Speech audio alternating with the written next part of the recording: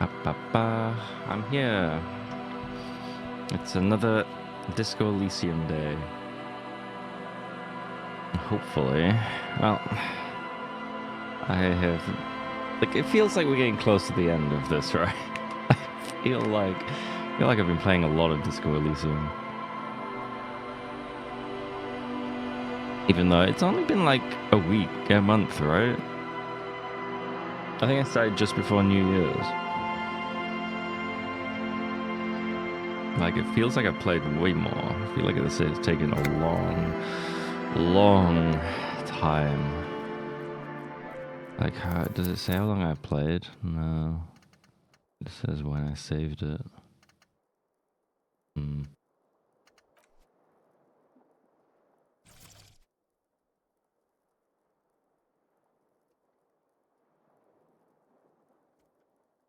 Yeah, I don't know.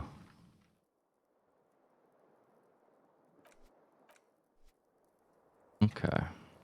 Now, I don't really remember what I was doing.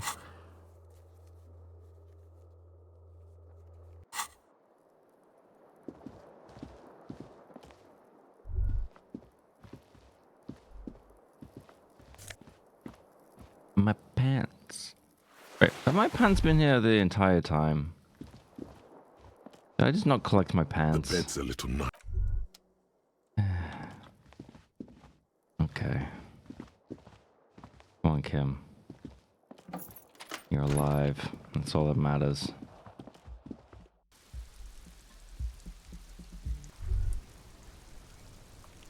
Nothing up here.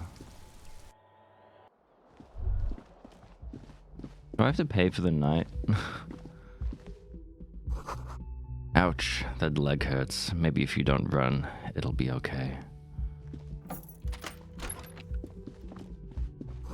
Looks like she left something on the table.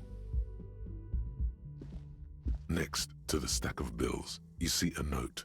A few lines jotted down in large, uneven handwriting, just as the writer was about to rush out the door. Bitch. I'm sorry. I fucked everyone over. P.S. I didn't kill him. P.P.S. Gift upstairs. Oh, wait, she actually left me something? A gift. The lieutenant turns to the staircase suspiciously, looking for any signs of another presence in the shadows above. What could this gift be? I am not drawing my gun. Yet. But I don't like gifts. Yeah. He says he's not, but his hand moves instinctively toward his holster as he studies the note. Damn it.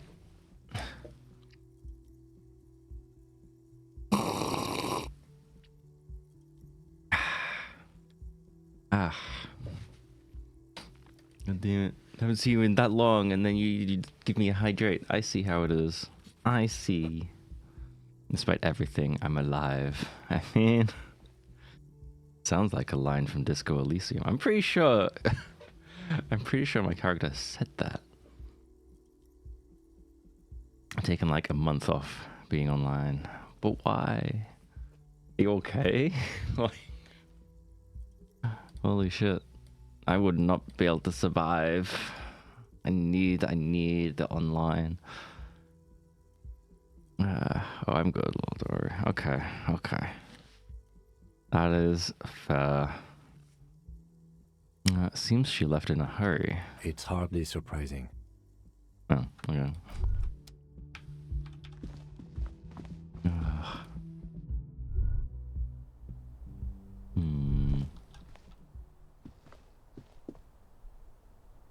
Did she... God damn it. She fucking put a string where the bullet came from. Bitch. I can do the work myself. A red thread made of nylon. It leads out of the room and onto the roof. Okay. Yeah.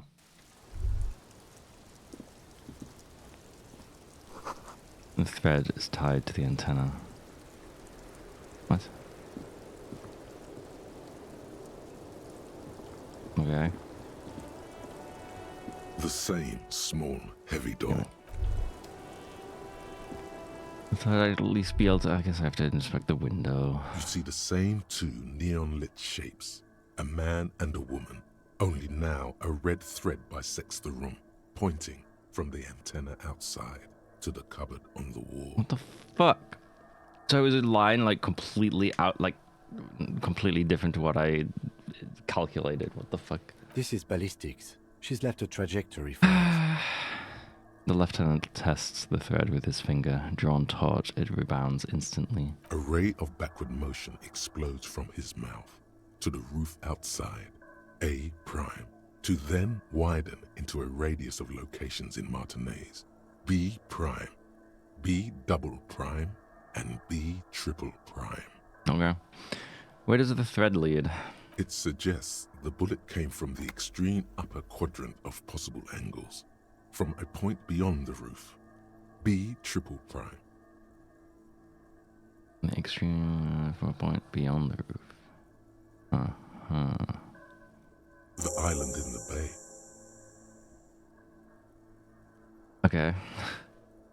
Is she trying to tell us the shot came from the islet? Unless she thinks the perpetrator was standing on the ring antenna. That is where the thread seems to point. He nods. How does she know how to do this? She was there that night. She would have known precisely where the bullet hole was in the glass. She had a long time to think about it after, standing on that roof, staring at the glass. It also looks like there may be more to her skill set than we know. The question is, should we trust her? I mean, I don't trust her. I hate her. Of course we don't trust I her. don't know. At this point, Derek Kim! He stops mid-sentence. Why must you always go against what I say? This is also the only point of origin we haven't ruled out yet. so it is. For a second he seems tired. You seem unenthusiastic. I just haven't gotten a lot of sleep these past few days. Oh, Kim, I'm sorry. He doesn't really believe this will yield anything. Maybe we need to go to the island. The wind blows in from the open window. The lieutenant sighs, looking into the cold distance across the water. The lead is flimsy. You might as well go around Martinez, looking under every rock and talking to every person. But what else is there? What else is there? Not a lot, no. I'm going to the island. Are you in? Of course. I mean, He takes a second to gather himself, then says, how do we get there? Joyce Messier had a sloop, but she's gone. Lillian, the net picker. She's tarring her boat. Ah, yes, of course. The Oh, village. God. Let's go. Okay. I guess we're going to an island. Not that island! Not that island! Oh, God.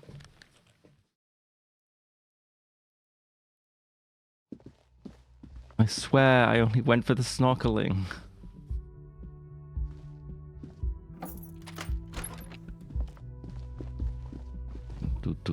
Ayo. No, no. Hello. Oh, you're up. It's good to see you back on your feet. Did you like your room? I cleaned it for you. I did, thank you. Big improvement. You're welcome. I thought it would be nice for you to wake up in a clean place after you, let's be fair, defended this establishment and its clientele from gunfire. Yeah, bitch. I give credit where credit is due, and that, sir, was a nice shot. I was watching until you hit him. Crawled inside then. Bullets started flying. Anyway, I wish you a quick recovery. Also, you and your partner are staying here free now. This establishment supports cops. The stay is free, the drinks are not. Damn it. Just felt I needed to specify that. Where did everyone go? Oh, you know, people don't tend to stick around after shootouts.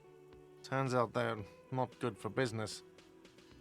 What happened to the man with the sunglasses? I don't remember everyone who comes here, and many people wear sunglasses inside lately. Must be a fad. Okay, so I have to mention, when it happened, you were right out there on the balcony. Yeah, I was. Yeah. That's because I'm a bad ass. It is two. If you say it as two different words like that, it sounds like it says something wrong with your ass. Yeah, well, fuck you too then. You have any more questions or stylistic pronunciation advice? He's not too offended. The experience has changed something in him. All right, thanks. No problem. They'll come back. They always do. They'll have to. Even the cook left.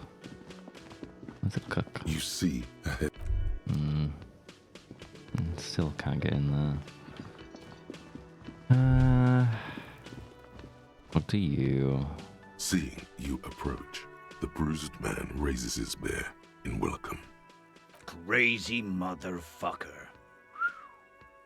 Didn't think you had that fury in you. But I guess I've misjudged a lot of people lately. Man, where's the rest of you? That was one hell of a shot. Hell of a shot. Yeah, The bitch. fucks did not expect that. He looks at you with unmistakable respect. I guess what I'm trying to say here is, thank you for intervening, fellas. That was mighty brave of you.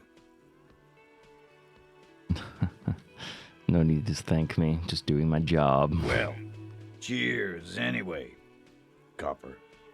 He raises his whiskey bottle in salute. Whiskey bottle? It looks like he's got a cup. Or like a can. I'm sorry about the people you lost. Theo was old. I think he'd be pretty happy with the way he went. Never could imagine him withering away on a sickbed. But Angus, he was just a stupid kid. I don't remember who Didn't Angus was. realize the mess he'd gotten into. Trusted me. Still, the balls on that kid. Went down fighting for someone else's shit like a fat, angry bear. Damn. Here it comes. The last one is the worst one. He only deals with it by drinking copious amounts of 8% beer. He was drinking whiskey before. And Glenn was my friend. Best I've ever had. I'd love that crazy homo like my own brother. Damn. We're all fucked without him. But what do? This job is shit. A crazy homo. Hold on. What about that Shanky fella? Dennis, you saw him run. He's a mean little shit and I never trusted him. He'd better run real fast now. Real fast. They were good people. I'm sorry it went like that. Well, yeah. Memento mori. Right. Memento mori, or remember that you must die, is a slogan various religious orders have thrown around since the dawn of mankind to emphasize the vanity of earthly life and the transient nature of all earthly pursuits. In essence, it means one should live virtuously in this life to live better in the afterlife. Totally. Absolutely. Today, I'm going to get drunk, eat good food, and bed a good-looking girl. 'Cause tomorrow, a motor carriage might run me over. I didn't okay. Or you might die of a heart failure or syphilis. Damn. Hey, fuck you for ruining a beautiful idea. What's going to happen to the Hardy Boys now? First, we're gonna find Dennis. Dennis. I'm going to find Dennis. I'm going to find him, and then I'm going to kill him. Damn. The tone of the statement is so matter-of-fact. It's as though he were talking about picking up a morning newspaper on his daily walk around the block. That's not going to bring back... We're hunting that rat down. Let it be known what happens to cowards. And then, He thinks for a moment. I guess I'll take a closer look at our union members. There's bound to be some ambitious fellows there who'd love nothing more than advancing social democracy by busting some heads. Might even ask Tibbs if he's tired of replacing windows and maybe wants to have some fun with his brother. Anyway, don't you worry. As long as Titus Hardy's standing, there will be Hardy Boys. Okay. He's right. The numbers are replaceable. In an organization of thousands of men, there are plenty who'd join. Do you know what happened to Claudia? Don't know? Don't care. I'll be glad if I never see that fucking woman again. Titus, after all we've been through, level with me. You really liked her, didn't you? Nope. He did. Same here, man. Okay, got He it. nods and takes another sip of whiskey. Any idea what I should do now? Judging by the sight of you, I'd suggest crawling into bed with a bottle of whiskey in one hand and a big tit in the other. What? Can't say that. Yeah, go pay Monica a visit in Janrock. She's got a knack for making men forget about their worries. Biggest pair of milkers in all Rebacho. Shit. Hell, you both look like you could use some feminine company right now. Whoa, what are you trying to say? Thank you for your advice, Eugene, and you too, Alain. I do always appreciate a good use of the expression milkers. You're welcome, Bina Claude. You're all right in my book. So long, fellows. Be good so I don't have to come back here again. Take care, coppers. You two look after yourselves now. Death passed on you today, but men don't get that lucky twice. Copo Loco. And normal cop, I guess. Good luck in Shamrock. Scars made the best tattoos, they say. Yeah. Thanks for getting involved, guys. Not a lot of cops would step into that line of fire, but you did. Oh, I earned And that if respect. you ever feel like the uniform is holding you back, I've got a few vacancies. You'd make one hardy boy, copper. Don't say it like that. Okay.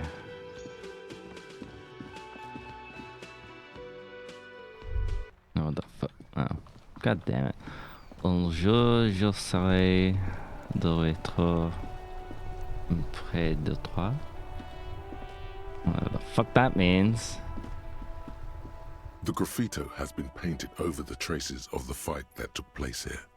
It smells of blood and heavy fuel oil. This was Cindy the Skull. Looks like Cindy the Skull finally found the words for her masterpiece. The lieutenant crouches, touching the fuel oil with his finger. Looks like it, yes. This is still fresh. It wasn't here yesterday. I smell heavy fuel oil. And blood. Some of it is even yours. Damn it, how do you know that? Heavy fuel oil. Isn't that flammable? What are you trying to imply, fingers? You could buy some smokes, light up a ciggy and throw it in there. You know, just to see what happens. See if it's flammable. It's better that way. Safer. God damn it. Do I even have a cigarette with me? I don't think I do.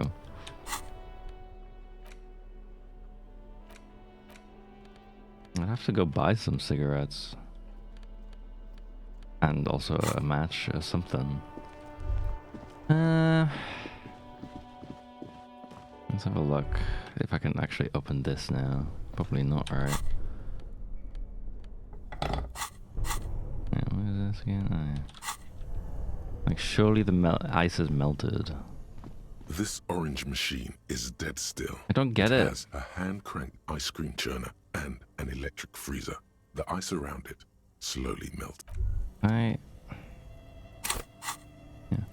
Can I upgrade if I need to? Physical instrument. Okay, so I can. This orange machine Let's is see if it dead gives me still. some Ice other squeaks shit. beneath your Kavalzun multi-tool, but your fingers slip away from the tool. The lid shutters tightly as before, and it's already unplugged. There's not much else to do other than wait for it to defrost or bulk up and get stronger. I'll get it. Maybe I should have quick saved before that. Eat. Like I have gloves on. Like this all slipping with your fingers, I don't know.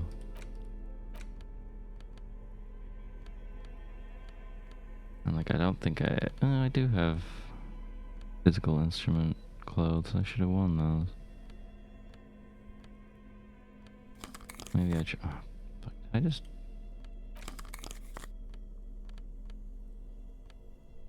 So if I put that on. Do I have anything else? God. -2 physical instrument. No.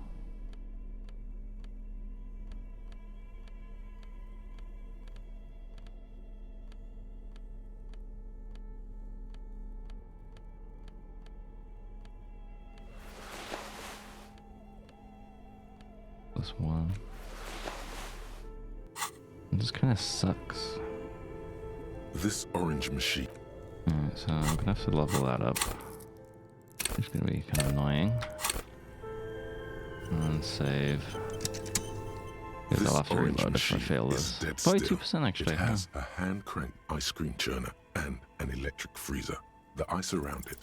Ice groans and howls under the strain of your giant Gewaltsund multi-tool until the lid cracks open. Darkness lies inside, but you can faintly make out an object, intricate and foreign, left there for a sub-zero beauty sleep, a filament memory with the words "off-site copy" written on its side. Take the filament memory. You gently lift the cube from its frosty bedding, careful not to damage it. We should take it back to Miss Lukanen killed as soon as possible. I'm not sure how well unused filaments tolerate room temperatures. Yes, but aren't you curious to know what's on the precious filament? There's a radio computer upstairs. Ah, do we? We could. Yeah.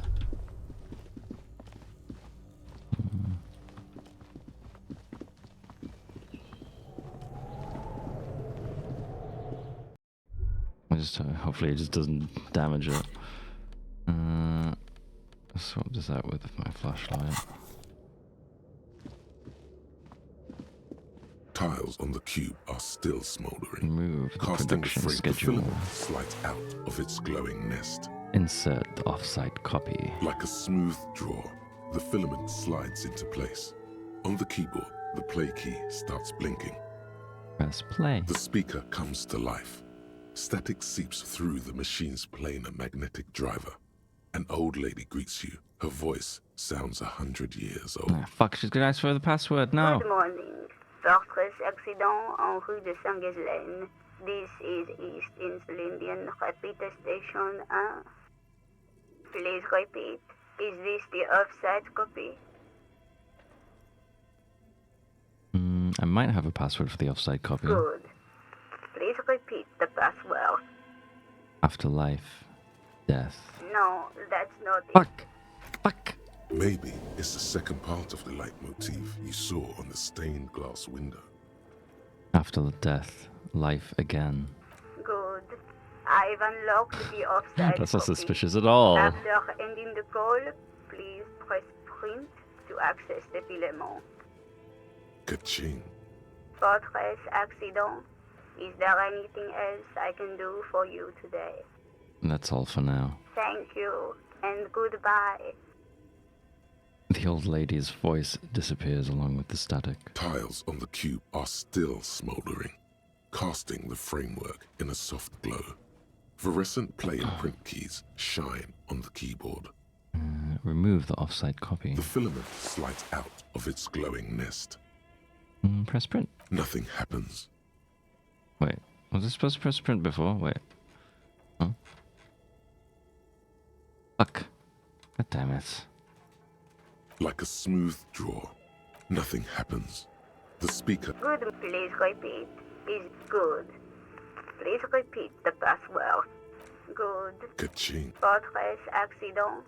Is there anything else? Thank you. Tiles on the cube are. It sounds like something cracks There we go. before the piece of paper starts filling up with pure black ink. What? Something's broken. Machines aren't supposed to behave like this. Read the printout? The paper is soaked with ink, its monochrome darkness spanning from margin to margin. It's not possible to make out any information. What happened? It's just covered in ink. Odd. Something is obviously broken here. Yeah, examine the printout again. A single speck of white shines out from the shade. For some reason, the printer decided to spare this one tiny dot of paper. Looks like gibberish. Better get running again. This must be the information Sorna is looking for. She knows how to make sense of it.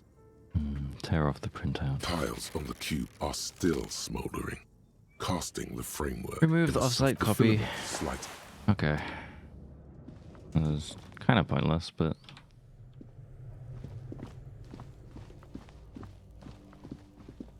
Because I'm sure she's probably just gonna say the same thing. Like, oh, it's a tiny little dot. Do I go talk to Kuno? Is he even here? Yeah, he is. Everyone says you started crying in the middle of a Oh, firefight God. and then bled like a pig. I guess that was cool. Who's saying that? People, they say you'd kind of died for a moment. That I you let did. your shit out already, but then came back. So I guess that's what's cool now.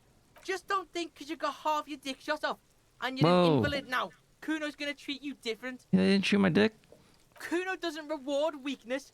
It's business as usual with Kuno. Kuno's cold like that. Yeah. Watch out, pig. It's a dangerous world out there. But Kuno's got his eyes on you. What's that supposed to mean? Who knows? Well, fuck you, kid. Get away from me. Okay, I need to go... to church.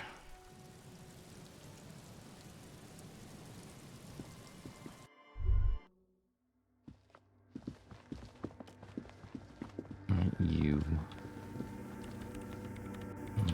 Let's turn my fucking flashlight off.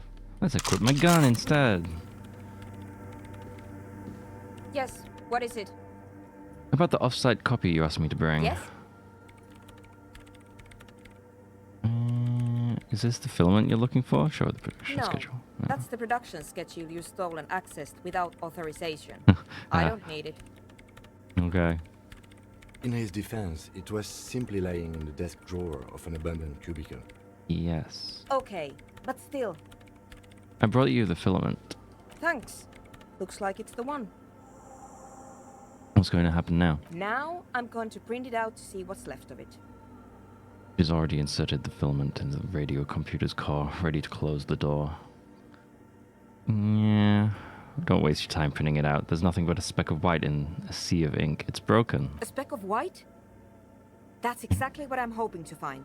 What? What do you mean? Lintel was able to divine the location of the anomaly from this broken copy. I want to repeat their calculation, only this time with better equipment. Watch. What an intricate display of failure. The paper gets soaked in ink again, its evil blackness shining in the light of the mainframe. It looks eerie. It's the abyss staring back at you. Now what? Sorna doesn't reply, her hands running over the printout. She's looking for something. For her morning star. Eyes scouring the millimeters. Here, I found it. It's that white dot in the same place I saw it before when I printed it out. Hold on. She's behind the keyboard now, typing in some numbers that only she understands. The terminal beeps and the light inside starts pulsing like a glowing heart. Can I do anything? Shh. Just give me a second. I'm almost... Okay. She clocks up her typing speed. I've never witnessed a programmer work before. Oh my god. She's using both hands. Done. I've got it. I found the location of the anomaly. There's joy in her voice as she bumps her fist into the air. You did it? You found the coordinates? I found the coordinates. She lets out a celebratory laugh. She's beaming. You can feel it in your heart. Great job. Oh my god, congratulations! She yells back with a grin. So where is it? Where is your 2mm hole in the world? There. In the swallow. She points at the other end of the church, where a group of water bowls forms a ritualistic arch. Think you can help me again? She tilts her head, eyes sparkling. Sure. I need you to go move those water bowls for me. I need to double-check my calculations. What an interesting proposition. Truly a task for the intellectuals, solving the puzzle of water bowls. Right, I'll go figure it out. I'm good at intellectual puzzles. Figure it out? No. I don't need you to figure anything out. I've got a computer for that. No. She pats the mainframe. Just walk over to the circle and follow my instructions. Move the third bowl 2 centimeters to the left, and the fourth bowl 5 centimeters to the right. This should do the trick. Well, what? Third bowl 2 centimeters to the left, fourth bowl 5 centimeters to the right.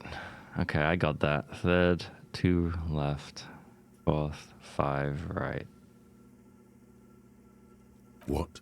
She only wants you to follow instructions. Nothing intellectually stimulating.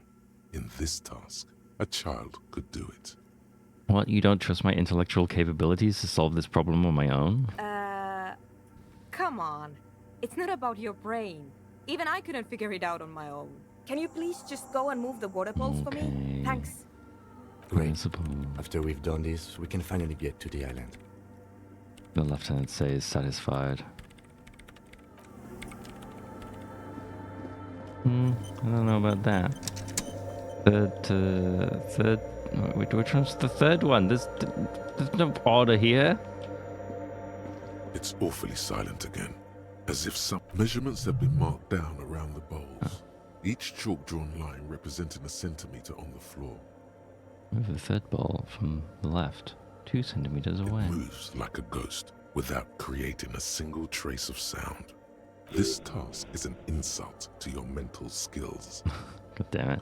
Move the fourth ball from the left, 5 centimeters to the right. Some water spills out of the bowl, wetting the floor. Oh no, I fucked it up. The lead programmer sends you an encouraging thumbs up from across the hall. Patronizing me. Time to run back, or maybe walk.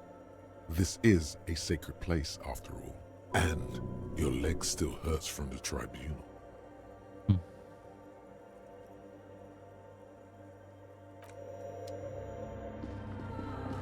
I guess, okay, fine, I'll walk.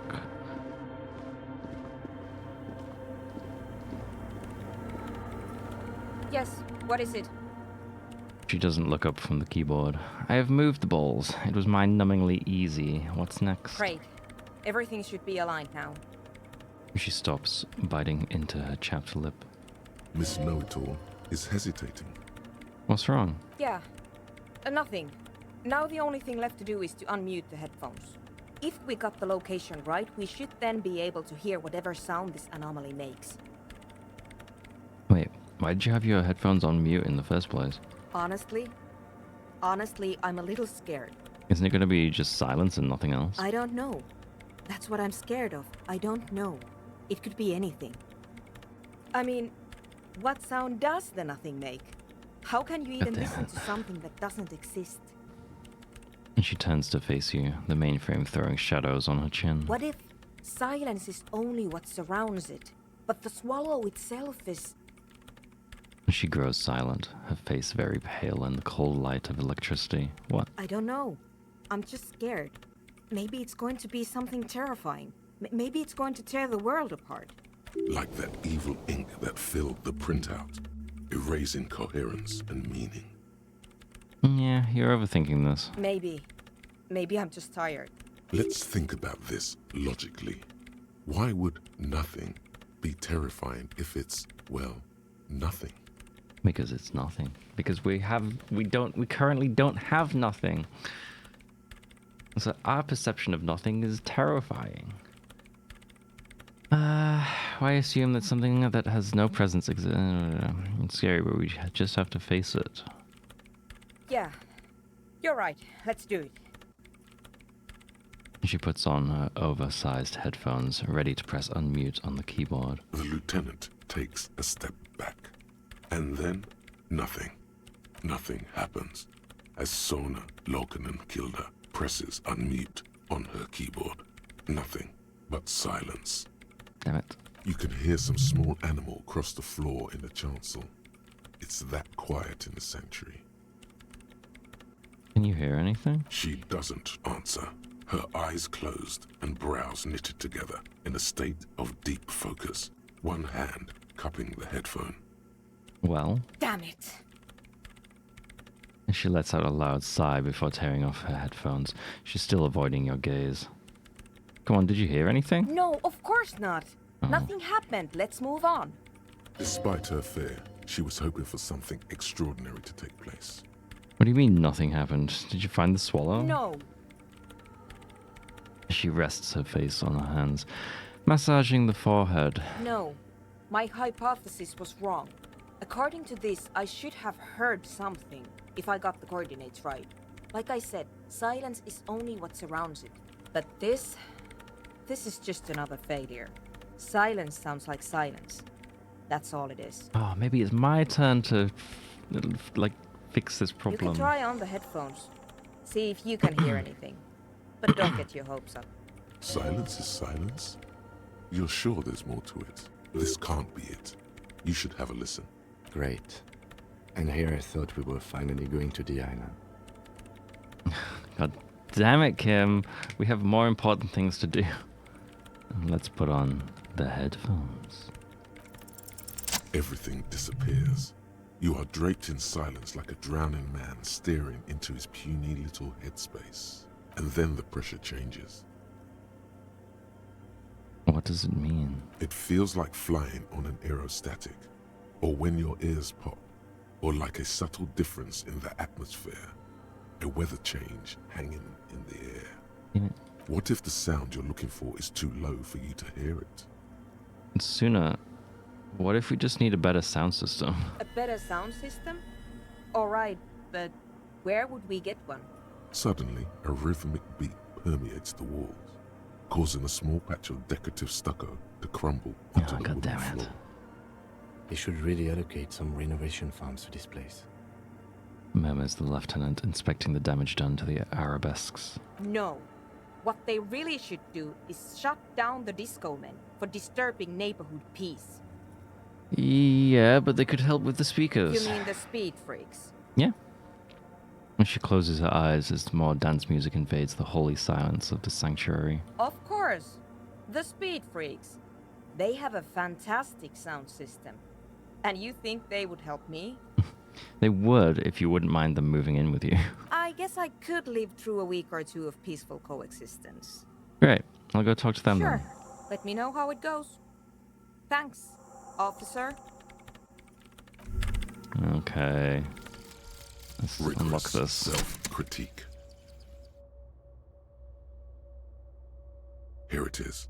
Hard facts from the man you are. You once jerked off in the locker room Oh, and were shit. caught. You held a young woman by the arm and kept her in your apartment for 20 minutes against her will. That's right. These are not flights of fancy. Jesus These Christ. are real deeds, Harry, emerging from the darkness of your past. You tried shooting a fleeing suspect in the foot, but hit him in the pelvis, crippling him for life. And, above all, you let life defeat you. All the gifts your parents gave you, all the love and patience of your friends, you drowned in a neurotoxin. You let misery win, and it will keep on winning till you die, or overcome it. Okay. What do I get for that? Int and Psi red check failures heal +1 morale. FYS, I don't actually know what does FYS stand for? I don't know. And motor red checks failures heal +1 health. Learning cap for pain threshold raised to 6. Yeah. It's fine, I guess.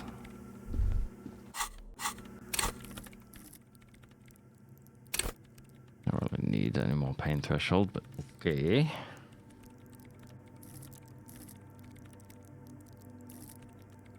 Hmm.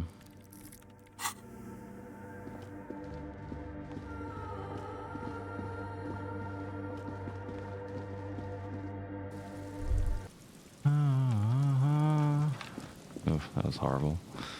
Never do that again.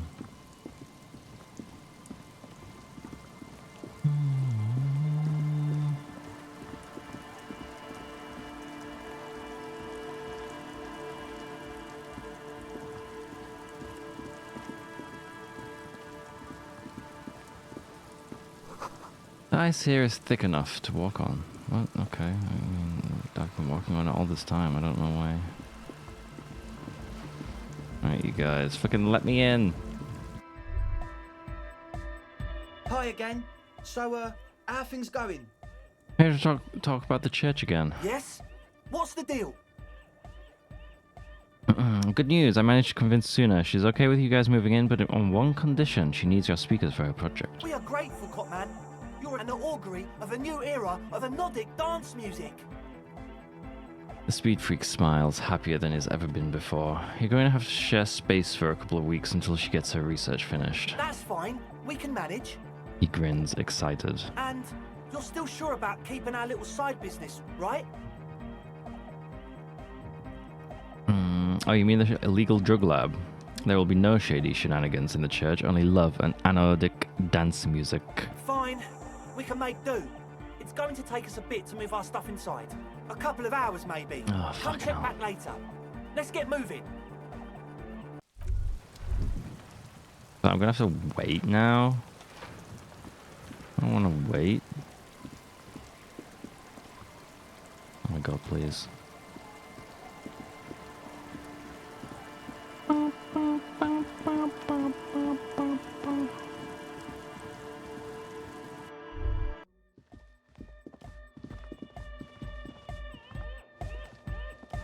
Yeah, it's all set up, man.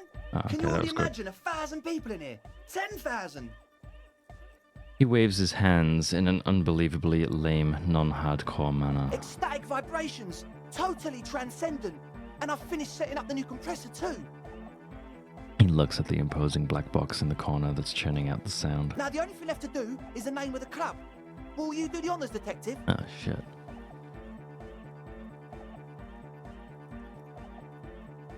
Kim, how would you name the club? I wouldn't. No. I wouldn't build a club, and I wouldn't name it either. Kim, you're no fun. Holy fuck, just... An underground place with no name? Sounds like something the Crabman would say. We're not going with anything the Crabman would say. Why not? The Crabman has ideas, Estelle. Ideas from another level of consciousness. I don't care. I don't like the Crabman, and I don't like his ideas. His ideas are spooky. Next, please. What do you propose as the name, Andre? The name? Everything I managed to come up with sounds just wrong. Andre's overthinking it. Says the girl with the microphone. Yes, you should do it, detective. It would be good for the sign. Noid's right. You've helped us so much. It's So, what would you suggest as a name? How about something simple? Like Oh, the fucking club? hell. Too modern and too ironic.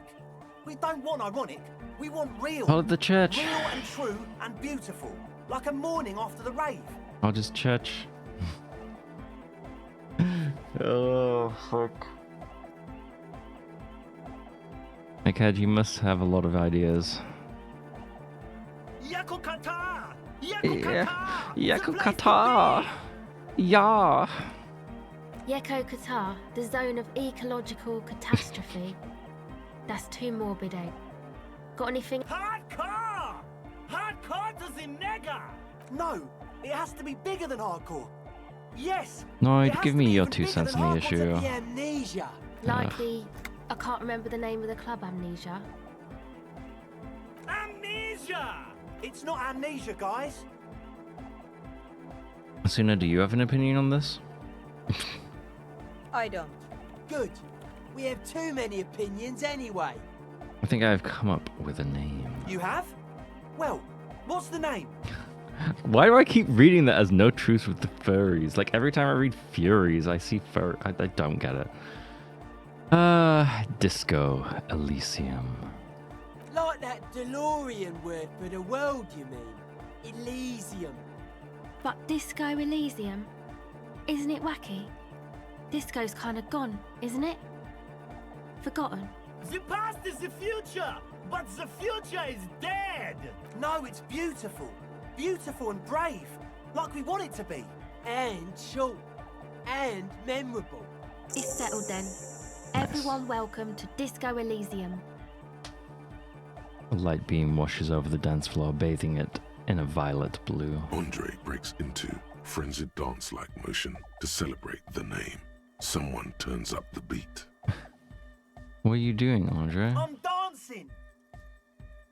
He performs yet another strange pattern of moves, but it doesn't look very cool or modern. Honestly, it looks kind of lame. That soft core gyrating is supposed to be dancing? Well, that's me on the dance floor. We should talk about it. We should talk about your so-called dancing. Yes, my man! He jumps up and down with glee, his moves punctuated by the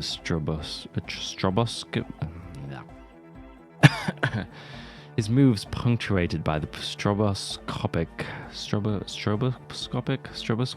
flash of the club lights. Talk? What is there to talk about if you can express yourself with moves? Audio waves thump against your ribcage. The speaker setup makes everything sound much better. But there's a noticeable lack of something. I've been meaning to ask you, what's with the hair? It's to express my individuality. Is that a bald spot? It's hard to tell for sure with the fused together spikes, but it looks like he's balding. Aww. Is it important for you to be an individual? Of course it is. Otherwise, I'd just be another poor guy with no education and no money. General issue, man. Now I'm all that, and I have radical spikes. Fair enough. Maybe it was a bad idea. Anyway. No words, just dance. You close your eyes and dream of the shapes your body should form to bring this strange music into life. But just imagine the moves you could pull to this futuristic beat. Your aching leg doesn't want you to imagine anything, however. It just wants to lie down and rest. I hope you're not trying to dance with that leg of yours. I'm sorry. Healing from a gunshot wound takes time and patience. Be careful. I'm sorry, I just wanted to dance. Goodbye, officer. Oh, goodbye. What about the one less than or equals to get result? Okay. Whatever, right. Yes, what is it? It doesn't look up from the keyboard. How's the project going? I see that your neighbors have moved in, but all I hear is anodic dance music. What? What did you say? You can barely hear over the thumping bass of anodic dance music. I said, how's the project going? I can't hear you. The music is too loud. The project, how is it going? Oh, the project. It's not going well. Why? There's that guy. I need him to plug a 3.5 cable into the auxiliary input so that I can route the audio signal through the mixer into the speakers. Why don't you just ask He him? doesn't listen to me. He only ever seems to care I'll speak to him, see what I can do. and get banks. Maybe you can get through his magic rhymes. Alright. We need a 3.5 cable into the auxiliary input. Let Okay. me know how it goes. Why can't I just do that? The young man behind the mixer deck acknowledges your return. When he looks at you, he squints as though you were the setting sun. This is hardcore. Is it? It's hardcore! It's hardcore! You're just going to keep saying it's hardcore, aren't you? Skibba-dee, skibba-danger. Oh, fuck you. am Don't the say skibba-dee. rearranger. Back to the heavyweight jam. Hardcore! Hardcore! Hardcore to the mega! Here comes the Fuck. We got to do his fucking shitty... Hardcore! Hardcore to internally coherent. Encore! All right! Yeah! He furrows his brow as his very large head traces the sublime invisible movement of the music in the very real air of the church. Hardcore! Ah! He lets out an agonized roar of the feeblish, obviously not too hardcore beat below. So hardcore! Is it though? Oh. He stops dead in his tracks, tilting his head to the side. It is! What is it? I mean, really? He tilts his head to the other side like an owl. Feels like you should reply with the very pinnacle of idiocy here, so that things get totally transcendent. But you haven't gotten there yet, so you don't know what to say. I was thinking that too. I am the mic enforcer. I am the... Fuck. We're close. True. Hardcore to the internally coherent. All core. All right. He furrows. Hardcore. Ah! No, but seriously, I'm a little worried it isn't. The question is, what is the question? That would have been good if I had asked you a question, but I didn't know. It's just idiotic. But there was a question. Fucking hell. We're close. True. Hardcore to the internally coherent. All core. All right. He furrows. Hardcore. The question is, but there was no... Hardcore to the internally coherent. All core. All right. He furrows. Hardcore. Ah! Is it though? I was just thinking that a moment ago. Oh my god. I don't like this. Like, what the fuck is this shit, man? He furrowed. Is it though? What is it? I mean, really? Question is, what is the question? No, but seriously, I'm a bit worried it isn't. He frowns, then starts bobbing his head back and forth once more. The skin on your back is crawling. For a second, you can't even hear the music anymore. There is a hawthorn tree on Rue de Saint-Gislain, right next to the canal. Ed, can you please route Suna's signal through your speakers? To the mega! Yeah! I can route it through auxiliary. What kind of a cable does she use? 3.5 or 4.5? It's 3.5, no doubt about it. It's on the ground. Oh, she uses 3.5. Yeah. The auxiliary lining is 4.5 millimeters. Surely you haven't an adapter. These two don't mix. Love of God. Oh no, we're going to be in this church forever. Don't worry, I have an adapter for it right here. He searches for the cable on the ground and picks it up, looking at the jack. Hang on, this is a 4.5. We're all good people. With a grin, he sticks the plug into the auxiliary line and you hear a satisfying click. Whoa, thank God. Adapters noticeably degrade the sound quality. Great! Someone got through to him. Okay, let's get it all set up. Can we turn the music off, please? Egg the music? Everybody! Everybody! Don't panic! I'm going to turn off the Arno for just a sec. For a special scheduled event. The Arno will be back! The Arno will be back. Will be back. Alright, go tell her that Egghead is ready to rave to her tunes. And then I'll turn off the music. How do you like it in the church? Yeah! Back on the case! No disgrace! Bring it down to party place! The first page of the second chapter! His voice echoes all around the grand hall. Could it be? Maybe for him, you only have a chapter or two left in you. Last of the penultimate, more like. You said you were worried. What do you think is wrong with the music? There's nothing wrong with it. I'm still in love with the hardcore. Yeah. He turns pensive all of a sudden. Sometimes I just feel like anodic music is in its infancy, you know? For example, take this Arno van Eyck jam I've been pumping for the last months, and will continue pumping for the rest of 51. Isn't something holding it back from being hyper?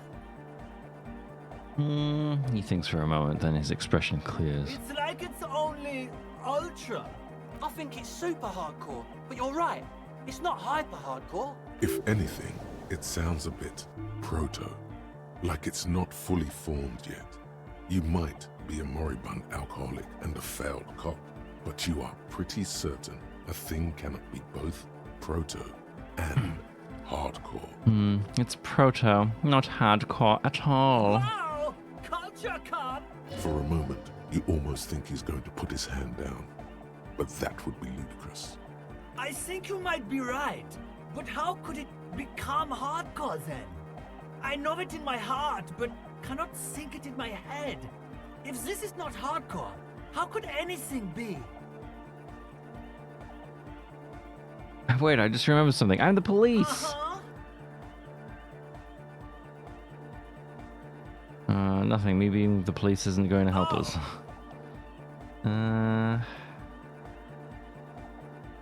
Sounds suspiciously like a question. I thought the question was, what is the question? No! This is the answer! I'm trying to think if anything could make it harder core. What? Guys, there's something happening in his head.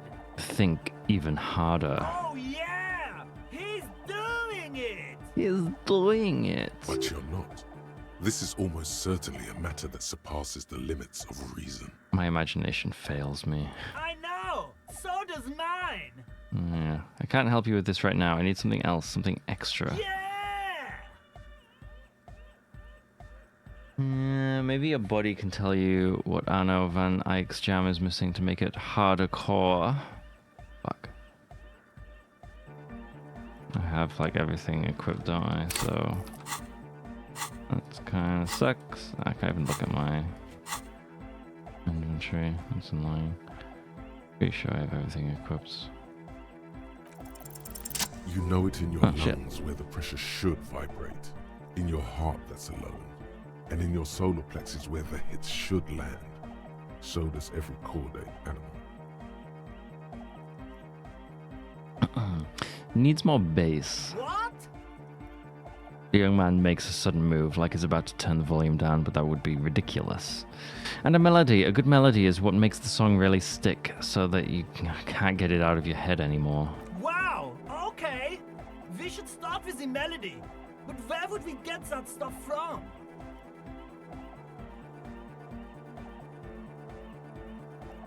I don't know. I was thinking you would know. I'm sorry. I don't know anything about Nordic music. I'm just the party boy.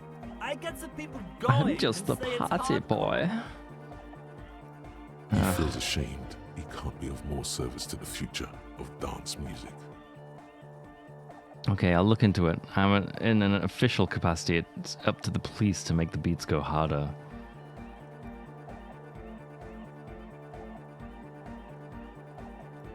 The young man falls silent with appreciation.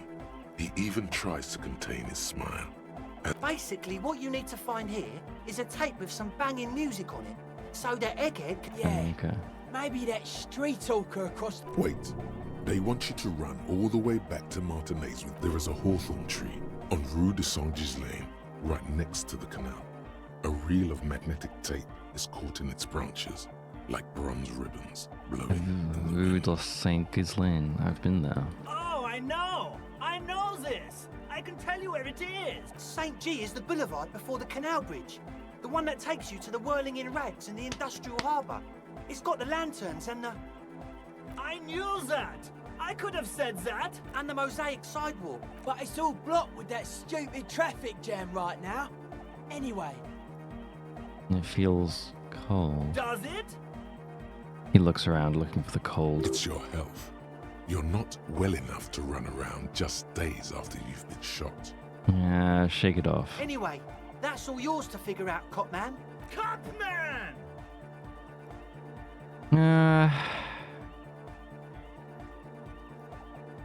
Are you a thought reader? No nation, but transnation! No war, but class war! Does that mean you're a thought reader? Don't be a lunatic. Of course he isn't. Jermaine here just yells random things. Odds are, sooner or later one of them will come off as thought reading. Yeah! Revolution imperative! I see. Unless you were thinking Revershaw imperative right now. Anyway, I've had a similar thing happen with Eggs yelling. I know what you mean. But I was thinking Revachol That's imperative. fucked up, man. Lying like that. And a cop too. There was something else I heard. Is your real name Germain? Hardcore!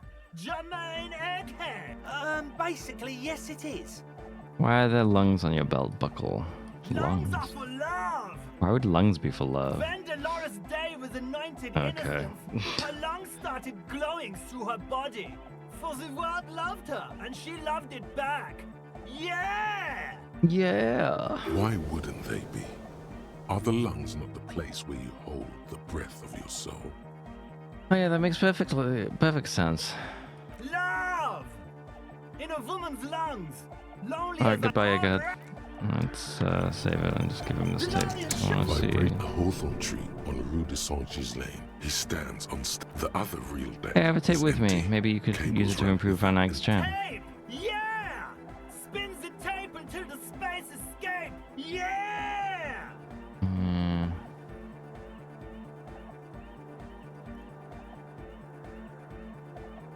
Okay, never mind. Yeah! I'll come back with that.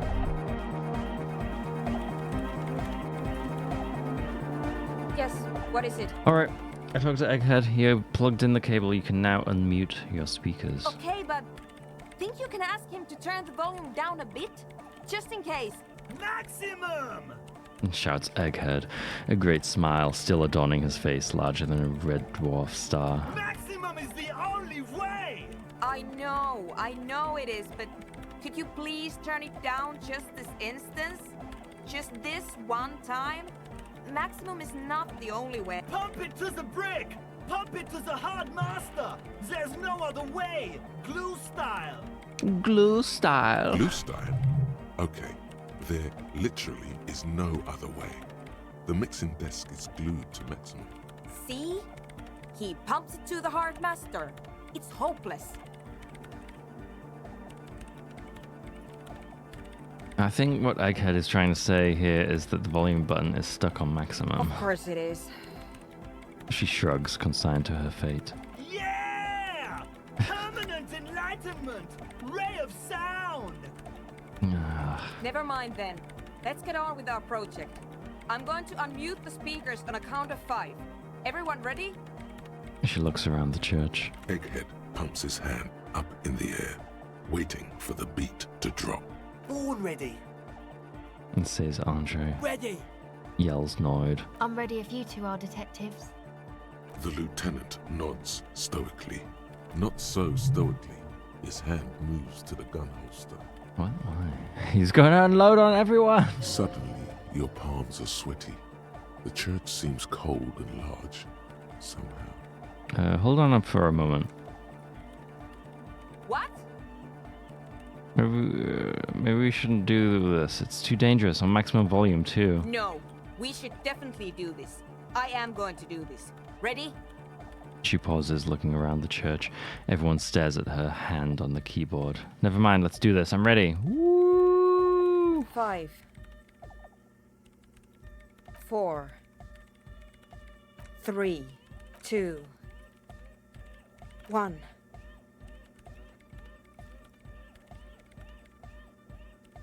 Mute disengaged. Oh.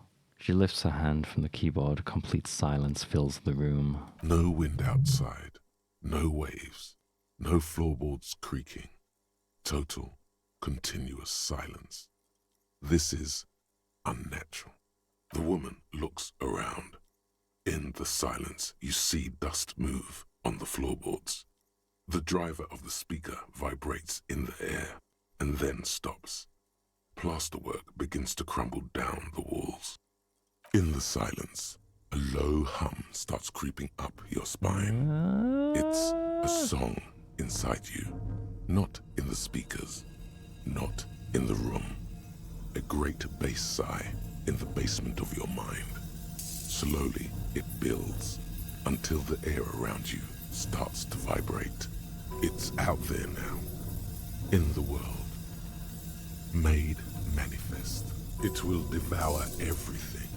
The floorboards, the glass, the streets and the people. Nothing will remain. Guys, what's going on? There's alarm in the man's voice as he steps back to scan the surroundings. A slight rattle, like crystal clattering in the cupboard, fills the air, joining the chorus. It's getting louder.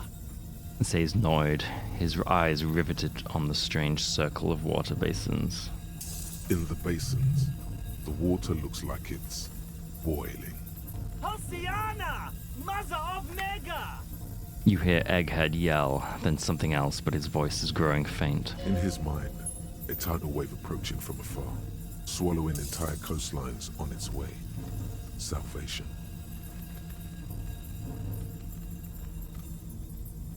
I've never heard anything this hardcore in my life. The beauty and the beat! The future of dance! Planetary! No, Egg! It's the window! The glass shards around Dolores Day's vacant heart appear to be vibrating from the sound. It almost looks as if she's alive. In the corner of your eye, the lieutenant steps aside, cautiously, his eyes searching for a possible evacuation route. The window is going to come down! No, the roof! She looks up. A screech fills the air. A scream of wood and nails. The pillars of the church twist and creak above and around you. Cracks appear on the stained glass window. Cracks run up the wooden pillars in the dark. Come down to us! Love! It's shaking the building's foundation. The floor twists. That's it. I'm muting it. Everybody, don't panic. It's beautiful. Beautiful car! Beautiful life! Shit! It doesn't stop. A seal? Have you? The woman is furiously pressing down on her keyboard, but the sound doesn't stop. Yes, I've turned it off. She yells, holding the contact mic in her hand. Andre, pull the compressor! The place is gonna come down! Fuck! I can't shut it up. The signal's passed. It's not in here. It's... In the mixing desk now, building into a positive feedback loop. Oh, shit. This is it. A great roar. The vault of the roof twists above you. Glass shatters somewhere near the door. It's coming down. Egghead, whatever you do, don't stop it. But then it stops. Totally and utterly. As if there never was a sound. Only your ears still ring from the shock. Everybody is staring at Egghead, holding a dangling cable in his hand. A black 3-pin connector. Egg. I pulled the plug. It was getting too hardcore. You did good, Egg. Most of the place I seems told to you be not to intact. do that. Fucking hell. Programmer lady, tell me you were recording that. 4 years. 22 people. Millions of reals. All that time? This is what we were up against. Just erased it. Suliswolf isn't gonna believe this. Yeah, but did you record it though? It was dope. I think we can use it. Yes, Andre. I recorded it. Damn, I need to send some letters now. Thank you all for doing this. Eggman, you too. And you, officer. I don't know what we've discovered, but I know what it sounds like now. That's a start. Kim, did you hear that? It was very hard not to. I think you're right. There is something going on here. And you need to be very careful with it. I promise, officer. We will not play it again. What was that? I've never heard anything like that. And I've heard a pale latitude compressor. It was mathematical information from the anomaly, presented as a waveform. That's what it was technically. Theoretically... Kind of interesting. Like they obviously change a lot of the text like after I've experienced this shit, right? Because like I wouldn't have ever said that before. I wouldn't have said like I've heard a pale latitude compressor. Until like, you know, I did. It hurt my ears. I have no idea. I've never even heard of anything like this. A voice seems muffled in the silent church. It's your ears adjusting after the exposure. This is by far my favorite quest line. Really? Wow. I'm surprised this ended like this. Like I expected more, to be fair. I don't know. I don't know what I expected. You're going to write to Sulislav? Yes, our lead designer. And maybe some of the producers too. And some of the writers. If they're sober enough to open a transmission. They need to hear. That it wasn't her fault. Or theirs. They need to hear about this. Don't worry, I won't send the recording. Although I doubt they have the speakers to produce the frequency anyway. Like, I assume this is like the end of the quest line, right? Like, but I assume there was like more. Like, I don't know. It's what happens now? Are you going to stay here? I'm going to stay here with these lunatics. Send letters, maybe meet Sulispov. Also devise further measurements. I want you to know that's totally chill with us. I don't care, but thank you anyway. It was this or the cryptid line? Now, I have a theory. The cryptid line. Some kind of preliminary explanation to all this. Or the letter will sound like I've lost my mind. Yes, and we have to get back to stabilizing Martinez. Okay. Instead of demolishing it with loud bass noise of unknown origins. Some tiny hard thing lets go in your stomach. Pale. You're still alive. I need to figure out the pale. How am I supposed to do that? Was this or the cryptid line? Yeah, having a crazy Australian man going around talking about cryptids is kind of silly, kind of funny. But yeah, a hole in the world is nothing concerning. Yeah, nothing concerning at all. Kind of terrifying. What else am I doing right now? Where the shot came from? I need to go to the island. Return to Clasier about doing the autopsy. Oh, I can't even do that. I'm surprised that hasn't failed or something, because I can't return to Clasier. Sync the signs with Noid. Get Estelle to talk about her associates. Maybe I can talk to Estelle now. All the whirling secret passages. Sing karaoke. I haven't done that. You find a tape. I don't know what tape is best to give to Egghead for this. Yeah, I had two that I could give him, but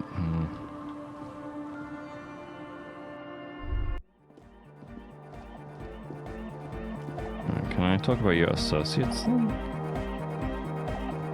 She's whistling a melody, her trusty contact mic attached to a wooden pulpit. At the sound of your footsteps, you can fail at singing karaoke, and honestly, it's pretty bad. I haven't gone to do karaoke. I don't know how, Why does that trill sound? I don't know how to do karaoke. Hey there. I've been recording some new audio from all these beams and rafters. The sounds travelling through the wood are pretty cool. Creaks and stuff. Like you're underwater, you know? But like, underwater inside a tree. And yes, I'm being more like Contact Mike, alright? Don't even bring it up. But Contact Mike is... No. I actually wanted to thank you for getting me and my friends in here. And we even found some new associates, such as they are. How's everyone doing? Good, I think. Noid is getting a read on the place. I think he finds the carpentry very impressive. Andre's been setting up the compressor and dancing. Egghead's been keeping the party up. He's got the stage under control. Sorna, the programmer, she's doing whatever she does behind that radio computer of hers. She doesn't talk to us much, and the crabman hasn't shown himself, thank God. I got shot in the leg. I did notice you limping, but I thought maybe it was your thing or something. What do you mean, my thing? When I was 16, I used to date this guy who had a limp, but it only showed when he was sober. Damn. So I guess it wasn't real or something. I don't know. She shrugs, eyes glazed over. Anyway, shot in the leg. I'm sorry. Man, that must suck. It does. It's finding something for willing to play, I think. Yeah, you need to find the tape, but like, I think I found the tape, but I didn't really progress it any further. I should really do that if I can. And this person has interesting associates. The Rafter Hermit and the science lady who worked for the failed radio D&D thing. Yeah, I mean, the crab man is a little... Now, can you tell me about your associates? Sure. You helped us out. Oh, shit. I can repay the favour. What do you want to know? Suna. Ah, she's a bit odd, I have to say. Doesn't talk much. I'm not really sure how to vibe with her, you know? Seems like she's not in a very good mood most of the time. But earlier today, she told me about Welkins. Who? And she seemed oddly happy, like she had some idea with those little creatures. Some artistic idea. I didn't really listen, I was busy with my mic. What about Tiago? Oh, the crab man. The crab Still gives man. me the creeps the way he moves. I'm the crab But he doesn't man. actually come down that much, just climbs around the rafters. I just tried to stay away from the crab man. But he talks to Noid. They seem to have some thing going on. Oh, he talks to Noid? What for? Beats me. Noid said they get along somehow. They're both crazy enough, I guess. He's probably doing some crazy shit. What does he do up there? Who knows? He doesn't really answer our questions, see? Not that it's easy to ask them. What are we supposed to do? Yell up at the tower? Thanks. About Who the do you want others. to know about? Tell me about Andre. Andre? He's Sorry. a cool guy. Doesn't really come off as one, but he is. To me, at least. He takes care of shit. Sorry. I mean, he's got a vision. For what life should be, you know? He tries to push things until everything falls into place. He's an organizer. What does he organize? Nothing. Oh. But then again, there's nothing to organise around here either. He really wants this church thing to work. Must have taken it as a sign when he found it abandoned like that. Said it was an augury. I don't know where he got that from. Andre's not super intelligent. I've never seen him so psyched about anything though. And he's often psyched. Looks sort of desperate, like it's his last chance or something. Or maybe he was just high. I mean, not that he does drugs, just high, you know? On live? Yes. Anyway. Could it be that he's balding? Him thinking it's his last chance? Come to think of it, yes. Oh. This is the first time you've heard her laugh. He's in some kind of a self-destruction mode with that hair of his. Bleaching it like that. Probably wants to get rid of it altogether. Yeah, I've seen people like pretty much destroy their hair with shit. So there's a an old video game reviewer, not really review journalist, video game journalist, Jeff Gersman. He had a lot of he did a lot of crazy, like, no, not crazy hair dyeing, but like he pretty much fucked up his hair, so his hair's really thin. But like he's not bald, it's just thin. It's kind of, ooh. Is Andre your boyfriend? Yes. Oh. Tell me, okay. I guess we don't elaborate on that. Okay, tell me about the others. Tell me about Noid. He's a four-burger, I guess, like the rest of us. Okay, maybe not Egg, I don't know about him, but Noid and the rest are from Forberg, making the pilgrimage up north to visit the Elysium. He's real hardcore about the lifestyle. What does he do? What do you mean do? Like for a living? No, I meant for breakfast. Of course, for a living. He's a carpenter, trained and all. He's so very that's why good. he's into he the just wood. doesn't have the mindset to work like that in a shop somewhere. What kind of mindset is that? He abides by the hardcore, sir. You would have to ask him yourself. And you? Sir, I abide by the law. Stop calling me sir. It triggers me. A strange feeling. Every now and then, something feels off about the way she speaks. She doesn't change tone, but you feel as though there's more about her than she lets on. What is this pilgrimage you're talking about? It's just something poor Forberg kids do every spring to pass the time. Oh. We walk the entire length of Boogie Street up to Jamrock, or as much as possible. Why wouldn't it be? I don't know, man. Have you been down Boogie Street? It's a little bewildering. I mean, let's say I haven't been down Boogie Street. Okay. Then you should go and take a look, I guess. Oh my god. Boogie Street is cool. It's got a lot of immigrants and all kinds of different people. Uh-huh. I might just do that if I make it there alive. Yeah. I hope you do. Actually, tell me about the others. Who do you want to know about? What's the deal with Egghead? What do you mean? Well, what does he think he's doing when he yells all that stuff? Hardcore! He's the party boy. What's a party boy? And Nordic music doesn't really do vocals in the traditional sense. Vocals are thought of as rock. That's to say they're a bit backward. No offense if you like rock music though. Rock music's called by me. Fuck you. Pachoo, swish. Your credentials as the resident future man of Revachol are being questioned. Show her you're hip with the times. Goddamn right. Rock music is the coolest. Rock music forever. Yes, forever. Anyway, even if you don't have vocals, you still need someone to say something every now and then, right? To urge things on. That's where the party boy comes in. He basically just stands on the stage and dances and yells how awesome everything is. It's very catchy. I understand. People are usually afraid to do things if others aren't already doing them. Dancing makes you dance, like sneezing makes you sneeze, or yawning makes you... Yeah. Like, you don't want to be the first one on the dance floor, so you kind of have to pay someone to be on the dance floor. I see. Anyway. He looks around, a little embarrassed of the enthusiasm of his interjection. Aw, Kim. Where's he from? How long has he been with you guys? Actually, we don't know where he's from, or who he is, really. Oh. One time we were out partying somewhere in backwater Forburg. Or maybe even Coal City. I can't remember. Maybe it was Coal City. The worst of the banlieues. A wretched heap of closed down mines, even west of Jamrock, on the dusty slope of Montmartin, the remotest possible area of Revachol. No one even wants to exploit those people anymore. Egg was yelling along to some jam someone was spinning, all night long. Just kept yelling until he didn't have a shred of voice left. When the sun came up over the mines. There were mines? Yeah, it was in Coal City. She nods. Egg came with us. He made this wheezing puppy dog sound all the way back. Couldn't even speak. Same. It was definitely Coal City, because it took us 2 days to walk back to the fort.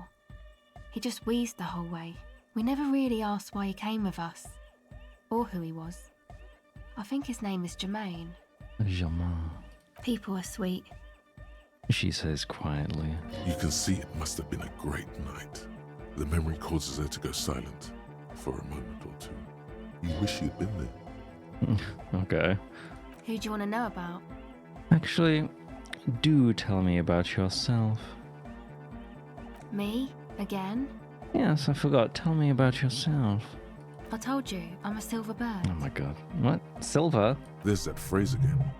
Really reminds you of something. What does that mean? It means I don't answer questions about myself. Oh my god. But I'm a police officer. You have to answer me. Is there a law that would stop me from lying, though?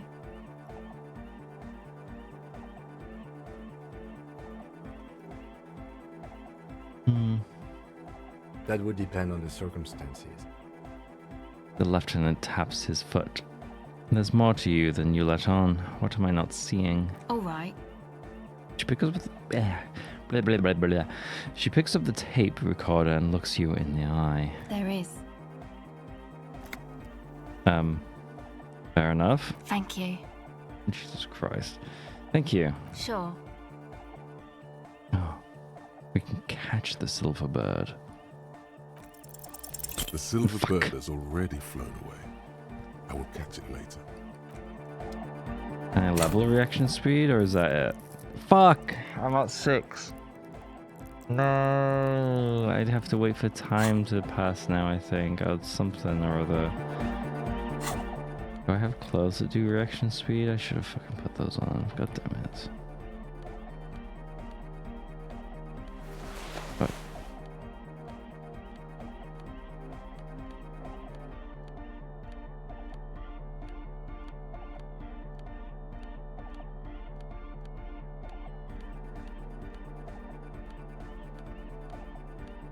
this is the worst part about this game.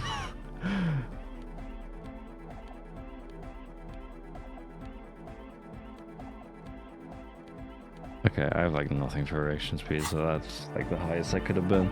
Okay, well, we'll come back to that, I guess, at some other point. This guy, I guess. Oh, whoa, whoa, whoa. Talk to him. Talk to him. You got us in, cop. I can't believe you got us in. He looks around the hall, examining the carpentry. He really likes his wood, huh? With wonder in his sharp eyes. Between you and me, I don't know if you easy. noticed this about me. I'm a little suspicious of authority. But you really came through for the hardcore underground. Yeah, I did. Yes, you really came through for the hardcore underground. How come? He spreads his arms, looking around at the speed freaks setting up shop. Andre is busy cutting some slightly less lame, but still quite ungainly shapes on the church floor, sweating profusely. Estelle using her contact mic to listen to a tree underwater. What? The one with the large head is blasting the dance track on repeat, while the stained glass window behind him is rattling from the bass. I feel like that stained glass window is gonna get broken. Sire, the tent. 'Twas a security risk. And in here, sanctuary. 'Twas only noble of you. These kids got spunk. I admire that. Okay. Nard, what do you think about the church? It's a miracle of carpentry. Their bodies carved into total shapes. Now it can be something more. He rubs his hands together. You say that as a carpenter yourself? I don't say much anything as a carpenter anymore. They tried to make me into a reckoner and a leveler. Made me a bit manic, you know. Made me a bit manic, you know? I don't know. I regret the time I dedicated to that profession and that worker collective. I say things more as a member of the hardcore side dance community these days. You're not gonna ask me how I knew? Why? You're a cop. I carry carpentry tools. Oh. Yes. I knew that. How old do you think this church is? Over 300 years? That's right. The first settlers built it. I think we already know Plus how six old more it is. like it. On the coast here was one of the first things they did. Must have been really scared of something. But I understand. Alone on an uninhabited archipelago. Forced to face themselves and nature. Pre-industrial quantities of solitude. You see, perhaps The 2mm hole in the world. I mean...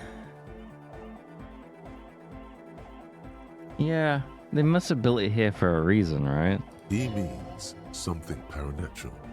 He must... Like, it can't be just a coincidence there's a fucking 2mm hole in the church. I would want to build a safe place for myself In and my space own and as well. time. Something more fundamental. You mean the sound anomaly? Maybe they were unable to face the nature of the world, perishing. What style is this church built in? A cop who's into building critique. Not really. then. I just want to know This is folk stuff. DeLoreanism, lawmongerer. It's a subset of early DeLorean architecture. DeLorean. I'm not just a cop. I'm an art cop. Art of core. He nods appreciatively. Okay, and what is DeLorean architecture like? Total. Everything between an ancient concrete cathedral and a glass cube is DeLoreanism. This is just an homespun version of it. So basically Folksy anything. stuff. Early mass production. They made thousands like this. Does that help you out? What would a DeLorean building look like? Like that woman there. Vertical, thin, white, Yeah. a false image of grandeur. The source of the system is up there. You're at the bottom. They really dug that power vertical. Oh, I see. Is it like... What's the word? I can't think of the word. Like, I always like Gothic architecture, but it's like, yeah, that's pretty... I feel like Gothic architecture is pretty... mainstream? I don't know. Really can't think of the word, was it? What is the word? I can't think. Like to show off large and intricate structures. Arches, spires, put you down with them. They were Obviously, really Gothic into architecture painting isn't everything really. white I mean, too.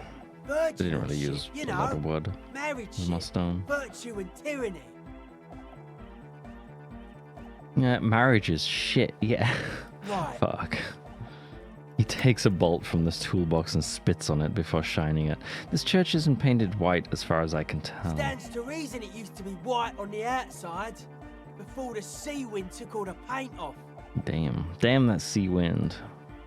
Year after year, flake after flake, whitewashed clean, then covered in green moss.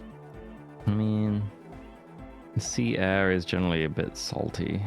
Like, slowly peeled by the wind, your skin crawls from the sensation as you look around. What did you mean by dead bodies? Dead bodies are perennial plants. Oh. Sigma Plants. functions have left this place. It's a good thing we came along. The spiritual collapse has been total. Spiritual collapse? I saw some piglets suckling their dead mother. Have What? you heard this one, cop man? After a short while, they shuddered and went away. Sure. They had sensed that she could no longer see them, and that she wasn't like them anymore. What they loved in their mother weren't her body, but whatever it was that made her body live. What are you even talking about, man? End of quote. This is an high-quality carcass. The power of anodic beats and hard bass is needed to reanimate it. First, where's that quote from? Sarai-E's man, who lived a long time ago. An ancient, hardcore brother. What you're saying is you're not a big fan of the inocentric system. A 3,000-year-old tyrannical regime of history. Built and maintained by hundreds of generations of self-appointed intellectuals. It's false core. I feel like this is the first conversation in this game that's completely flying over my head. I don't know what inocentric means, I'm gonna be honest. Let's have a look. Inocentric system. Oh, it is literally just a Disco Elysium thing, apparently. What is the meaning of the word inocentric? Free from legal guilt or fault. Also, lawful or wholly innocent transaction, free from guilt or sin, especially through the lack of knowledge of evil. So basically, you just don't even think about it. Whatever, okay.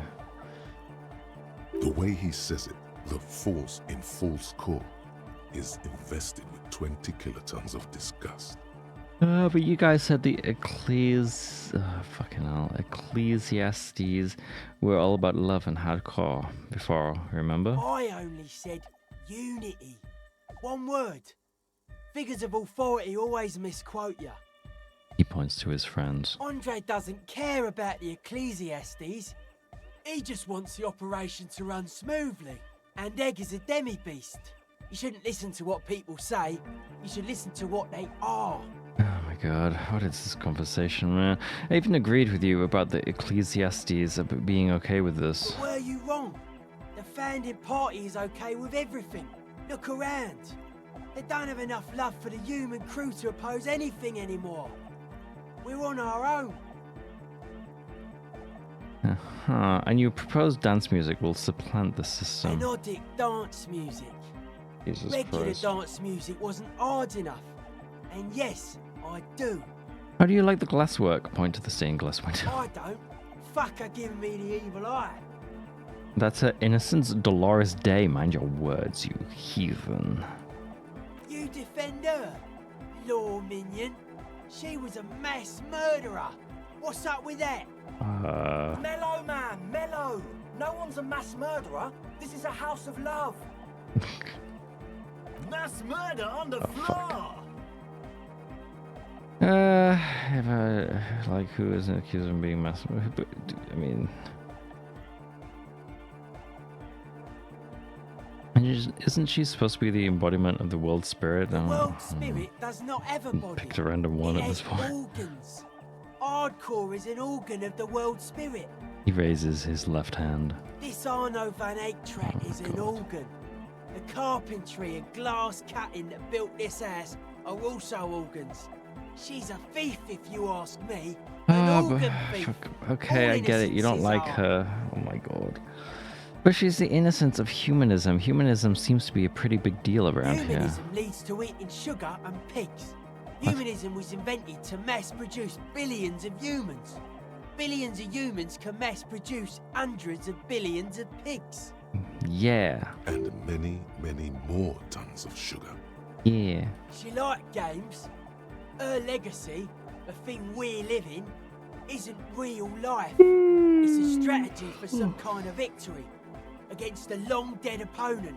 But, yo, I'm only annoyed. What do I know? Yeah, what do you know? But she's pretty. She invented the beauty you're feeling.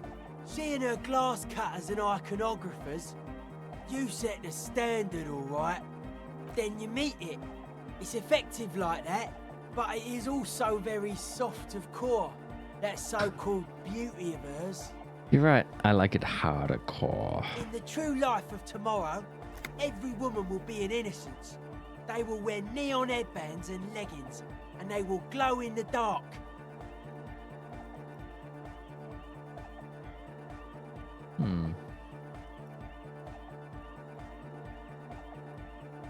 Just thinking. Yeah, but like, who isn't accused of being a mass murderer these days? No one says Arno van Eyck is a mass murderer. The Anodic pioneer Rietveld is not a mass murderer. He is not accused of mass murder. Get in the dark shit. Likewise, no one says Jermaine Egghead or Andre are mass murderers. You can live entirely outside that suspicion. Billions of people go about not being guilty of mass murder. Just not her. I mean, there is resettlement programs were totally okay. I'm a big fan of resettlement programs for some reason. But... Are you a commie cop? I am. Apparently. I mean, if I say no, it's a lie. So, I mean, Then that's why. Communism's just a bloody humanism, if you ask me. Apparently, I've been outed as a communist by the game. I do feel there is something terrifying about her. There is. She is a party repellent and must be taken down before we can begin partying in here. Take it. I don't really want to take down. I mean, the stained glass is pretty nice. I mean, that makes the two of us. Damn it. Damn it. I don't consider myself a communist. I mean, do nothing. Keep this beautiful sharp shots. Keep her long face and her hair. The speed freak's eyes narrow with suspicion, as if he's looking at a man possessed. It's not coming down. People are gonna love it. It'll be like our thing. Plus it keeps the cold and the rain out. Would you say she was, you know, human? I don't consider myself a capitalist though either. Cop, man. She did not To be live fair. the life of a human. She lived like someone who's playing a game. The life of an operator. That's not the life that humans live. She was adored. Humans aren't. I don't know about you, but they hate me. And they do not think I'm innocent or some shit like that. Yeah, they hate this too. Point to me. Well, they loved her. They put all their love in her and forgot all about the rest of us. Yeah, I'm done. What a Okay. straight caustic, overflowing with negativity. That can't be healthy. Oh, that's fine. What's happening here? Why do you keep coming back to this window? I feel like all the godly stuff I fail because it's always in stats that I have not leveled. Nothing, everything's okay. But it isn't. And like, and you shouldn't come back to this anymore. I don't think these this should be checks. the last time. Stop talking about that damn window. Okay. Like, I don't think these checks are dice rolls, are they? They're just literally just hard checks, so... There's no random chance that I can just succeed them on a lower stat, which is kind of annoying because there's so many stats, so I'm not going to level a stat enough to pass certain checks, I don't think. Let's talk. How are you settling in? To say, Cop Man, signs in here are distinctly wild. Gonna take a while before everything's properly synced. I did get to talk to the Crabman though. You mean Tiago? Anyway, he's been giving me kind of a Doesn't care about his name. psychic rundown of this place. Dude's seen some crazy shit, but he's actually a lot like us. You mean all his mother's love stuff isn't too spooky for you? Have you been listening to what Egg's been saying? Love is hardcore. Hardcore. Man. And the mother's love is the hardest core of all. The man picks up on stuff, and he knows a lot about the church. I got a lot to learn from him. Good thing you didn't squash him. Wait, what? I wasn't gonna squash him. He's a human. What did Tiago tell you about the church? The Crabman's been lurking here for a while. This guy goes on for a while. Things that give off bad signs. As far as we can tell, the Ubies built this place about 320 years ago as a sarcophagus. Do you mean there are dead bodies here? Not like a literal sarcophagus. I'm just being metaphorical. What's it for? Encasement, confinement of something they were afraid of. Something new and unheard of on the Isla. I think that's what the Crabman is experiencing when he climbs around upstairs.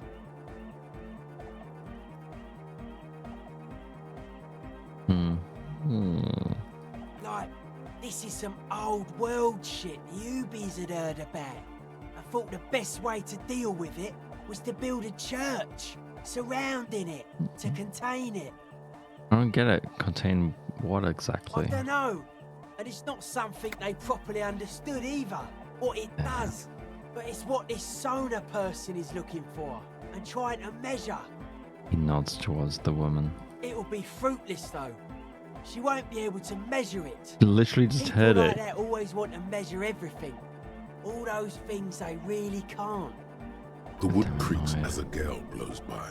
Outside, dust particles fall through the darkness, settling down on the age-bleached floorboards. The structure does not feel particularly durable. This building seems less than structurally sound. No, it's pretty fucking unsound if you ask me. They should have built a club for Nordic music around it instead. God damn it, he grins. Nordic music will definitely contain whatever we're dealing with. His words echo in the chamber. And if it can't, well... What makes you think Suna's gonna fail? Seems to be the trend around here, doesn't it? You can't measure shit like this. It's not like... substance.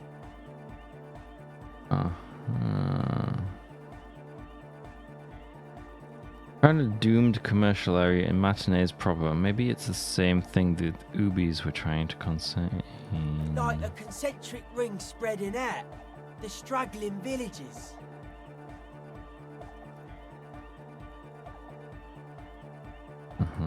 And that is what caused the communards to fail in defending the beachhead. Yeah, a lot of failure has gone down around here.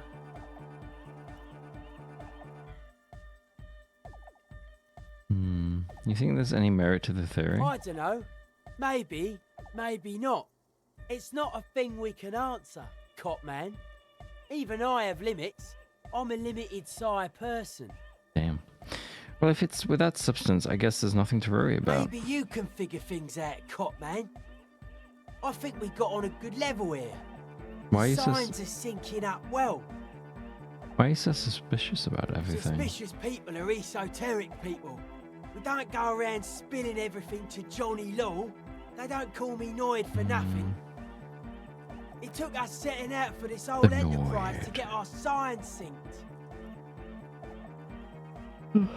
Why are you called Noid anyway? It's short for paranoid. Oh. Well, may I ask why? What good is being suspicious? A reasonable question. Say I get hurt. I want to make sure it never happens again. So I analyse the situation. Exercise caution. Caution is suspicion. What are you suspicious of? It'd be easier to list stuff I'm not suspicious of. I'm not suspicious of sound. I don't really like this. I don't like Noid. They also have a trueness about them. Most anything else deceives. Wants to steal your life away. Okay. This is a good, dangerous line of questioning. You should prod him on. God damn it. And what are the most suspicious things? I don't have a top 10. He's my least favorite in this group. Yeah, he's... But if I had one, the left-right complex would be number 1. Number 2 would be their sole accomplishment, the pig-wheat paradigm. Wait, what's the pig-wheat paradigm? You feel like it should be the other way around. 1 second. Pig-wheat paradigm.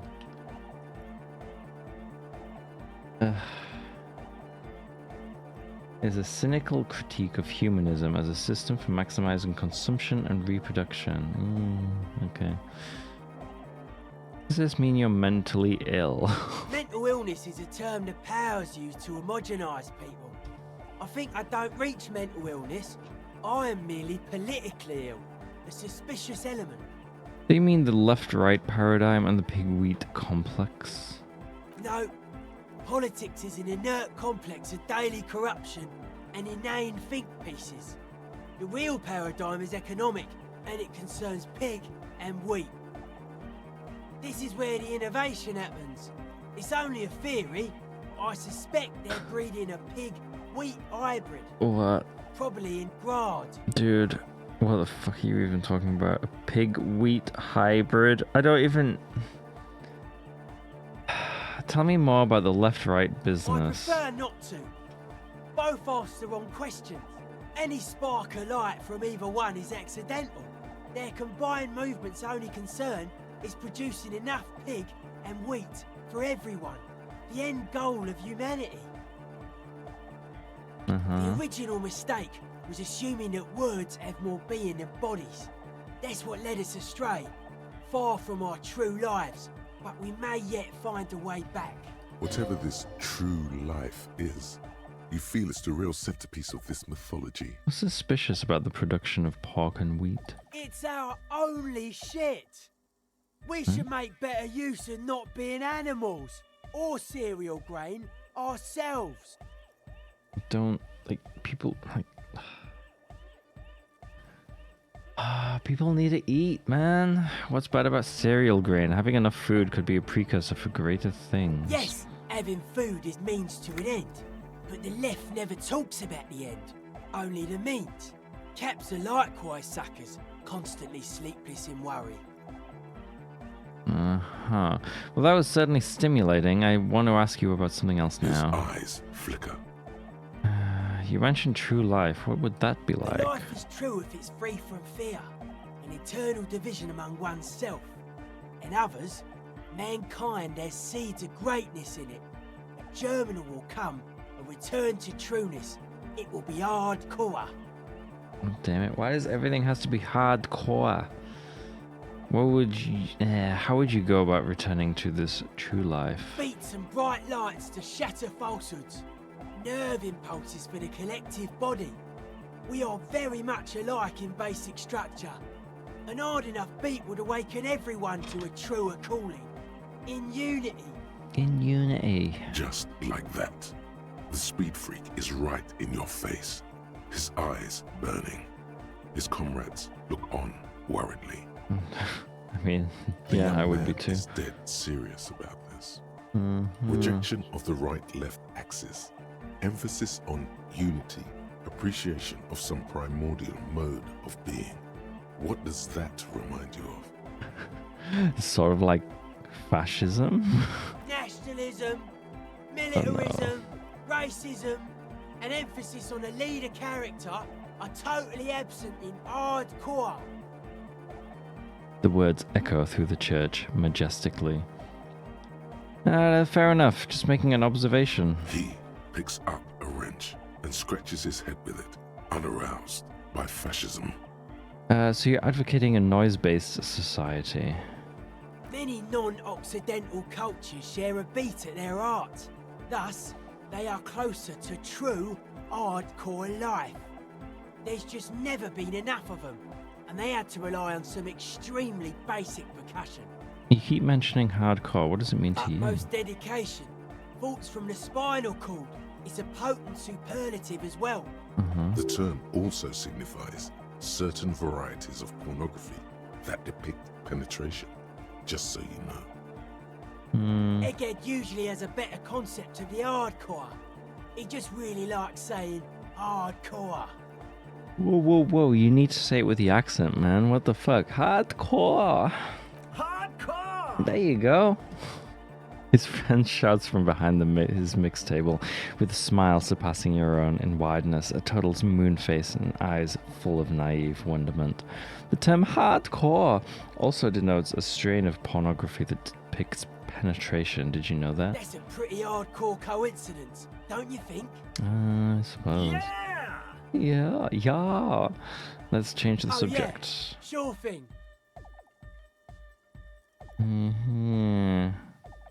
What's with the clothes? They're hardcore. Okay. You like the woman with those earrings? You know what I think? I think man, woman, and child are arbitrary divisions which serve to bind humanity to serfdom. That's it? It's just a style, you know? I just said okay. Whatever, I don't care. Internalize...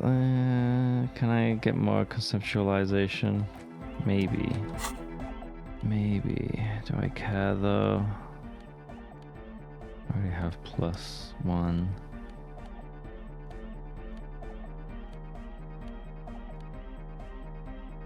Fucking hell, I thought I saw comms.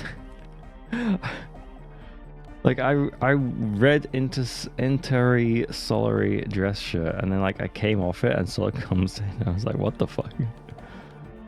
Oh, okay. Wait, what am I looking for? Conceptualization, right? I think it's purple.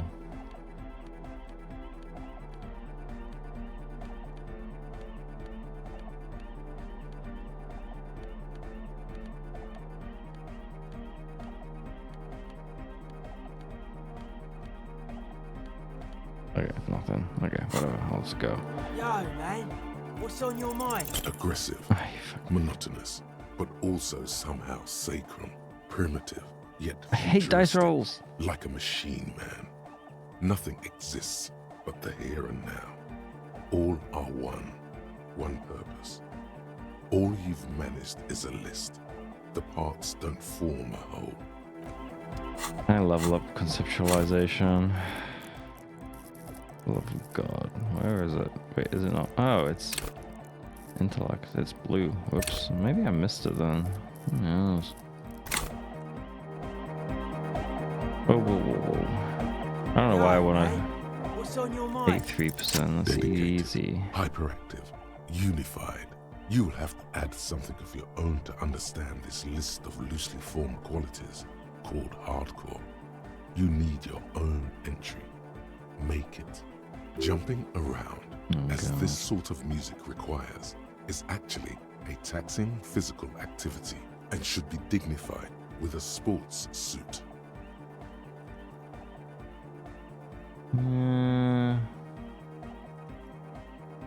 Hard people, hard republic, hard cell, hard party, hard riot, hard government, core membership, core secretary, core teaching, core fighters. Predictable, but solid. Ah, shit, that gave me a thought. Fuck. I wanted to talk. Yeah, whatever. I don't think I can actually. I don't think I have space for it.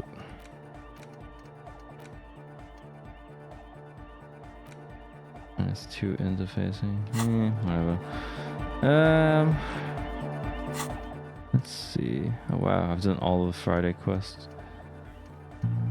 Don't I care about that? Okay.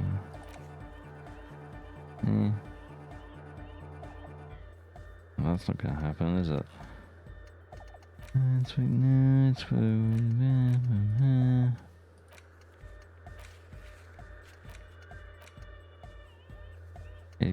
need to do this. I need to go get the tape. There's a tape on the trees that you wanted, apparently. Well, I need to go AFK. I need to go get another drink. So I will be. Let's go back. At least we'll have the music to keep us company. Okay. I will be right back in about 3 to 5 minutes ish. Probably less, actually. I don't know. Wait, no, it can't be less than 3. Like, it's 3 minutes ads. I'll be right back.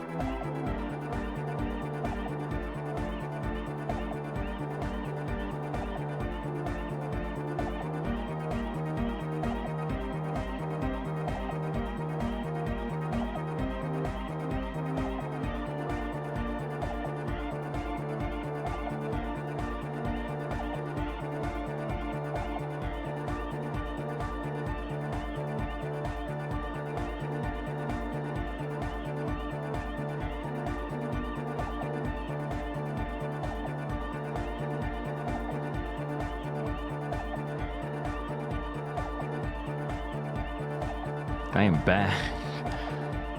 God damn it. That was a little longer than I thought. Damn it.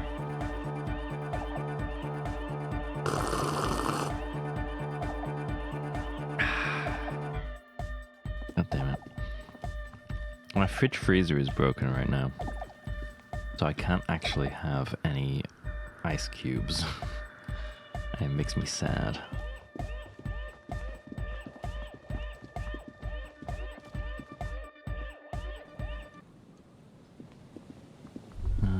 Right. There's supposed to, so I don't actually remember where this tree is.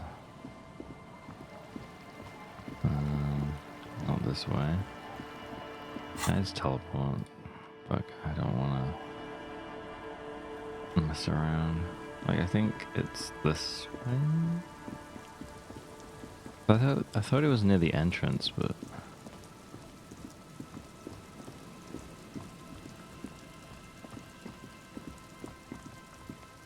I don't know.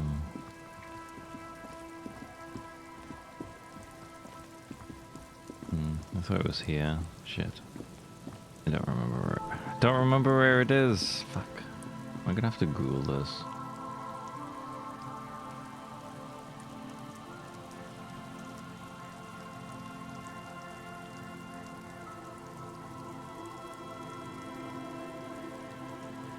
Come on. Is it just okay? Oh, it's in the tree to the right of the pawn shop. What? I didn't think it was actually in town.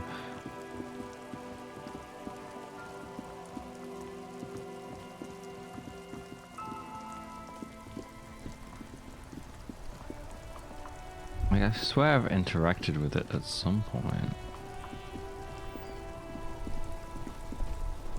Wait, why are you there? Huh? Officer, care to play a game with the lonely old man? Actually, never mind. Wouldn't be the same.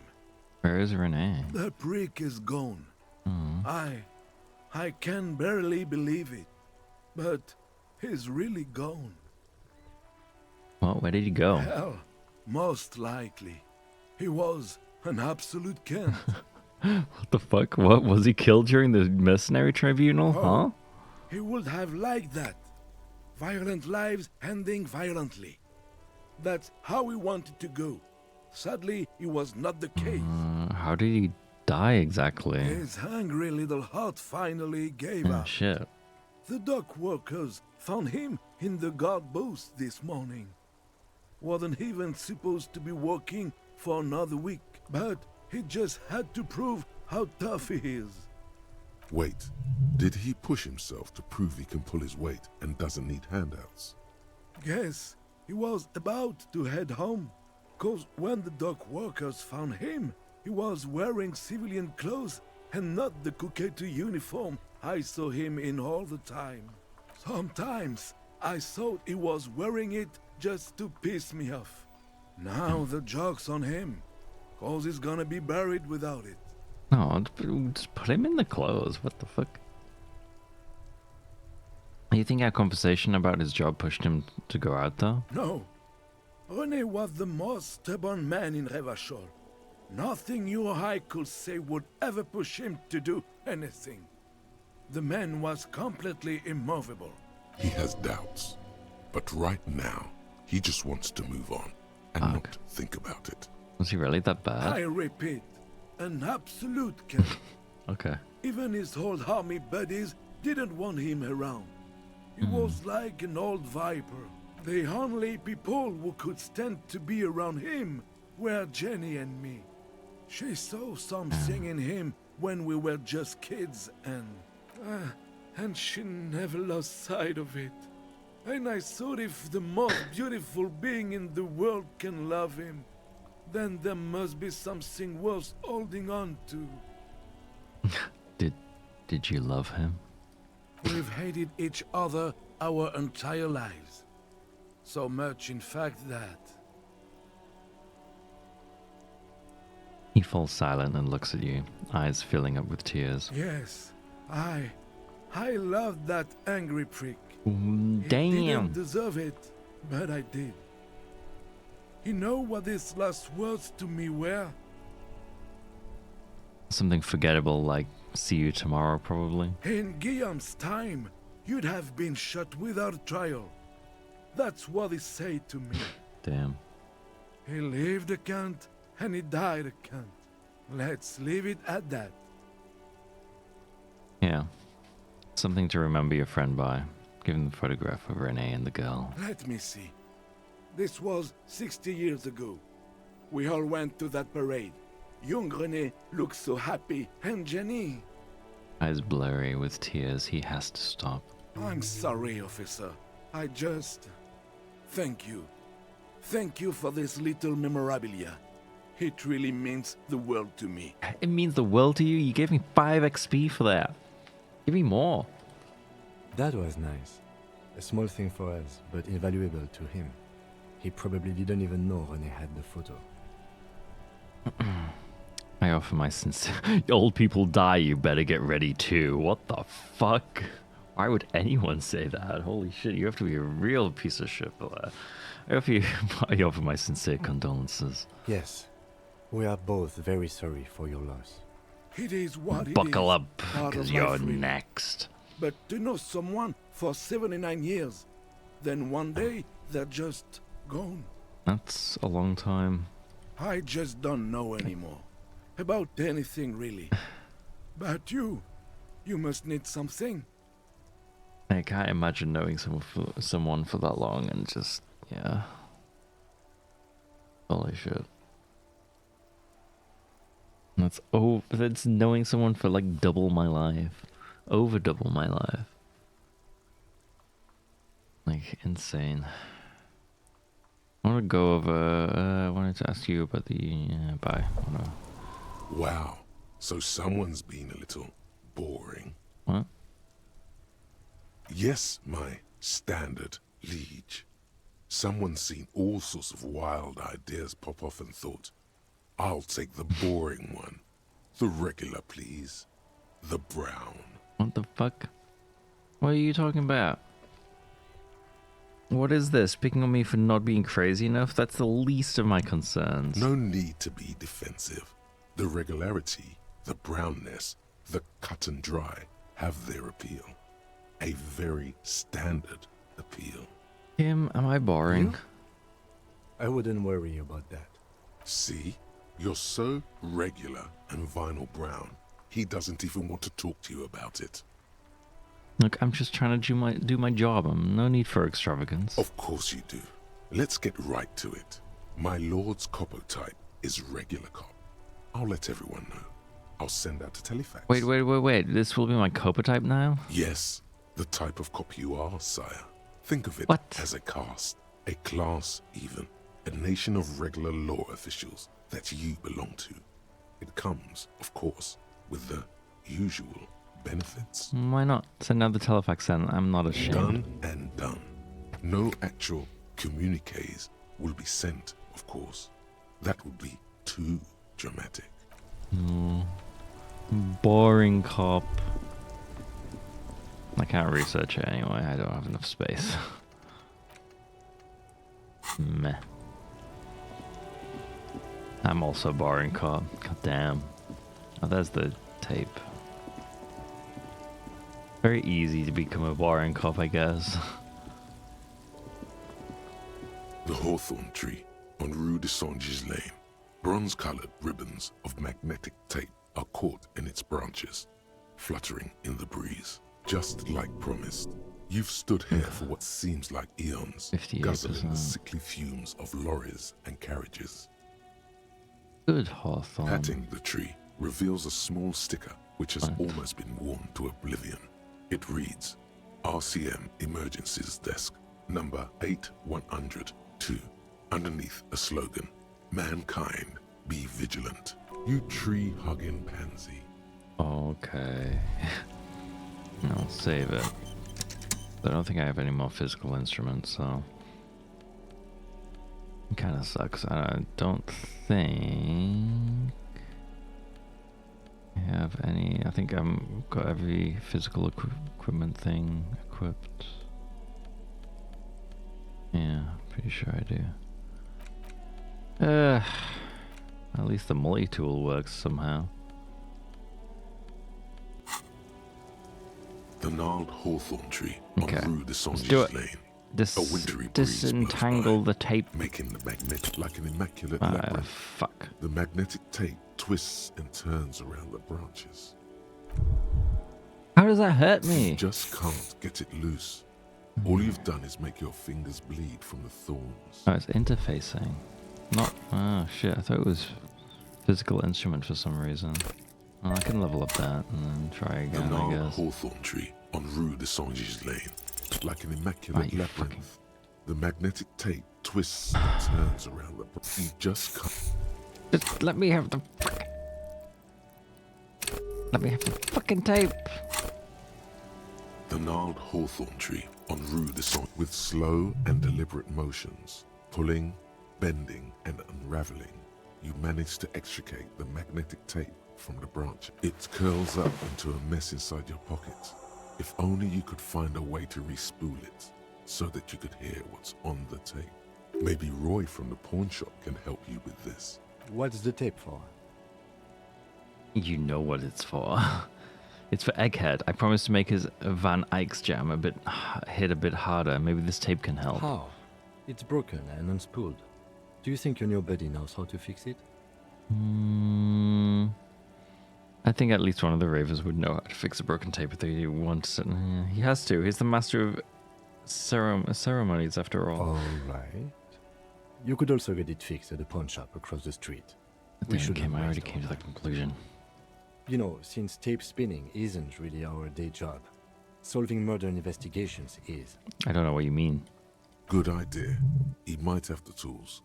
The tape projector in the pawn shop uses similar tape. God, I wasted so many levels for that. I shouldn't have. Did I have like any interfacing clothes?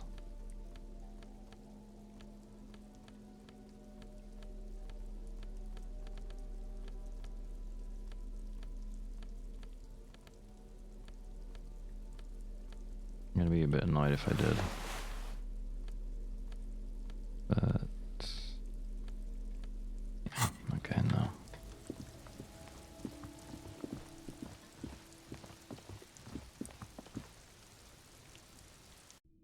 Let me in. Who am I supposed to interact with? Or should I just talk to him? I think I just talk to him. I see you were wounded in the race. Now, what can I do for you? How do I fix? Hey, do you know how to fix this? You mean re-spool it? Yeah, I do, but... Great, could you do it, please? This is important. I need to be able to play this tape for But someone. I'm not some Mr. Fix-It. I'm a pawnbroker. If you want to pawn the tape, sure. Although it looks pretty... worthless. Just explain why you need this so much. He's bound to understand. Worthless? It's not worthless, Rory. This could be the next big thing for the local dance music scene. Huh? What do you mean? Do you know that old church down the coast? Yes. What about it? I helped some young ravers turn this place into a nightclub, and they play these weird neo-disco beats there. Is it any good? The music, I mean. No, that's the thing. You can't believe how unbelievably thin the beat is. There's nothing to it, no bass. It just goes bzz, bzz, bzz, bzz.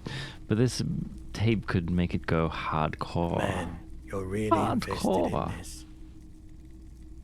He looks at the bundle of tape in front of him. It shimmers under the shop's dazzling light show. Okay, I'll help you out. Yes. It's going to take a moment, though, so just sit back and relax. You take some time to look around the store. The play of visuals all around the pawn shop is mesmerizing. Suddenly, Roy turns back to you with a reel of tape in his hand and coughs. You know these visuals would look super cool in the church. Hey, those visuals you've got here would look great in the church, pointing the lights in the pawn shop. Yeah, I bet they would. All those lights in a massive church hall. He stares at the intricate interplay of light and shadow all around him, suddenly moved by the idea. A sanctuary filled with hand-picked positive photons. There would be no room for sadness in such a place. It's a brilliant vision. Damn. There's a but, isn't there? There's always a but. But? I rather like it here, too. God damn it. So yeah, God damn it, I'm not Roy. giving you my projector. This tape is all I can do for you and your friend's nightclub project. He nods at the fixed tape on the countertop. Looks like he really means it. There's no way to turn this around, I'm afraid. Wait, this took more than just a few moments. That was at least 15 minutes. Yeah, it was. Respooling isn't that difficult. Although I had to mend the tape in a few places. Anyhow, it's yours now. Yeah, Can I take his... There's a but, isn't You there? and me, we could make this all There's always become true. Mankind needs this. Yeah, man. No. I rather like this place happy too. Fuck you. You know, where I work. This tape is all I can do for you and your friend's nightclub project. Oh, you and your friend's nightclub project. He nods at the fixed tape on the countertop. Looks like he really means it. There's no way to turn this around. Thanks for the help. Yeah, my pleasure. I do what I can for true passion projects. Okay. Goodbye. Alright. And oh, what? What did I just do? What the fuck?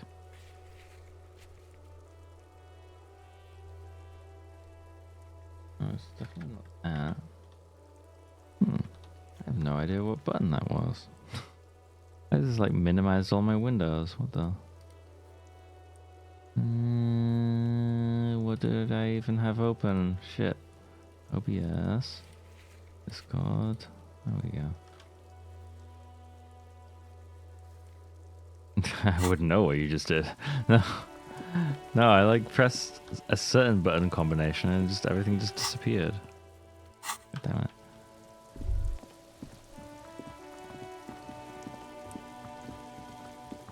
Apart from the game, I have no idea what I pressed. It was like, I felt like it was Windows and something. It was, I don't know. There has to be a button combination to get to the desktop, I guess, but Windows and E? No, that did do just everything. It was like everything but the game. I don't even know. I don't even know what. Right.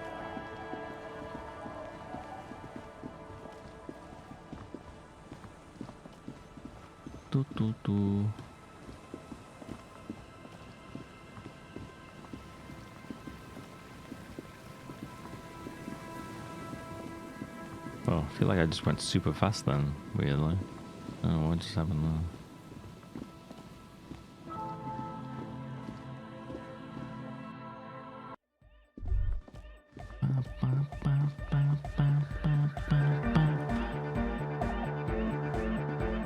Good morning! Yeah! Hardcore! Whoa, that was a crazy sound we heard before. Yeah!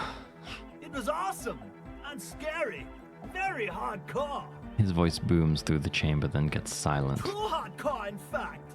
I couldn't control it at all. What happened? What It happened? sucks up all the air in the mix until it's the only thing left. Starts compressing itself and everything around it. Completely fills up the headspace. Extreme! Inside your chest, the heart beats still with the after effects of the sound. Imagine if you could harness that power, making it pulse. Is there anything we can do about it? Oh! I don't know. Maybe someone can do something with this. I imagine this is the sounds that the future could make. Sounds like the future could be even more hardcore than I ever imagined. Yeah! Okay. I found this reel of tape. Maybe you could use it to hard up Egg's jam. Yeah! Remix time! Tape goes here, into deck B. Okay. He clicks the switch. It clicks the switch. The tape starts spinning. A hand on his ear. He listens to the audio through his headphones and Is it gonna- shouts. Is it gonna change the music? Wow! Did you get this from Arno himself? A great excitement is bubbling to the surface within him. This is big. No, actually, I found it tangled up in a hawthorn tree. Listen, I'm just going to show it to you. Ready? I was ready. Whoa. Whoa.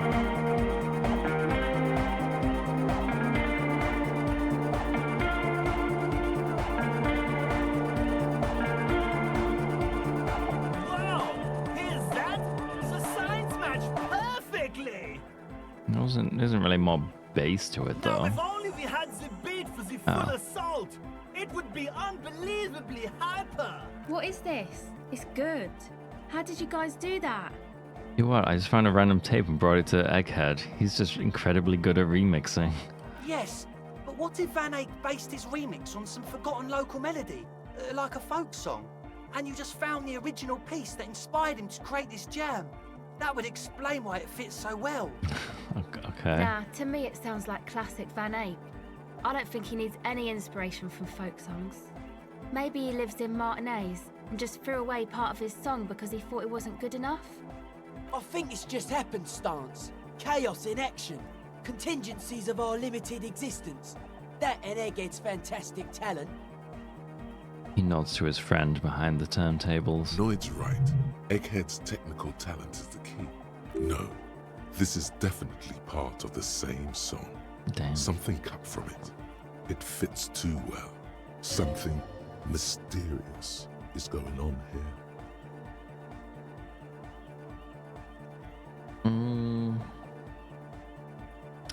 Andre's got it. Sounds like a local folk song remix. Be how it may. Oh, if it fits, it fits. Bring up the volume. Bring up the volume. What about the bass? Do you have any ideas for that? Andrew looks back at you. Yeah, I remember. You said it needs more bass. bass. I don't know where to get the bass. I think you might know the answer.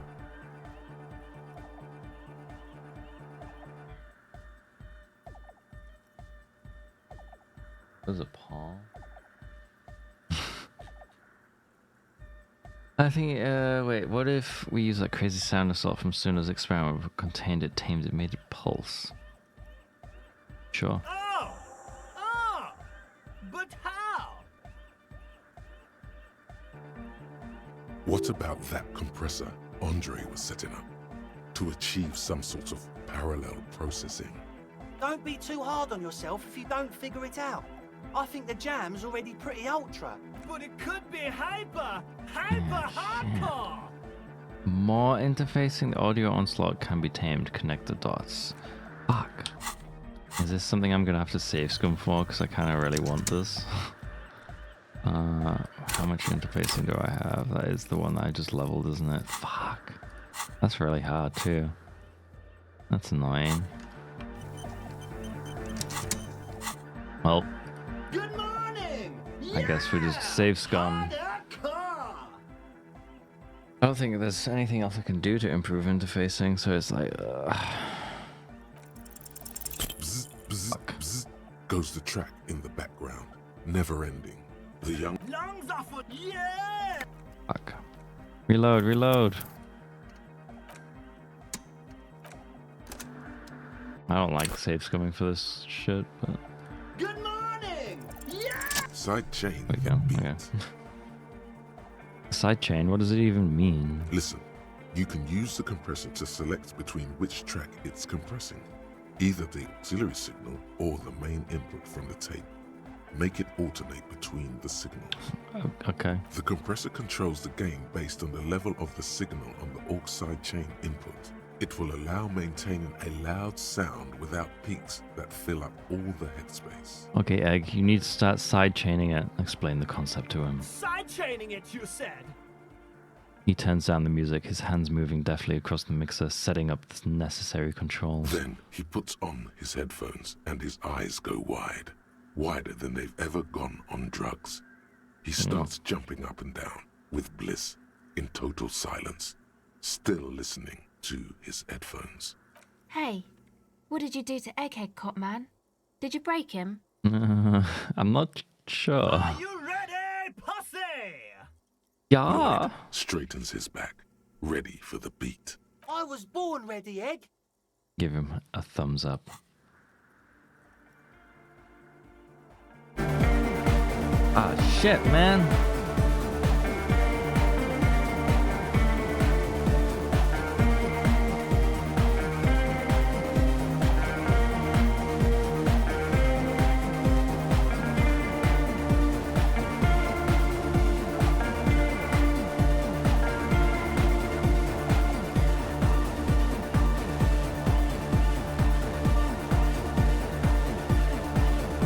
That beat came from the audio assault is the void noise. The speed freak dances on the stage, intensely waving his hand in the air. This is beauty! This is life! This is life. What in the world is going on? The way melody and bass flow together. It's unnatural. This one is for the anodic generation. Introducing the ultimate sound! We have tamed the sound, made it our own. God damn it! This dance club idea might just work out. DeLorean Church! The place to be! The place to be. Pump it! This is it. This is a new era. The fabric of the world has been irrevocably altered. Who will be the innocence of hardcore dance music? I've lost track of like how much XP I've gotten from that conceptualization perk, but like I've gotten so much. Like holy shit, I must have gotten at least 5 levels or something, which is insane.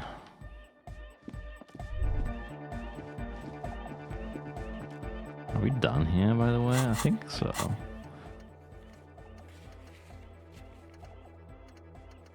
Yeah.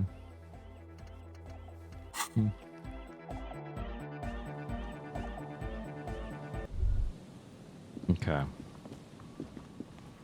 I guess we go to the island now? Do we even have time? It's 2:35.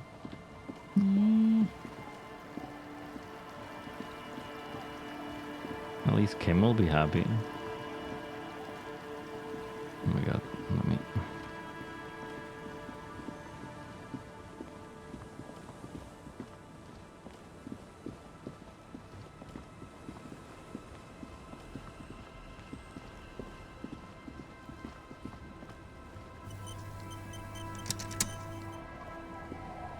Officer, what happened? You're limping. Why are you limping? You look terrible. Dude, you don't have to fucking point it out. You're not limping. You're you. What do I mean? I just got fucking XP all the time. It's insane. I got shot in the foot. It was pretty badass. You would have liked it. Is this from the shooting in town? We heard gunshots. Not that we don't hear gunshots all the time, but they were closer than usual. There was an exchange of fire on Rue de Saint-Guylaine. It's nothing to be worried about, madame. You didn't only get shot. I dodged the second shot. I can also get not shot. Well, good for you. Yeah, you should see the other guys. 2 dead, 1 in hospital. So you're a killer? That's good, I guess. Oh. I guess. Better than being dead. Most cops are killers. Aye. I bet they are. The good ones, at least. Of course. Can I help you with something? We need to get to the island. That won't be a problem. It's wind still and the tar just dried. We've got 2 days of relative sunshine ahead. Can we borrow your boat? If you promise to bring it back. Wow. And no scraping the hull. I just got it nice and yellow. And no drinking on the boat. And no joyriding That's the either. point of no return once you head towards the... Oh. Ooh, okay. Of course, ma'am. It's only for a day or 2. Official police business. Aye. What if I were on a rock? See, that makes me not want to lend you my skiff. On a boat, rocking, Surely leads to she'd drive it. capsizing. That there is an absolutely 100% rock-free Like she's doing skiff. nothing anyway. You got that? What's on the island? Okay, apparently this is not voiced for some weird reason. Just a random paragraph. Okay. Nothing, just ruins. Used to be some kind of fortification there before the war for the communards. An anti-aircraft gun, I think. Bombed to bits in the landing. I haven't been there myself. Always steered clear of it. Hasn't been there herself. Who has then? You said you haven't been there yourself. Who has then, if not you? My husband used to drink there. Him and his drinking buddies. Always seemed like a bad place to drink to me. I think I've got anything else to do. Died there during the landing, you know. My mother told me. This must be one of the many fortifications that was used in the dying days of the revolution against coalition forces before they took this city.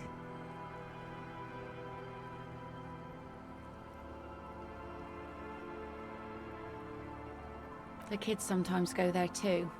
I know they do, on rafts. I tell them not to, but they bring back old bullet casings and such. Which kids? The twins. God forbid they bring the girl along on some rickety barge. Can we maybe ask your twins about that place before we go? Would that be alright? Wait, they're your twins? Be my guest. They have a strange way of talking. See if you can get anything useful out of them. I seldom do. Is there anything I should know about getting there? Well, most of it's sunken. Underwater. That means concrete underwater. Cut your boat if you're not careful. Be sure to enter from the south side. Water's deep there.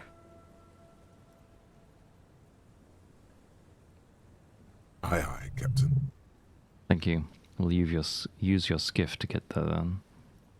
Please be conservative with the fuel, will you? Just filled her up, but it's a small tank. You see, yeah. It's kind of annoying. That's a point of no return. I want to do the karaoke, but it's not. I don't think it's late enough for that. Fuck. I think that's like literally the only thing I've got left. Really. I got that, but that I can't do. I need to go to the island for that anyway. I don't know how to do that. That's just whatever. I don't care about the booze. Yeah, and the willing secret passages, I still can't. I literally can't do that unless I've like save scum it. The scruffy-haired little boy kicks a stone while the other watches him do it. Okay, kids, you've been to that island, right? Fucking hell.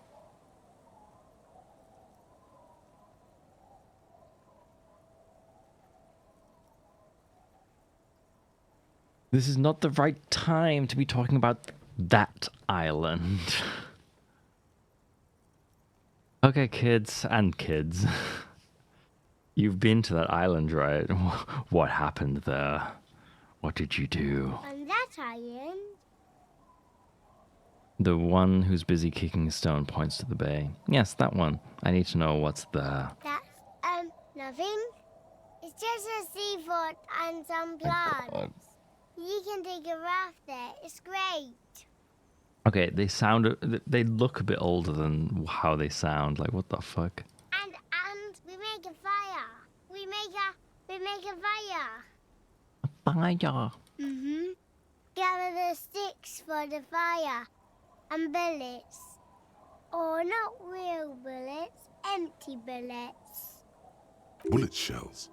There are a lot of them left over from the war.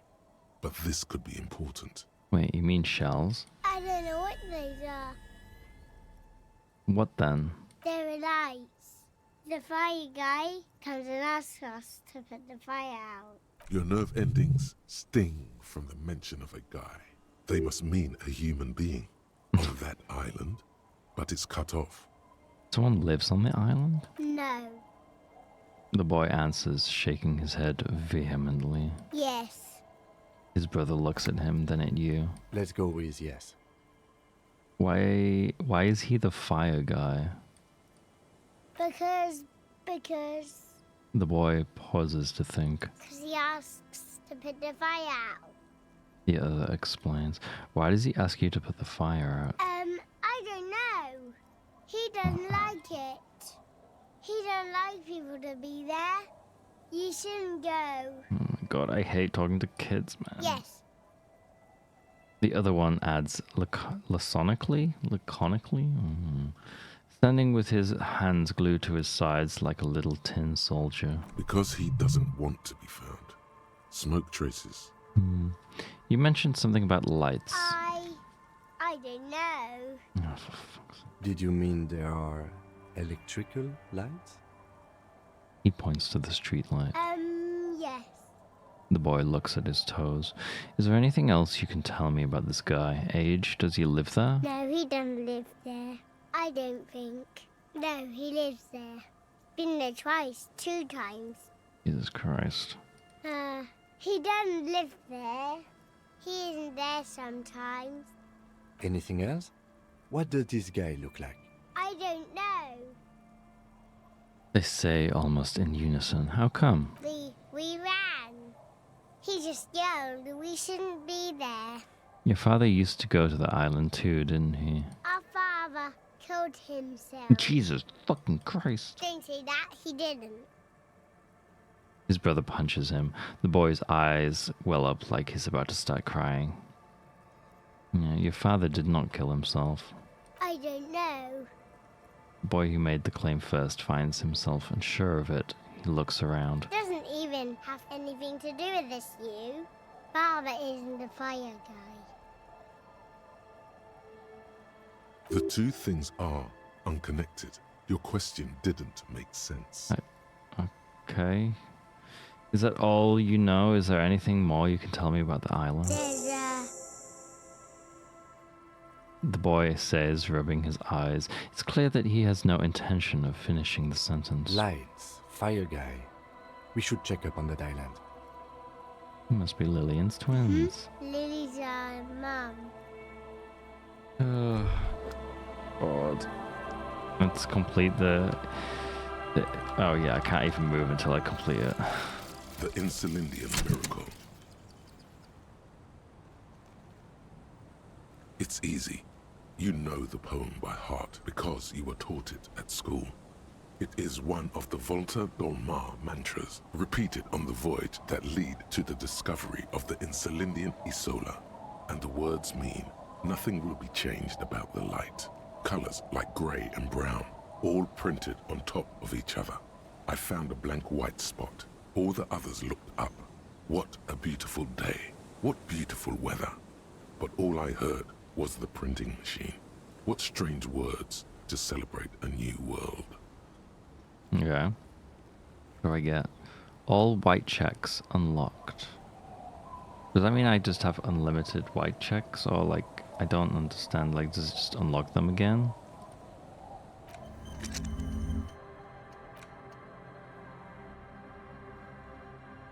It's kind of meh.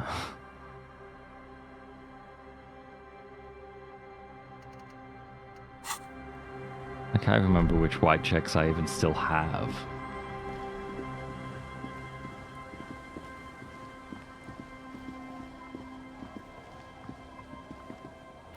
I guess I can have a look.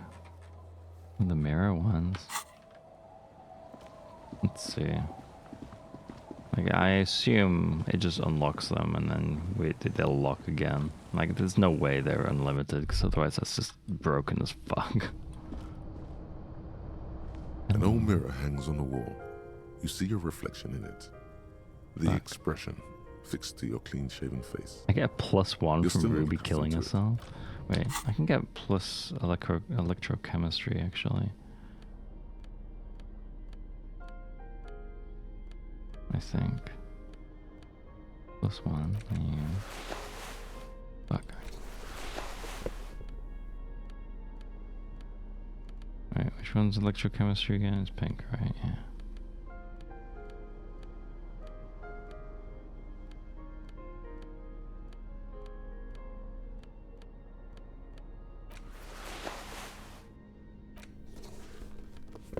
That's actually quite a bit of electrochemistry.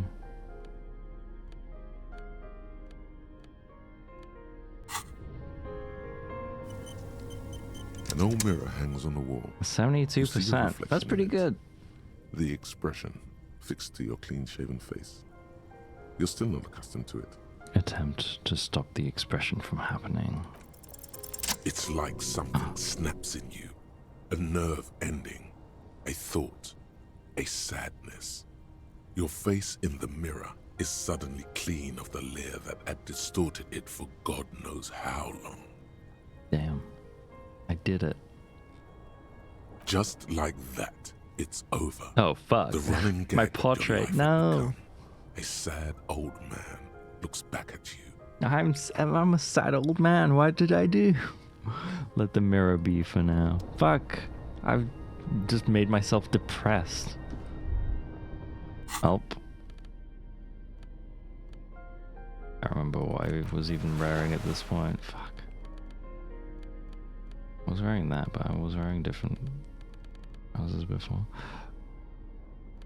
I had more electrochemistry, what? Oh, but that's plus anyway. Whatever.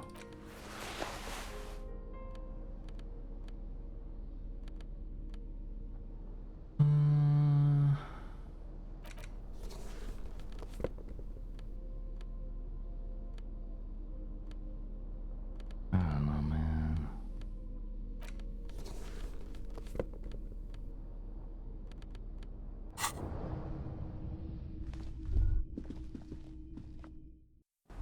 I believe I just... Wait.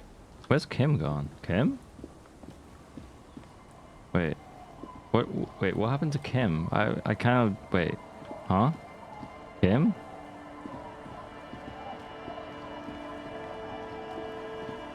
I only just realized he's gone. Wait, what?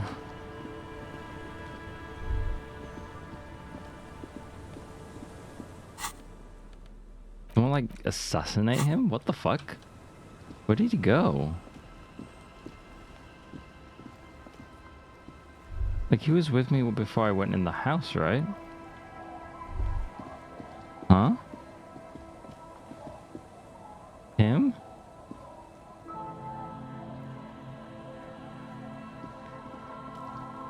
Like, did I bug it? Or, like, is that something that's supposed to happen? He just kind of... He's just not here.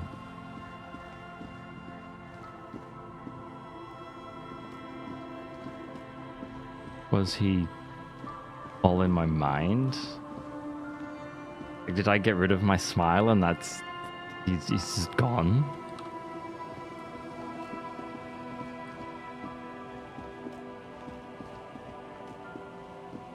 The fuck?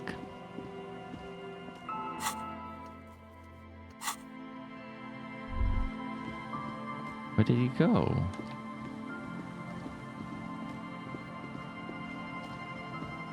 Kim!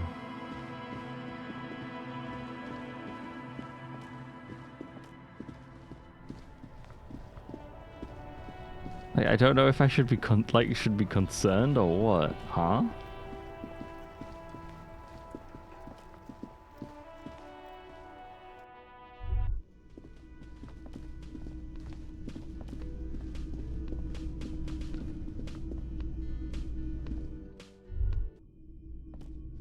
Him? He's not here.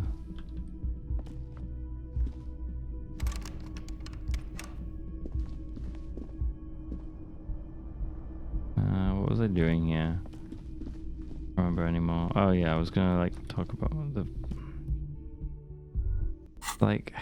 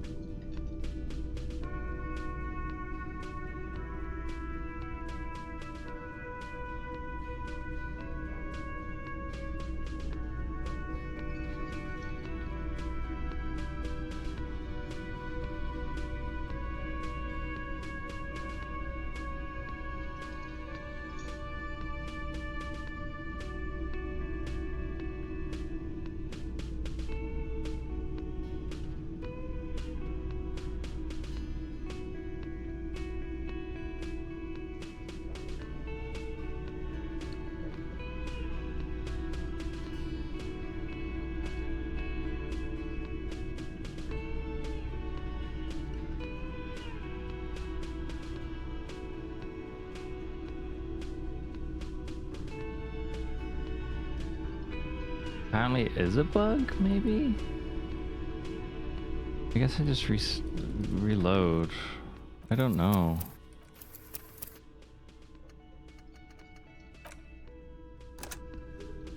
Really odd. Like, you know, he's just gone now. What the fuck? It. Fuck. I've lost him then, because like, I can't. Huh? I got nothing that far back. Oh wait, no, I've got the quick save backup.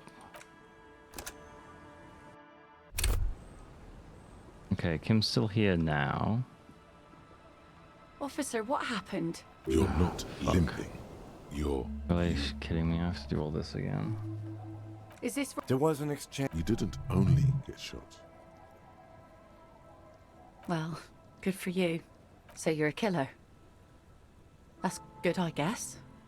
I bet they... Of course. Can I help? That won't be a problem. It's wind still in the tire. If you... Of course. See, that makes me not want... Hasn't been there. I'm satisfied. That's cool. My husband... This... The kids... The twins. Can we maybe... Be my guest. They were straight... Well... Aye, aye, Captain. Please be conservative with the fuel, will you? I don't understand why he just randomly went missing. What the fuck? It's kind of annoying. Like, I assume he just didn't... The scruffy-haired little boy kicks a stone while the other... That's iron. That's... and... Bullet shells. There are... I don't know what those are. They're alive. Your nerve, they must mean a huge... No. Yes. Let's go with... Because yeah. Yes. Because he doesn't want... Did you... No, no. Anything... I don't know. We ran off into that. He didn't. I don't. Doesn't he? The two things are... There's... Lights. Fire... The Insulindian. Alright, let's save now. And then go in.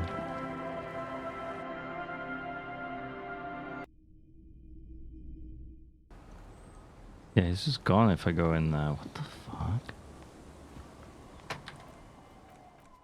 What a fucking stupid bug.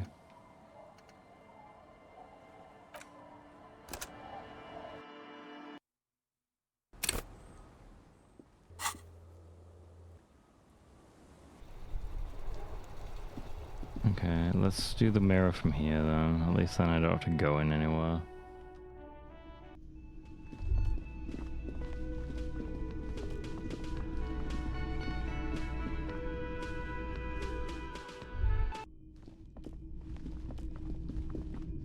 I succeeded it the first time, so that means it's okay to save scum it if I fail it again. The bathroom mirror has been wiped completely clean.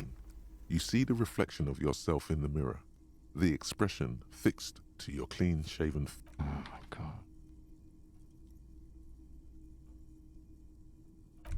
Why is that so much lower? Electrochemistry, you...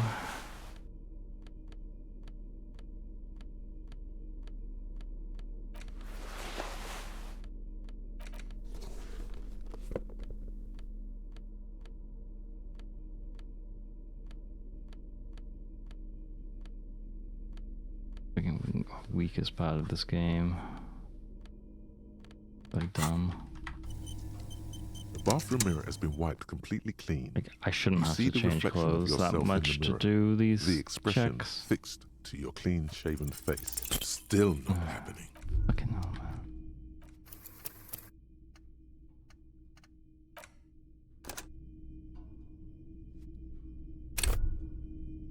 The bathroom mirror has been wiped completely clean. It's like something snaps in you. Just like that, it's over. The running gag that your life had become. A sad... Okay, let's try to do the interfacing. Can I use the multi-tool?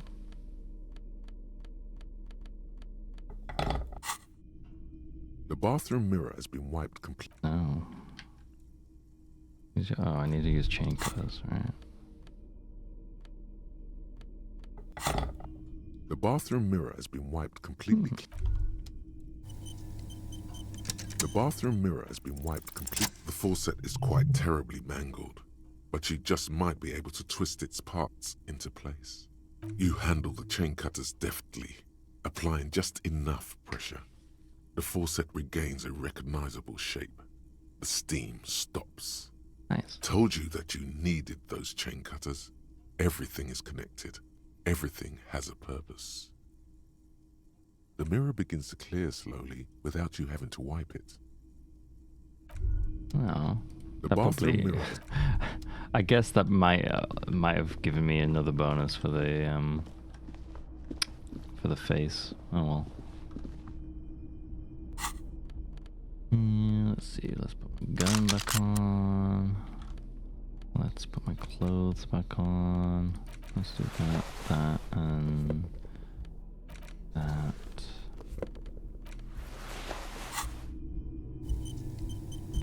I wanna.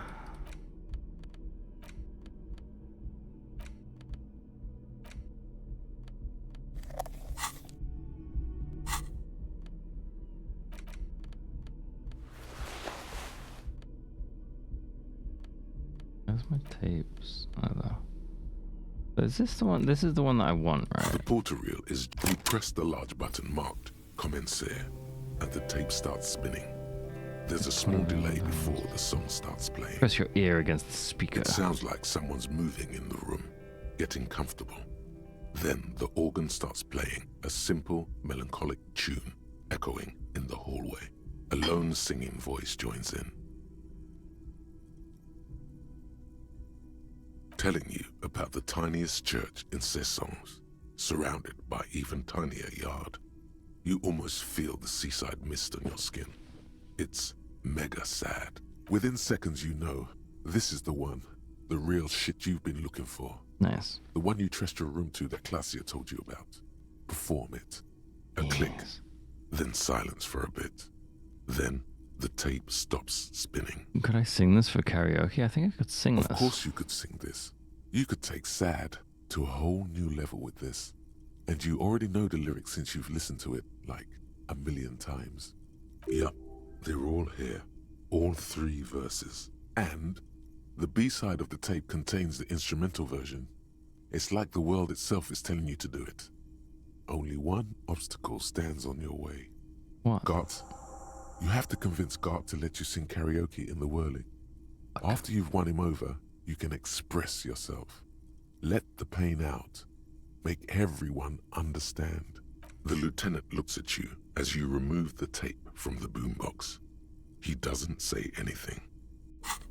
It's fine, Kim. Don't worry. Don't you worry.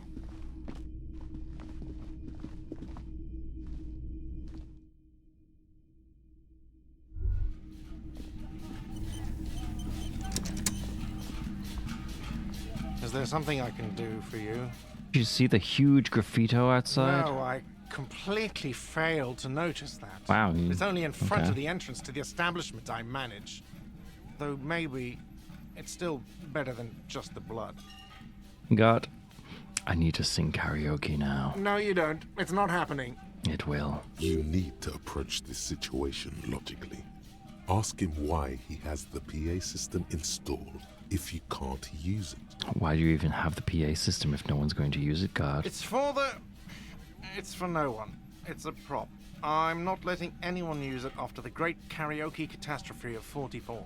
What happened to Camp 44, God? A lot of people got killed because some arsehole wanted to sing karaoke. Oh. It's not a prop, it's for your clients. I know it's used. Okay, yes, it's for some clients. He admits reluctantly. I'm a real client. I've paid my bills, and I have the right to use the karaoke machine. Ha! Well, we don't have any tapes. They all got stolen. It's alright. I have my own song with me. Give him the tape for the smallest church in St. Sylvain. The man in the vest and the violet shirt stares at the tape you've just given him. He begins to frown. Hard, Fine, fine. Climb on that stage and do your thing. Just get out of my hair. I'll plug it in for you. Damn this karaoke machine. I'm having it uninstalled, he mumbles to himself. Oh yeah, time to do the damage. Yes.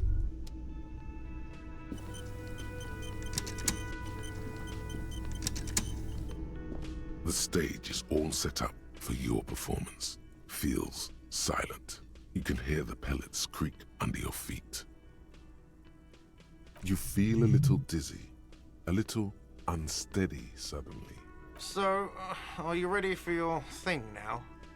Let me know when I should turn on the karaoke carousel. Look, Kim, I'm about to sing karaoke.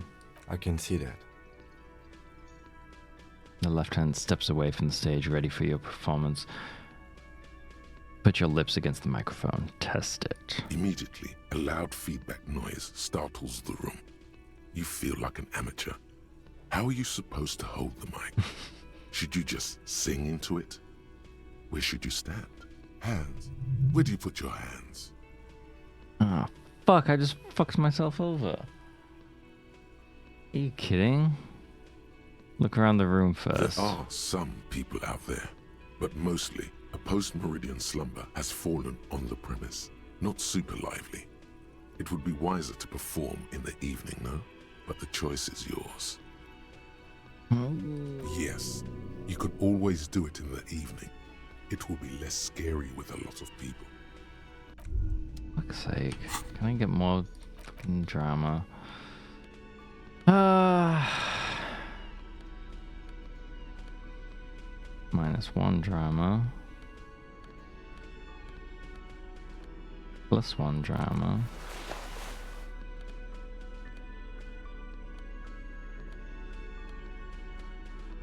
+2 drama. 1 drama. +1 drama. Oh wait, that's just... Anyway.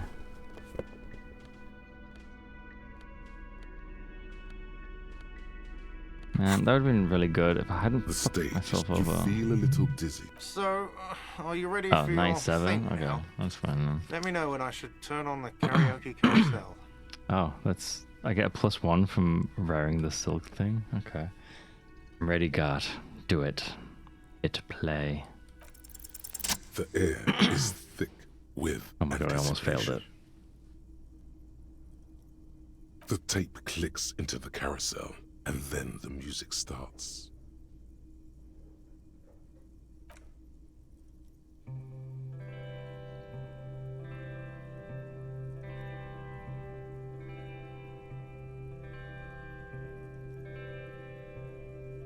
My fishnet vest. I would often go there. Oh my god. To the tiny church there. The smallest church in Saint-Saëns. Though it once was larger. How the realm may rest there. Down through the mist there. It's better than failing, because failing is off tune. Oh god. Toward the Seven Sisters. I mean, this is pretty bad already. Toward those pale cliffs there. It's worse. Oh no. I would often stay there. In that tiny yard there. I have been so glad here. Looking forward to the past here. But now, you are all alone. None of this matters. No, none of this matters at all. At all. Okay. Yay. Not bad. He tells you with an approving nod. Yes, not bad at all. The lieutenant joins in. You feel your hands shake as awareness of your body returns to you. Thank you, ancient reptilian brain. No reply. There is silence now in the deep where the voice came from. It has receded into you to return only in dreams and nightmares. I was gonna say, I'm pretty sure. I didn't think that was like his actual voice, but I guess that was just his reptilian brain. Thank you. I don't need big crowds. I just need my friends. Okay, yes. I'm going to unplug the microphone, so you can get off the stage now. Aww.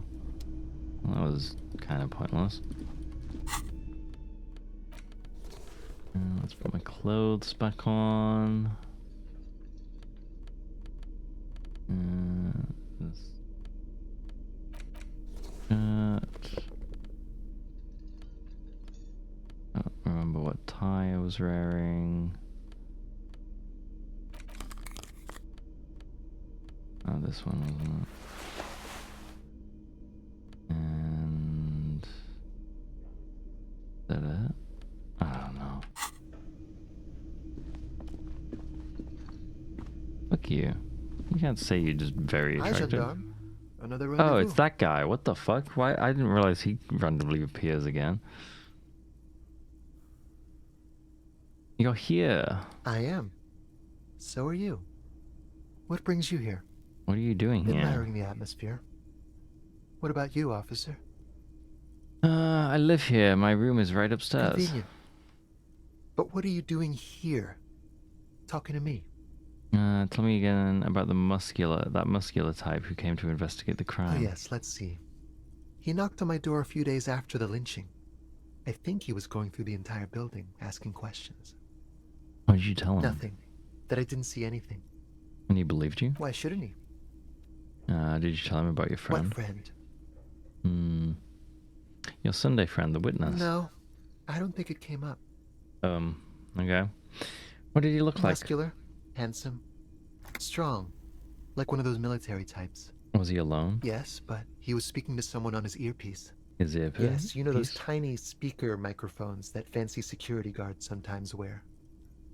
What was he saying? Just reporting back whatever I was telling him. Besides muscular, did he have any other identifying traits? Let me think. He had an accent. He sounded like one of those mercenaries. He sounded vaguely Oranese. No, not vaguely, scratch that. He sounded definitely Oranese. Sure. Anything else on your mind? I met your Sunday friend. You did? And how did you like him? I didn't like him as much as I like you. Oh, shoot. Why not? What the fuck? Who is he? A visitor from the first world. He's not like you and me, gendarme. He can always return. Return well. To his opportunities in Occident, sur la clé. Still, his coming and going brings some life to the village. Or is it just money? I don't know. He stares at the bar. What are you two? Friends, I told you. Sunday friends. Friends who like to get together from time to time. What does it mean, a Sunday friend? That he won't be there when times get tough, I guess. Is that even a friend? It is. On Sundays. Why is he staying at your place in the middle of the night? He has keys. And he likes the view. To the sea, I mean. I don't want to talk about other people. I want to talk about you. What about me, gendarme? Well, that's... I mean, I'm going to fail this, but... Bye-bye, gendarme. Do I have any clothing for this? Composure. This one, composure.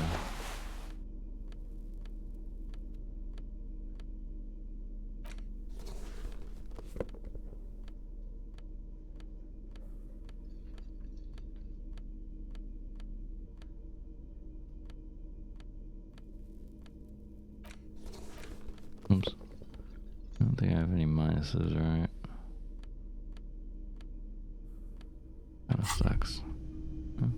Hear that? Magnesium. That's what you're lacking. The lack of magnesium has you slouched. So there's a lack of magnesium in me? Yes, and it's critical. Look at yourself. You're practically devolving into a fish due to the lack of magnesium in your bloodstream. I need to mag it up. You need to get so mag it magged up. You've probably had 2 heart attacks and a minor stroke already. And the only prescription is insane amounts of magnesium. You're saying I need to become a magnesium-based life form? Yes.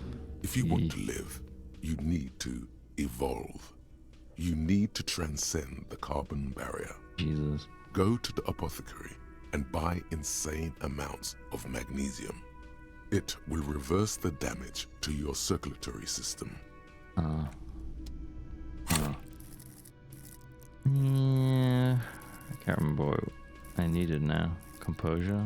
That is like the one thing I haven't leveled in down there. Kind of interesting. I've needed a lot of motorics. Everything else has been kind of meh. I feel like motorics is like the one stat I needed this playthrough. Hi again, Gendarme. We'll see. It's the sports. He's a sports guy. All about that physical prowess. Bye-bye, Gendarme. He's not a sports guy. How many levels have I got? 1. Shit. Hi again, Gendarme. 58%. It's the sports. Damn it. Bye-bye, Gendarme. Ew. I'm just gonna load. I don't care anymore. I don't have enough save. I don't have enough fucking stat points. I can't just dump things into shit anymore. Hi again, Gendarme. It's the sport. You little shit.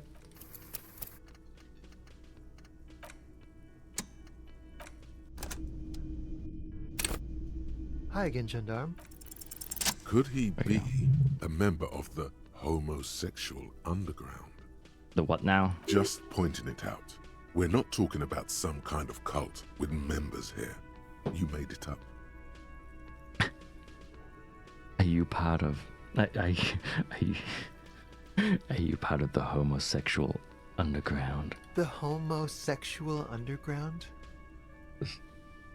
The smoker sits up immediately, his eyes wide with amused surprise. A honeyed smile lingers on his lips. Why, yes, I am, officer. What the fuck? Why? Do you want to investigate? There's a homosexual underground. What the fuck?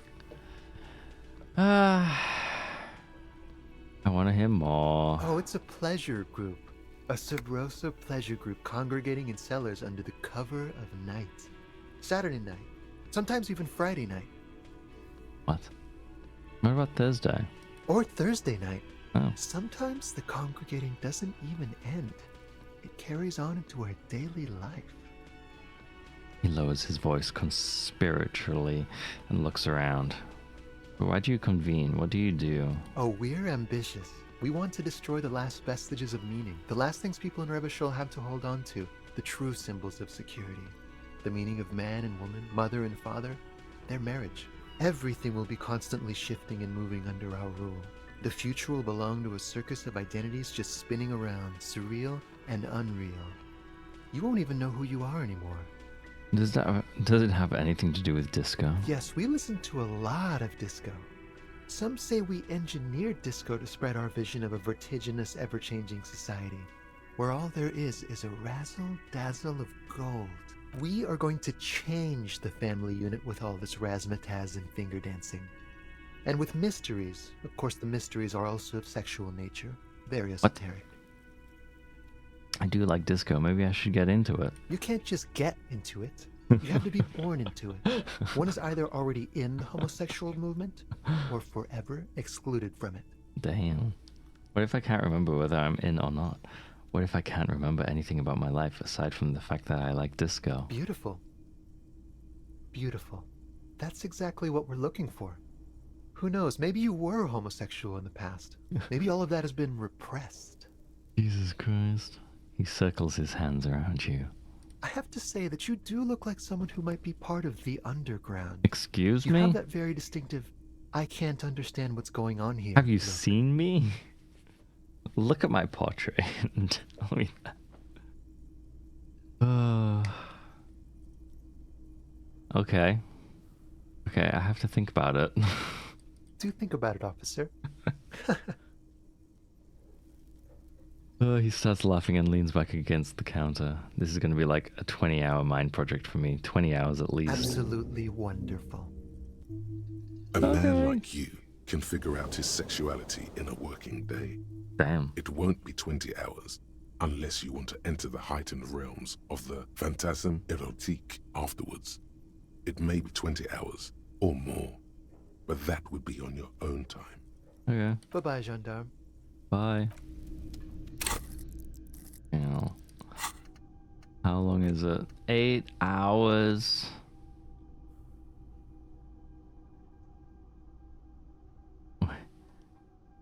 You see mysterious strangers in the night leaning against unlit doorways, engaged in hushed conversation, a shadowy cable exchanging looks, whispering in dark alleys and unmarked locales, a radical cell conspiring against the state and perhaps even against man and woman.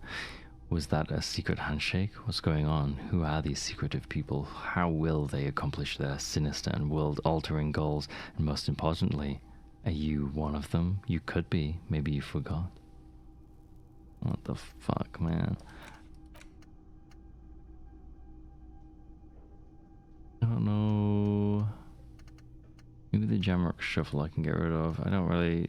Like, I don't know what locked containers even means.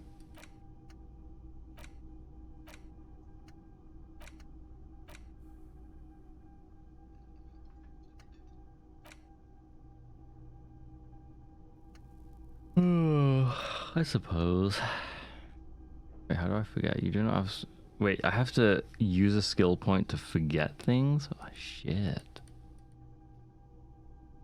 Well, I'm not forgetting anything, huh? Goodbye. Weird homosexual man. Okay, let's just... Oh, right. I fucking...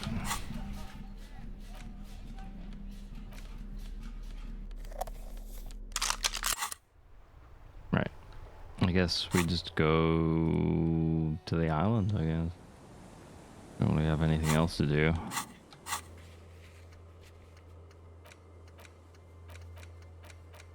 Yeah.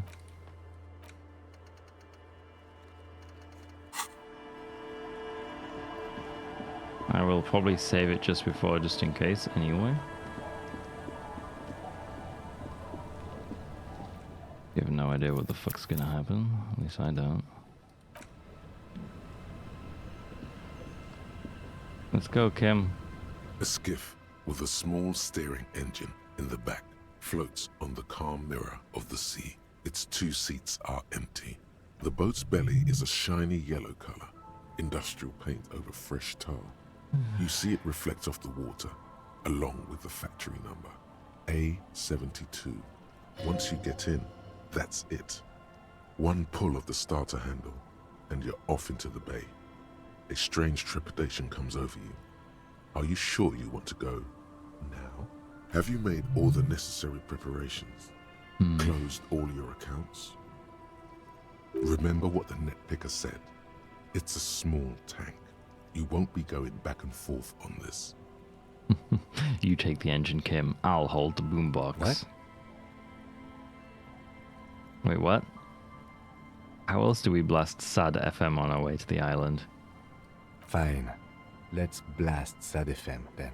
Yeah. SAD FM is a radio station specializing in sad, slow rock songs. You seem to know its frequency by heart. Get in and ride to the island.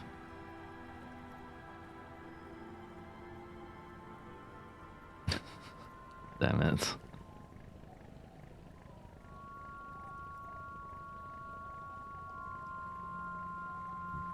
This doesn't seem safe. Want to be free. Want to be free.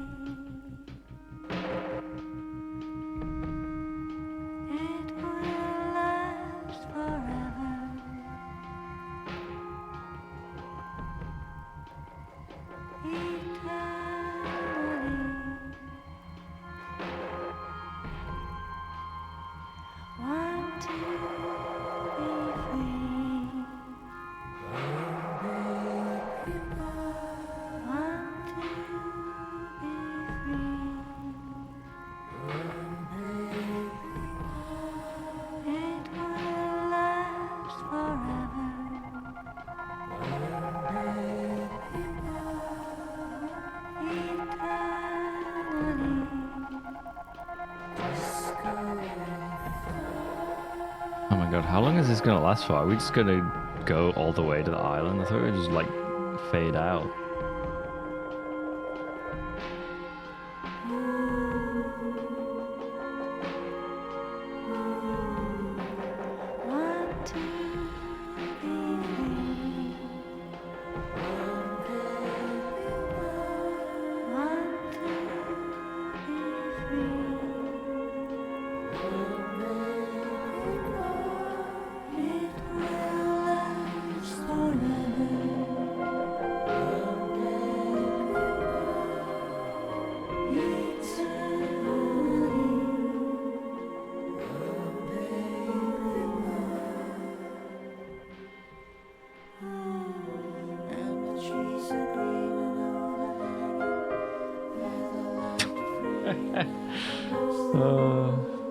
I don't know, man. This is kind of silly.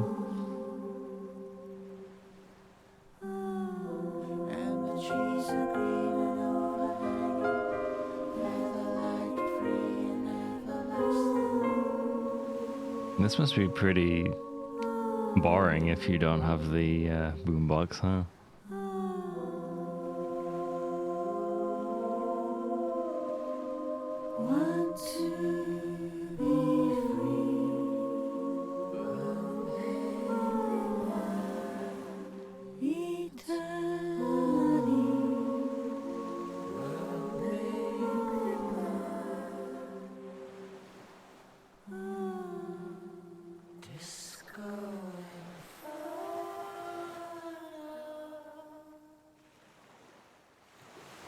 The boat comes to a slow stop.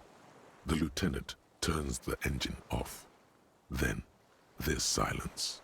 In the silence, a sputter of wings. A flock of quails takes off in the distance. Let's go. Okay. I probably should have got some healing items, huh? Don't have a lot. Makeshift bridge. The bombs were powerful enough to break the foundation. The rusted chain trails off into the ocean. The chain trails off into the ocean, connecting the island to the supply depot on the coast. This leads to the depot in Land's End. Ah, yes. So it seems. What do you think it was used for? For bringing munitions to the island, maybe? And supplies? Maybe. You could also lock the bay when you raise the chain. As a defensive measure, lock it off that side of the bay. Lock it from whom? From enemies.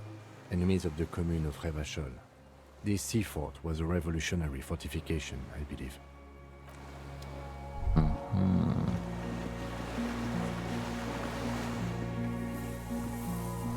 These tires are falling apart. They're at least 50 years old. Okay, there's like nothing on this down here.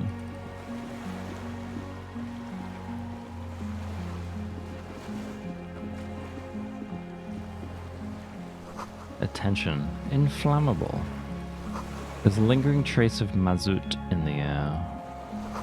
Some fuel has leaked out of the barrel, black, viscous. The dry grass crackles under your feet as you stop. Far away, birds' wings touch the still surface of the sea. What is that flutter? Oh, fuck. Fuck! I fucking hate misclicking shit like that. Can I just reload? I didn't save it when I got on the fucking island. Shit. Well, we missed that, I guess. Whatever. This barrel says ICM. You see a star with little specks in it. This looks important. ICM? This feels familiar somehow. Kim, what is the ICM? Insulindian Citizens Militia. It's the official name of the Communards Army. The black and white army of the revolution. Sounds an awful lot like RCM. It sounds like RCM, Revachol Citizens Militia. It does. Why? The RCM may descend from the ICM. May? It's impossible to say. It was chaos after the war. The name was good for getting people to join us. Revachol West was mostly workers and criminals. Nice political thoughts rush through your neocortex. It's going to be hard to say them. Carrying around all that weight on a busted crutch is making you panicked. ICM sounds like ICP, very close to the International Collaboration Police. Nice and normal though. What? It's a little embarrassing in 51, no? Maybe we need a rebrand. No one remembers the ICM. The connotation is less important each year. He bows to inspect the barrel. A white star. Point to the star on the label. No, an upside-down star. With its horns in the sky. The symbol of the commune. Are those speck stars too? No, that's the uninhabited archipelago. A DeLorean-era symbol of Insulinda, known as the face in the sea. Looks old. What's it still doing here? After 44 years? That's not nearly enough to hide what happened here, Lieutenant Freighter. One of these barrels was still leaking fuel, as you saw. The city is full of things like this. Old bullets, guns, fuel.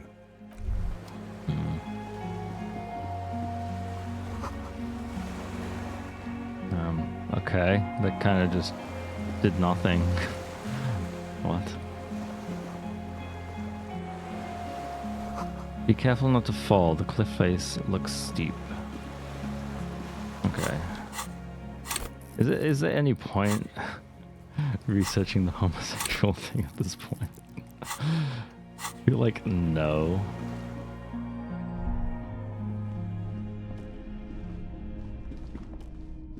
What? Where am I going? Oh, I'm up. This was once an armament rest. Careful, those stairs have collapsed. Twin cannons were attached here, medium distance, large caliber.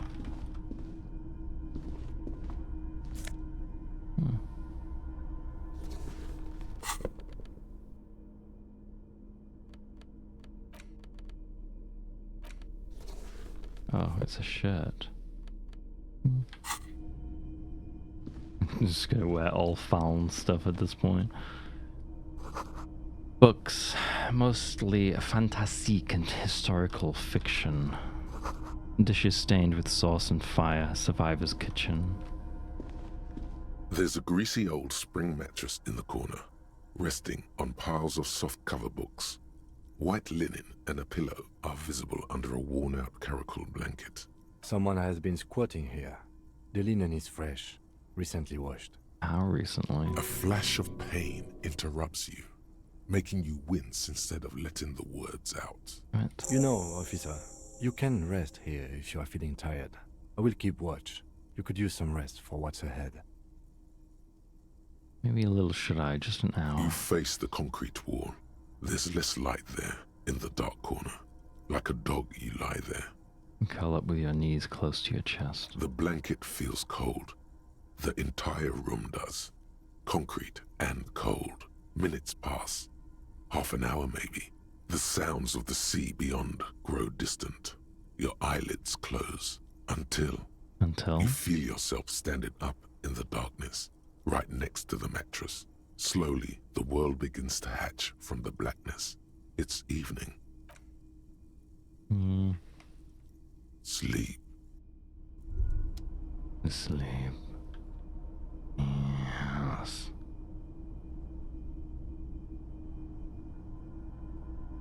Okay. Where did Kim go? Kimmy! The lieutenant is no longer here. Go outside to the beach. Oh, for fuck's sake.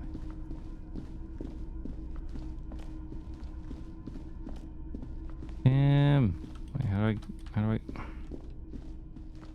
Kim! Am I still in a dream world? The door is still here, closed. Feels strange somehow. You can't get in. Where the fuck am I supposed to go then? Like nowhere else I can go. Unless I can go down there. Oh, I can. Okay.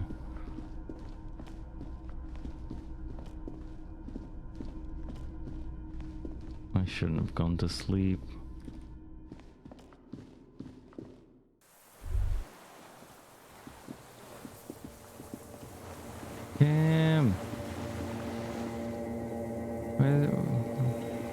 Where is he?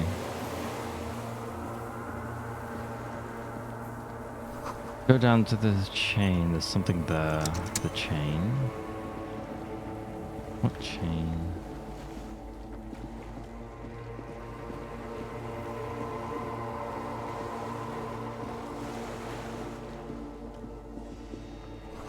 Walk into the water now. What? You see her footprints on the water. Okay. Further.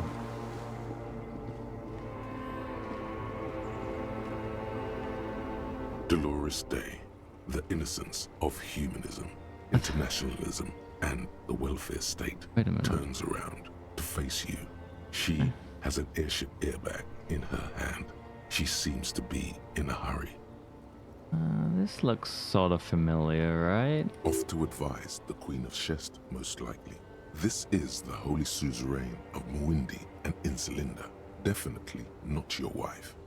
You need to talk to her. Think of the historical knowledge you could glean.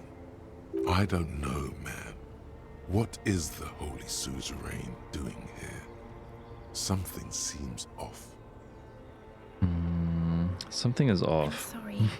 I was heading to the aerodrome. I just don't have time to... She stops mid-sentence, glances to her right, then looks at her bag. She means she doesn't have time to tend to your emotions. You don't have time to tend to my emotions. She sighs and looks over her shoulder.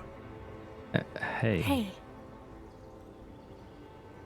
How are you doing? I'm doing really good, actually. Both professionally and romantically. I've come to a fulfilling and peaceful period in my life. Well, how are you doing, Harry? What? How do you know who I am? I'm dying in a ruined flak tower. Blood is dripping down my chest. God, Harry.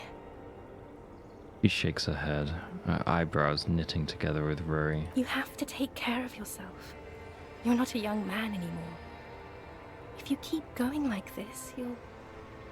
She falls silent. This is everything I always warned you about. Where are you going? I'm going to Morova. To live there, in Grad. It's 1 million kilometers away, Harry. Might as well be another lifetime. 1 million? How fucking far is that? How big is this world? What's in the bag? Just my scepter. What's in the my bag? globe cruciger, a spare silk gown, a toothbrush, travel documents, the crown of immortality. Crown of immortality. Aren't you already wearing one? Oh, this. She corrects the wreath on her forehead. This is just a wreath.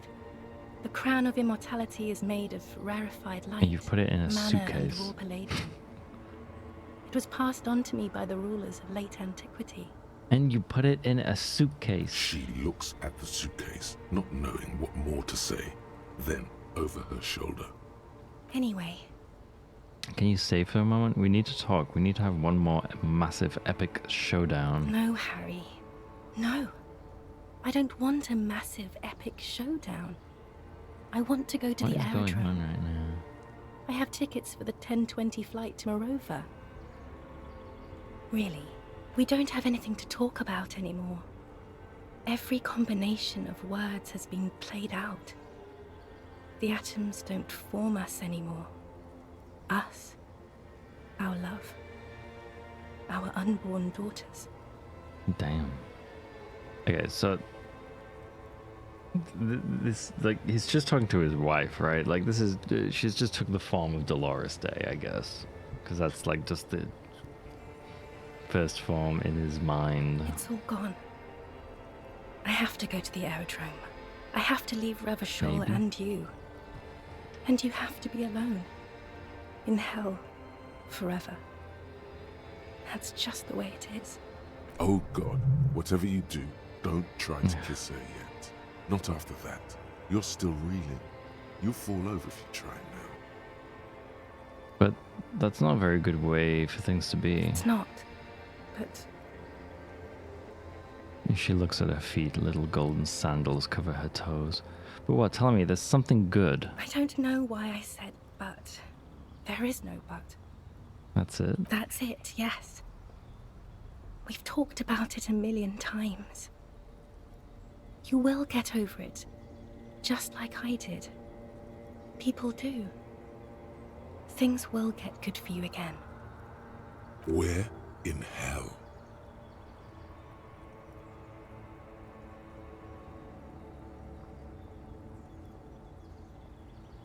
I'm not getting over it at all. It just takes some time. For you, I think it will take something like 20 years, maybe? It was hard for me too, you know? I used to think I couldn't live without you.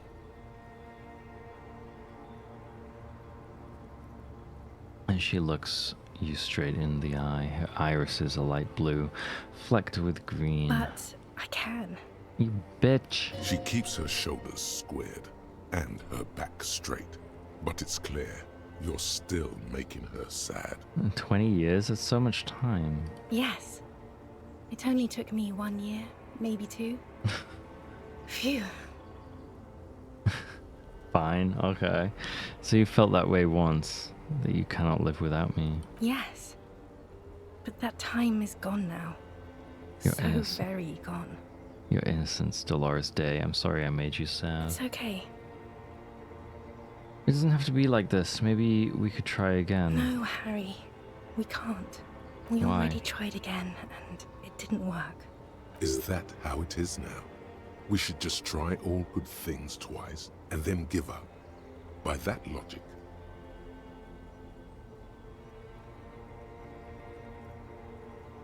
Let's try building communism twice. If it doesn't work, let's abandon it and be slaves forever instead. Yes, of course. I'm bourgeois because I don't want to keep hurting you. She looks away from you. Whoa, what went wrong when we tried again? I can do it better. I don't know. Please. She shuffles from one golden sandaled foot to the other. In the distance, a streetcar screeches. Why? Why can't we be together? Harry, we can't be together because you're insane. Oh. Her eyes turn to sorrowful ovals. She avoids turning them to you. Insane. How? They're turning moist now. Her eyes. She slowly shakes her head and tries to get hold of herself, brushing her hands in her gown. What do you mean by insane, You know what I mean. bitch? Everyone gets a little down. A little down. You've worked there for so long, you can't even talk like a normal person anymore. It's always lists with you. Questions. Questions? Did someone say questions? They're not lists, they're trees. This is another one, isn't it? We're in a tree right now. Yes, but it's not possible to talk without trees. It's not just the lists or trees or whatever. You get sad, Harry. Too sad. People can't get that sad. It's impossible to watch. Other people get sad too, but not like you. You stay down for too long. You only communicated with encyclopedic trivia. I was so alone. What? I have so much encyclopedic trivia. In conclusion, you're ill. You're an old, insane man. And you have to be in hell until the end of your life. And I have to go to Morova. I get the feeling you're not really Dolores Day. I don't know what you mean. Dolores Day? She looks at you quizzically. It does not seem like a mystery she wants to get into. You're the X something. Wasn't I Dolores Day just a second ago? Now I'm the X thing? You're confusing me. Look, I have to be at the Lausanne Aerodrome at 10:20 p.m. I still have a light rail to catch. I haven't even bought the tickets yet.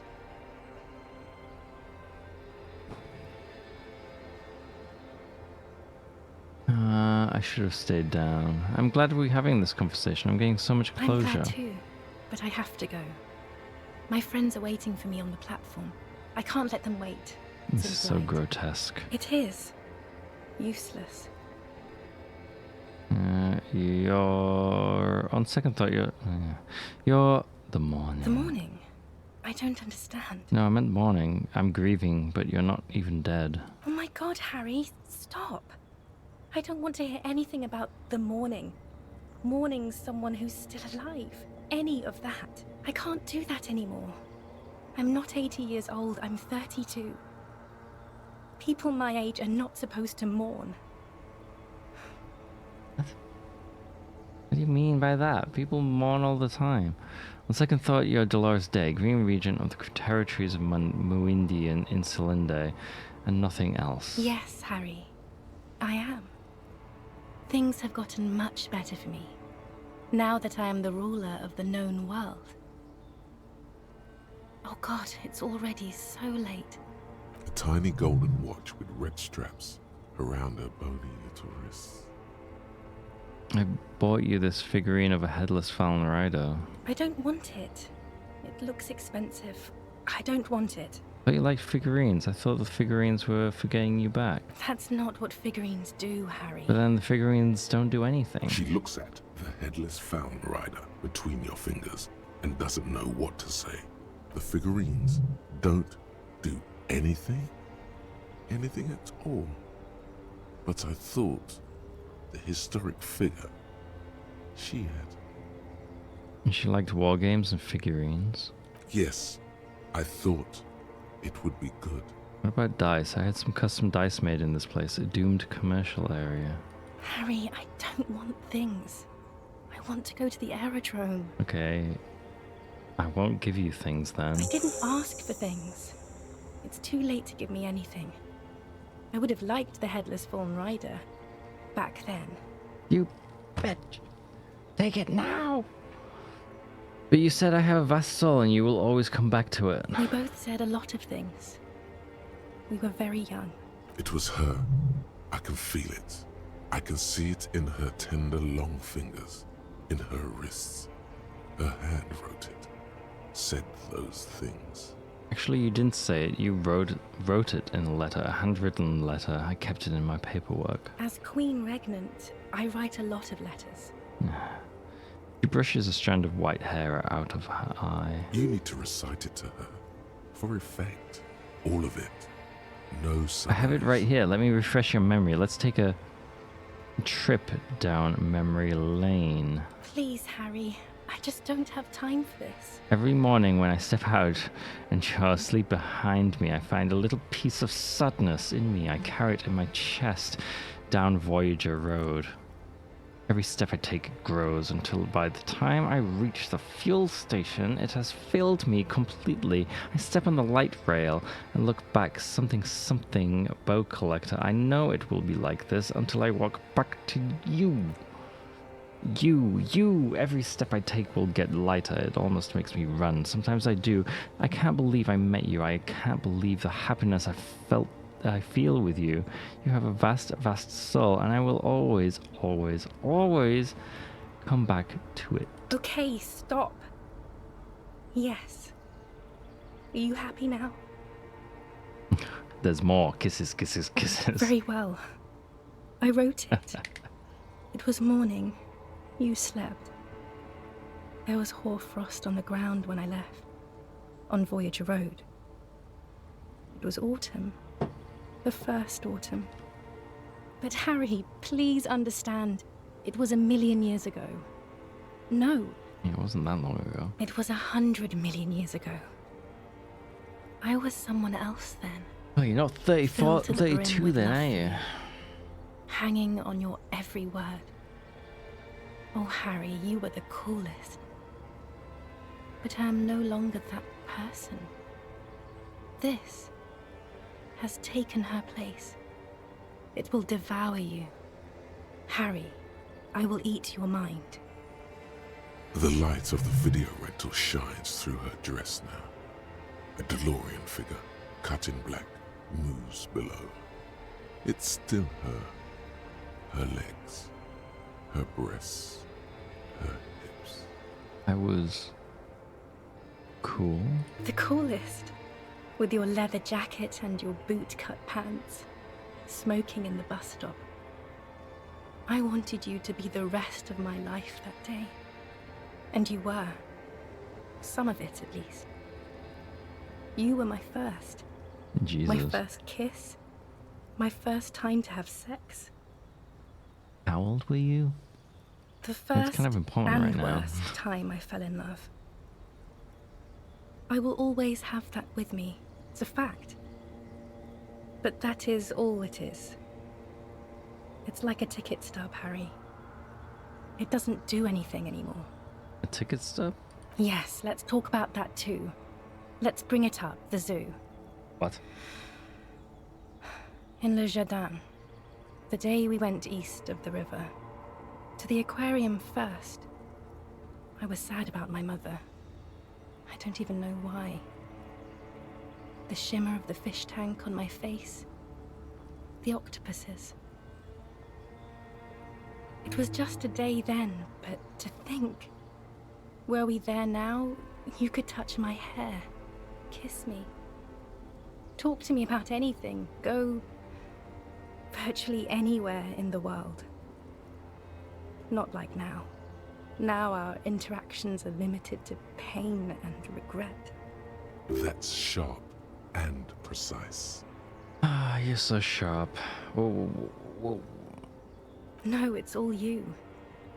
I always loved you for it, but it could not save us. It could not make me stay. In the end, your mind just told you precisely how bad things are. And who would want to stay around for that?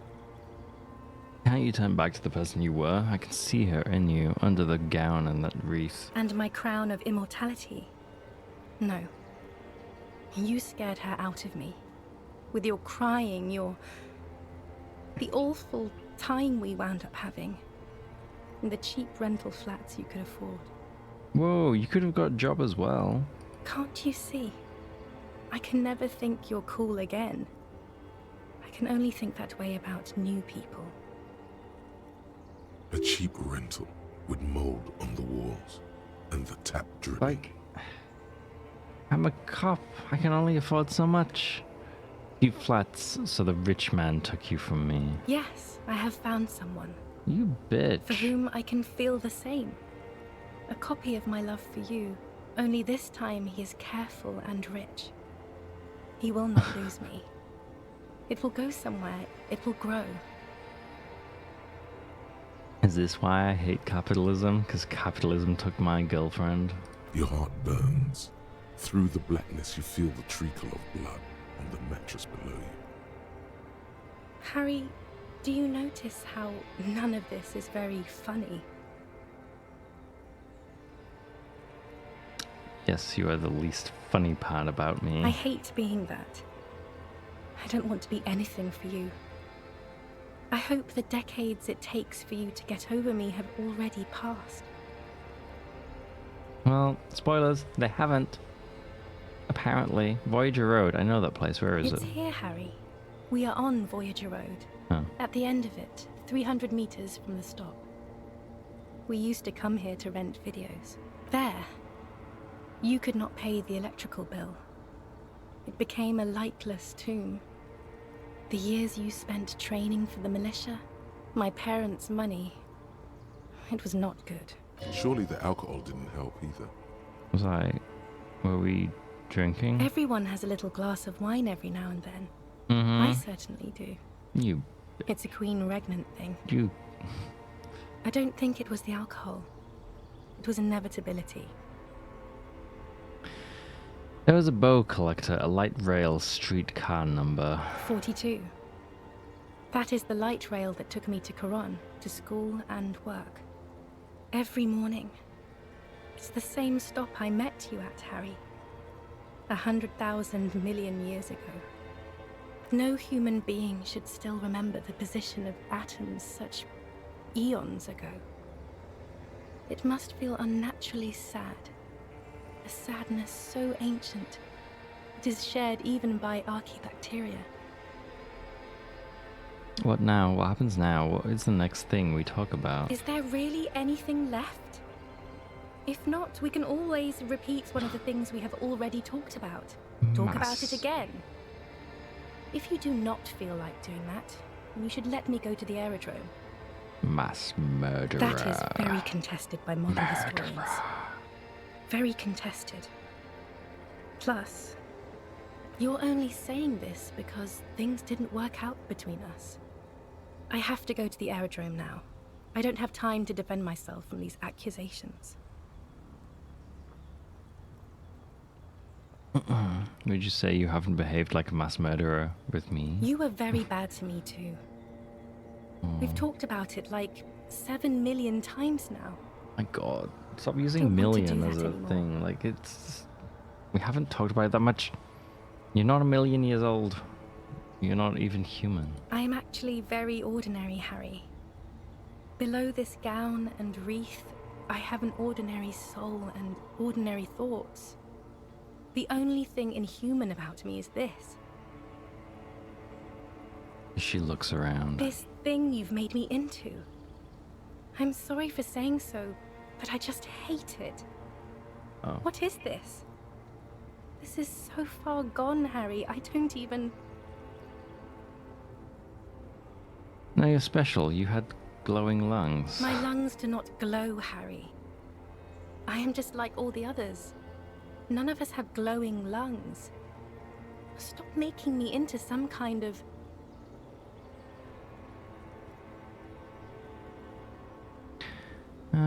I can still make your lungs glow. I know I can, if you only let me. No answer. The arches of her brows quiver as she looks you in the eye and backs away from you. You won't do any of that. You can barely make her cry. All the roads will miss her footsteps when she's gone from here. A completely different world. Okay, let's try to kiss her, I guess. Nope.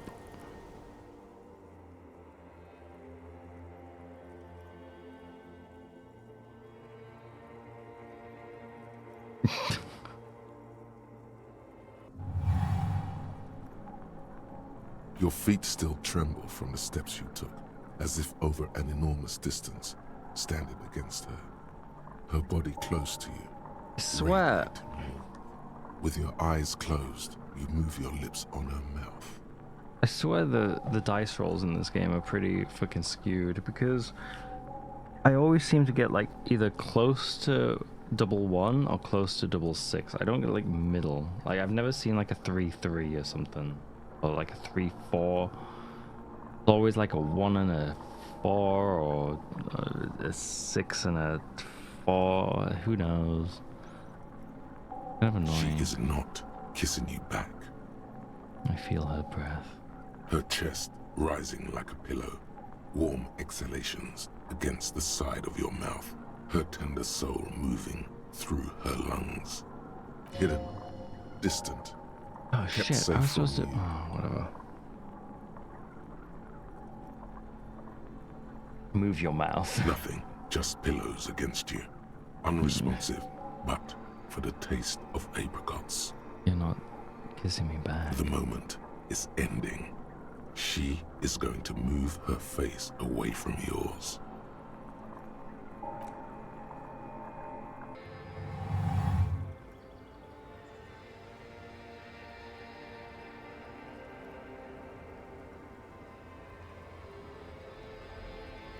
Trying hard not to look at you. When she withdrew and you held on to her hand, she it's tried like my not dream to in look at her your eyes. face and see the expression there. Brother, you should put me in front of a firing squad.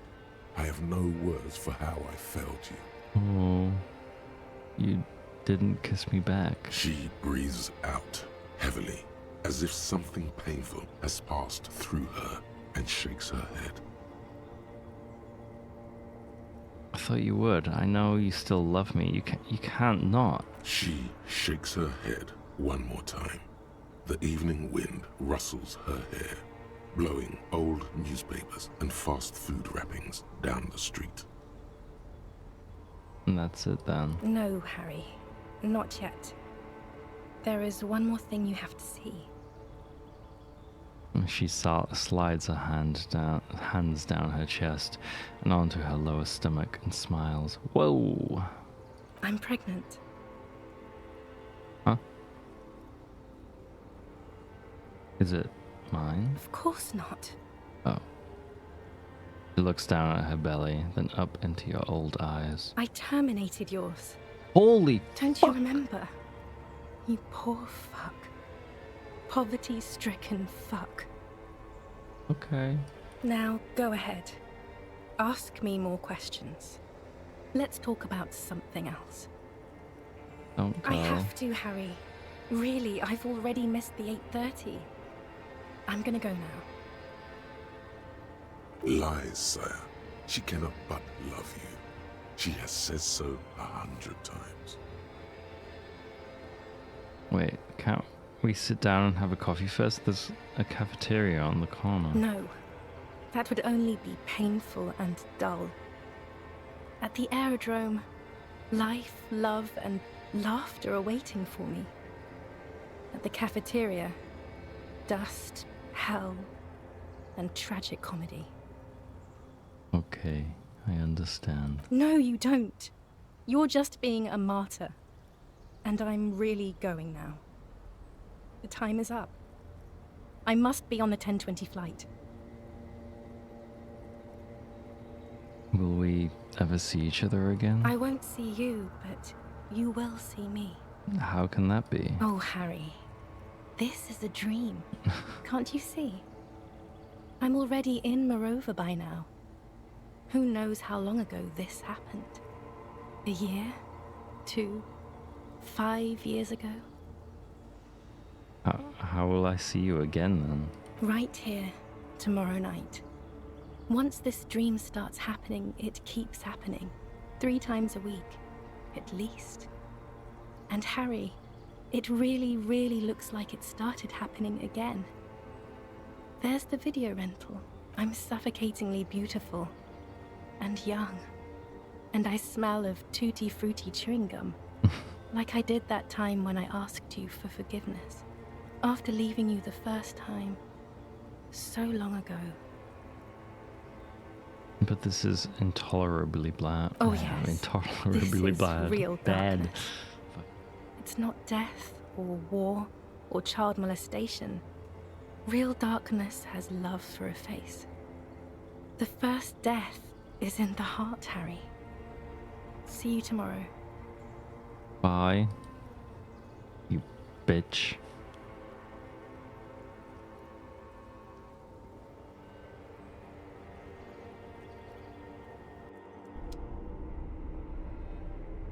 Oh, there we go.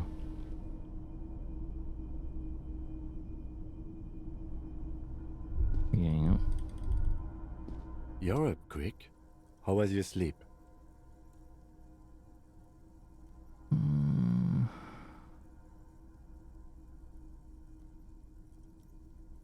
Just spit out the blood and get back to work, you badass like that. Okay. He's still worried. You must have really thrashed and squealed in your sleep. Let's go. You see candles planted on a broken rangefinder. A moth-bitten bedsheet keeps the wind out. How does it keep the wind out? There's literally just... whatever. It's like this tiny little sheet and this huge... I don't even know what you call that in a thingy.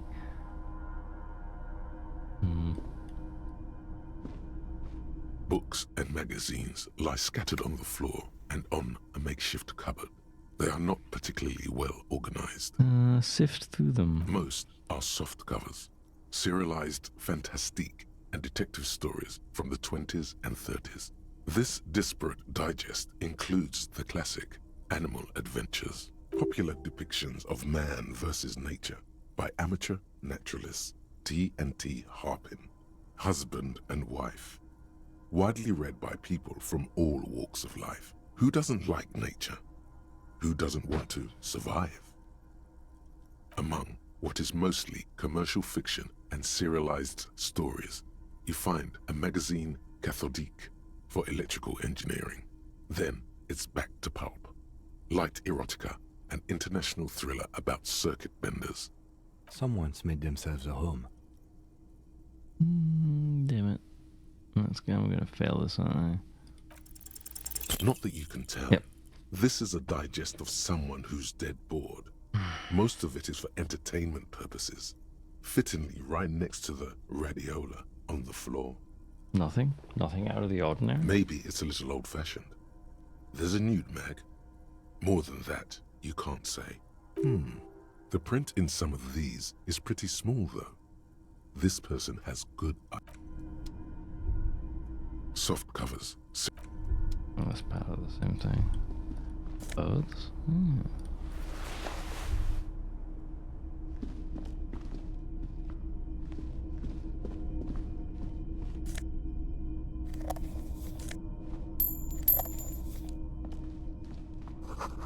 This great blast storm must weigh over 10 tons. Rust peels off it. You see a small metal door nested inside a larger one. A heavy steel blast door. There is a conventional keyhole above the handle. It's very small. What's on the other side? Another part of the island, probably. The lock looks like it could still be usable. How do we open this? Maybe this is one of the doors we don't open? He looks at the door, then at its bigger... He looks at the door, then at its bigger brother, then at the lock. He's right. Jesus it would Christ. be better to open its big brother. A powerful engine hangs under the ceiling. It must control the blast door. You're right, we opened the big one. Do you see the controls anywhere? I think there's a console just southeast. Let's look around. Getting the blast door open seems like the best plan. Okay.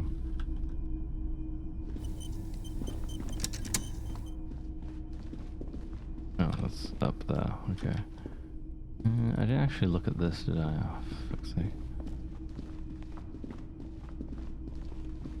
An old cylindrical generator is nested above the ammo lift, with makeshift electrical wiring running out of its side and across the floor. The cables disappear into the wall to your right. The lieutenant puts his hand on the metal barrel, checking for warmth. It's cold now, but someone has been maintaining it. The wiring has been repaired.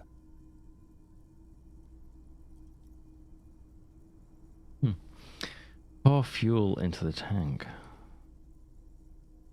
The lieutenant assists you, holding the canister up to the fuel tank as you tilt. Dark brown, viscous fluid pours out, and the room fills with a chemical smell. There's a red starter switch on the side of the cylinder and a start rope on the other side. The lieutenant flicks the switch. Pull the rope. The recoil start wakes the old generator up. The machine sputters like an old warhorse before settling down to a rattle. That should do it. Where do these wires lead? Downstairs, somewhere? Tap on the side. The tank is far from full, but there should be enough inside to keep it going for a day. Leave.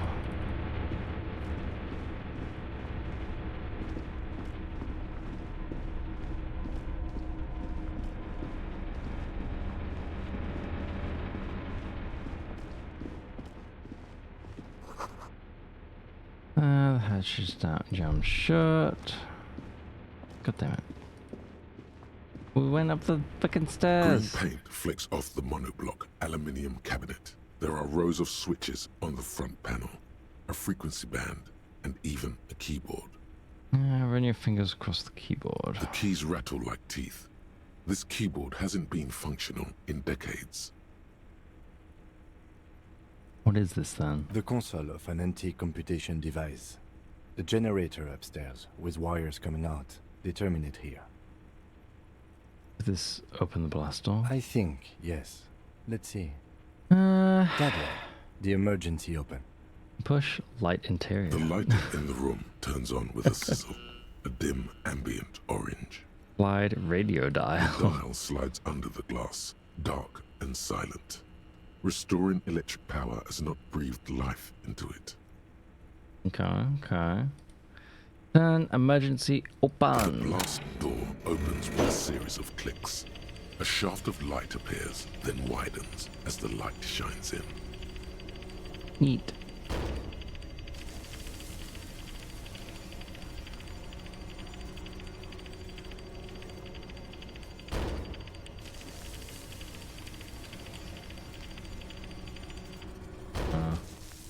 sudden wave of anxiety makes your skin crawl. After you. I mean, what's there? I don't know. A thin wisp of smoke rises from a charred black fire pit. The wind picks up, then dies down again. I'm scared. Don't be. I have a gun. I also have a gun. I know. It was not easy to acquire. God damn it, Kim. Let's go.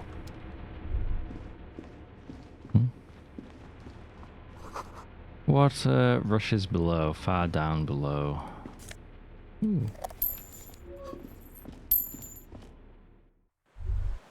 Alright, yeah, right here. A firing slit. You can't see inside. Must have been a direct hit to take out such a huge chunk. Distant sound of cargo ships. Signal horns echo on the water. Okay, okay. Whoops. The reeds sway strangely. No, it's nothing.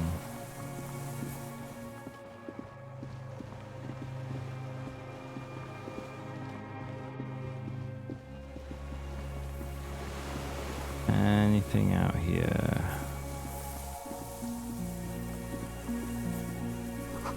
The winch is broken. Rust has eaten what remains of the chain.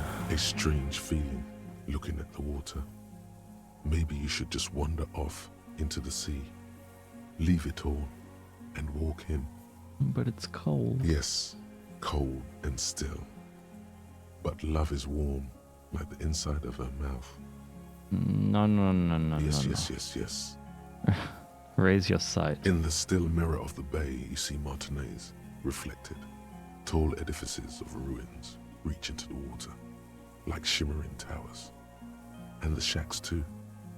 Pine trees and motor lorries, upside down. Islets and posts, like stepping stones, lead into the water in front of you.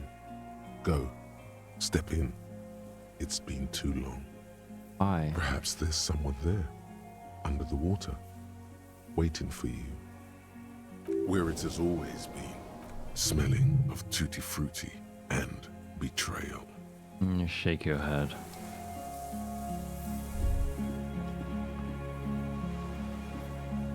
Oh, that was sort of pointless. I got some XP though, so whatever.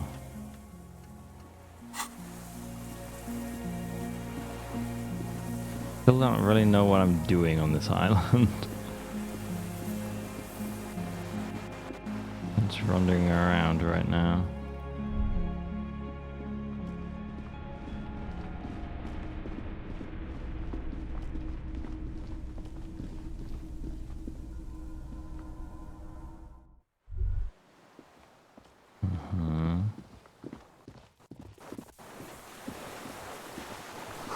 Rubber dinghy, it's deflated, broken. The small white flowers blossom all around you. Who are you? Nothing I can do around him, right? Oh, he's literally the only thing. Yeah. Okay. Hello. An old man, wearing tracksuit trousers, leans on the frame stock of his rifle. He gathers a big ball of spit in his mouth, then spits it out into the extinguished fire before him. He raises his black eyes, hooded by creased eyelids, to meet yours, unclouded by cataracts. His eyesight is sharp. He's practically tearing up from spite. Hatred got the best of him a long time ago. This man hates everything. Are you the fire guy? The what now? I can't hear you. Did you recently tell two kids to put out their fire? Two twins. I may have. All sorts of little rats have come sniffing around, trying to give up the position. Fire guy. Regressive bourgeoisie henchman. Can't even talk like a grown-up. You've retained your eyesight. My eyesight? Yes.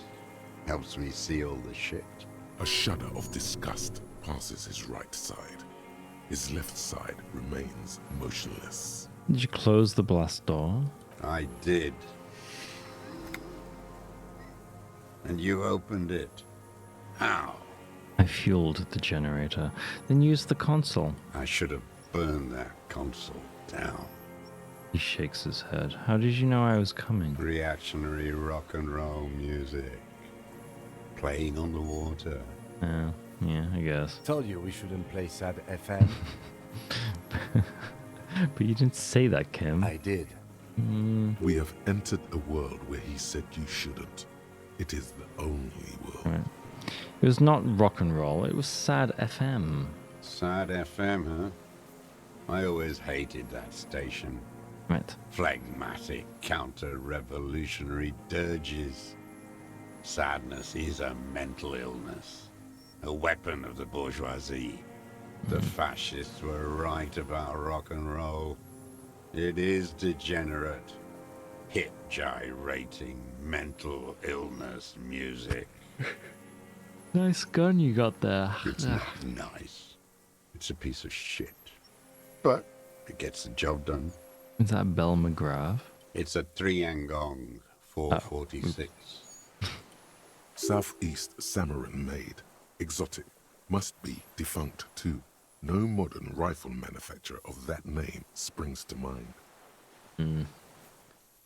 A Samaran rifle. How did you get hold of one? It was sent to us by our brothers in the Sinyao commune. Military aid. He pats the rifle. It has stayed true to him. He can still make it sing. The Sinyao commune. You heard me. It's good now. Like chalk wiped from the board. His gaze turns inwards. Your weapon has stayed true to you. Mine has stayed true to me too, showing me the gun in your hand. Yes. I bet you've killed a lot of people with it. Not many. You fascist fuck. Jesus, fuck. I'm not fascist. Have you come to make me one of them? His grip on the rifle tightens. His right eye twitches. With what? Fear? Rage? We have come to ask you questions. Nothing more. The lieutenant puts his hand on his holster. If you do not comply, we will take you in. Do you understand? That's all the answer he gives. The danger levels here are hard to read. One moment he's a fire, the next, a fire gone out.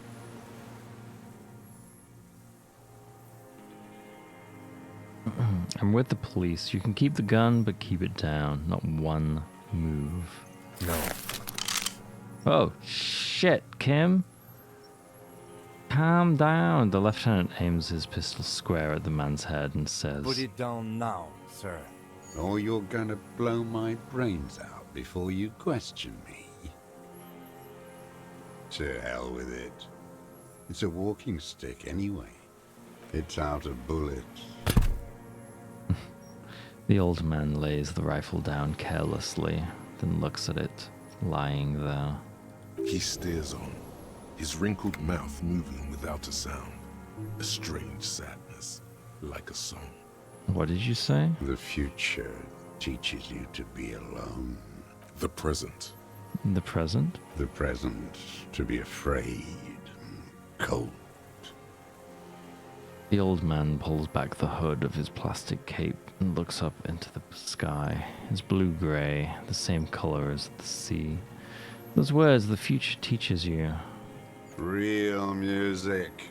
Real prolet culte. That's La Révacholière, not your rock and roll misanthropy. Chanson de soldat for the black and whites.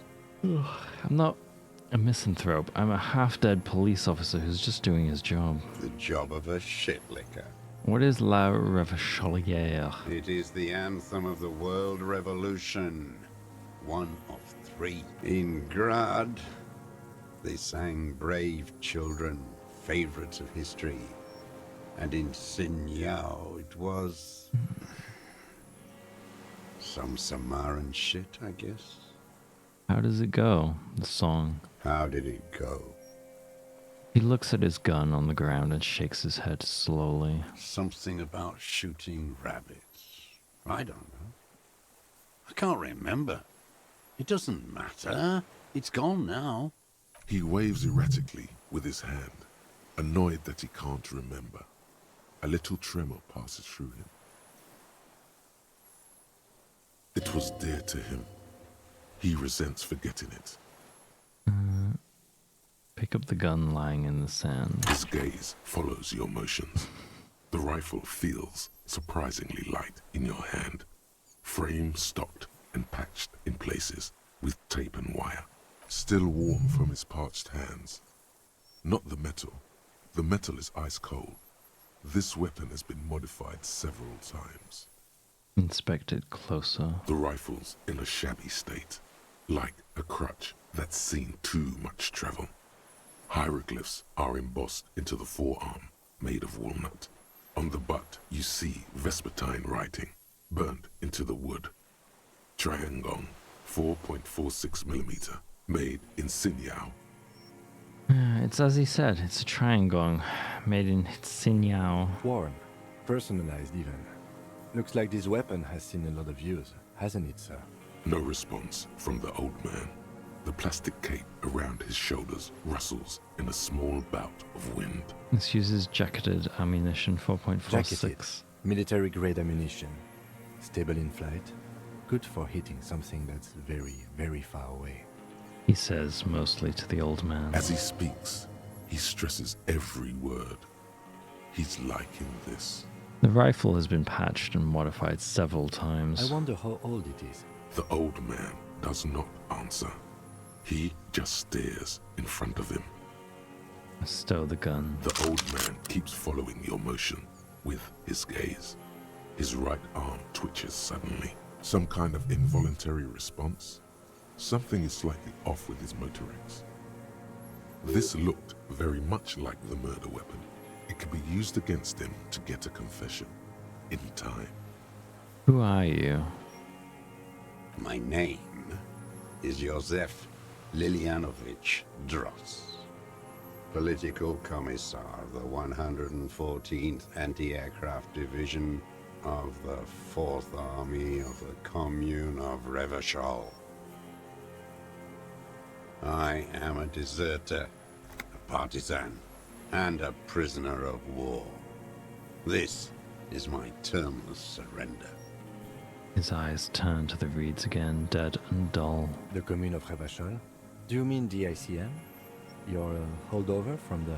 From the Insular Indian Citizens Militia. The Army of the Revolution. The war's over. I was recruited in Jamrock in 07. Trained in the École de Contrôle Orient. And consigned to emergency defense duties in 08. I left my unit on the eve of the landing. When I returned here on May 14th, the Commune had fallen.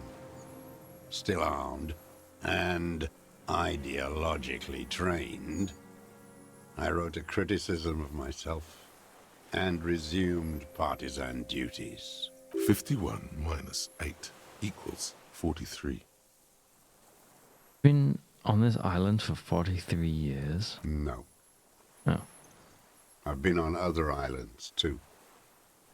Oh, that's fine. I was in Resurrection until they turned it into a spa in 18. Then I was an E-48, a nameless sound, until the sea washed over it. Then I came back here. That was 22 years ago. So you've been hiding here for 43 years? 43 years and 10 months.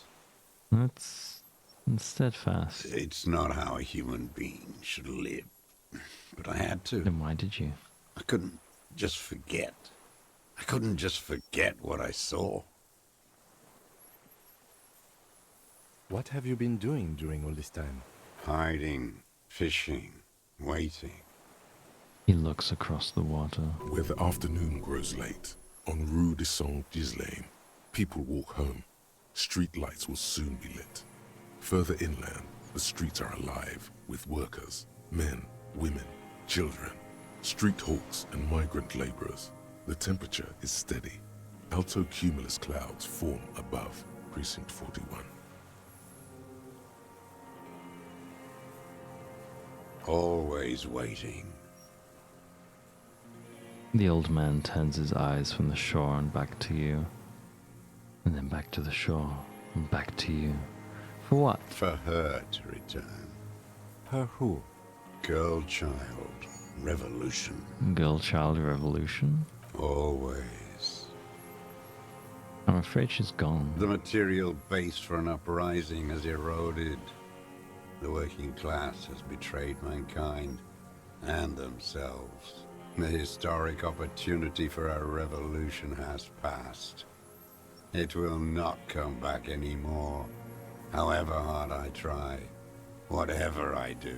You said you deserted your unit. I was just 16 years old, 15 when I volunteered. I had a lapse of faith. And of courage, too. A lapse of faith? You could say I misunderstood the historic role of the proletariat and thought Mazovian socioeconomics were fallible. For a second, I doubted the irreducible laws of historic materialism. A second is all it took. For what? For reaction to take hold. It wasn't a reaction, you were just afraid. It's the same thing. You haven't seen it. Not really. Not naked. It's impossible not to be afraid.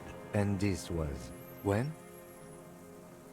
The lieutenant instinctively looks to his notebook, but does not take it out. May the 13th, 08, 44 years ago. The horizon was black with coalition airships. Their petroleum rose to the sky, and it looked like it formed the clouds. Storm clouds. When they started shelling, it was dark magic. Dark magic? The combined might of international capital. All at once, all the greed and terror in the world tore into Revachol. It lifted streets from the ground and turned houses into ghosts. We were in the Flak Tower.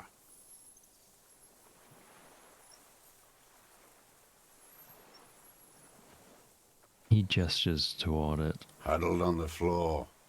The artillery was 80 kilometers away in Ozon, but I knew the commune would fall. We would all be turned into ash. So I said I was going to the map room. He looks east. Then, what then? I ran.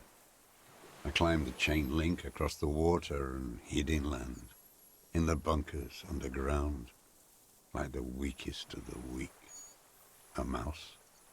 Frightened of the ordnance all night. And the sound of the rotors in the morning. Whirring. What? He looks at the sky. What was that? Airships. I climbed out into hell. The landing was complete. The chain was submerged. I had to swim back. The fortress was half submerged too. Shattered. They'd all drowned in the lower levels, or got torn to shreds above. The anti-aircraft gun had malfunctioned. So had I. I left them without ideological direction. It was real. I'd seen it. I'd seen it in reality. Seen what? The mask of humanity fall from capital. It has to take it off to kill everyone, everything you love. All the hope and tenderness in the world. It has to take it off just for 1 second to do the deed. To do the deed. And then you see it, as it strangles and beats your friends to death. The sweetest, most courageous people in the world. You see the fear and power in its eyes. Then you know. that the bourgeois are not human. Oh, God.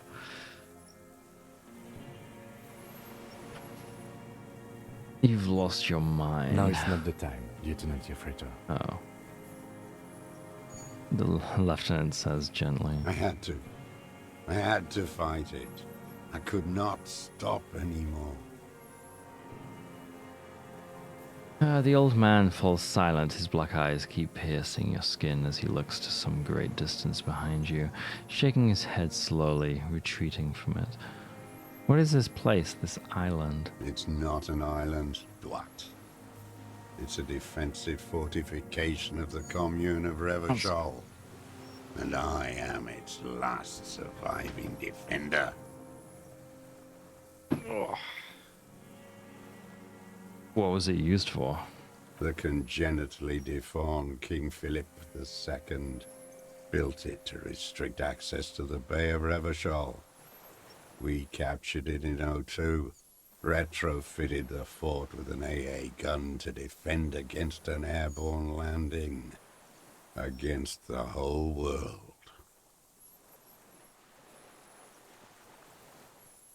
You mean the landing, retaking of Revachol? Coalition military called it Operation Deathblow. I later found out on the radio they called it Deathblow. You're one of them. Tell me, who speaks like that? We had 50 million people on Caillou alone. First, I am not one of them. Sure you are. You're RCM. What? Answer me.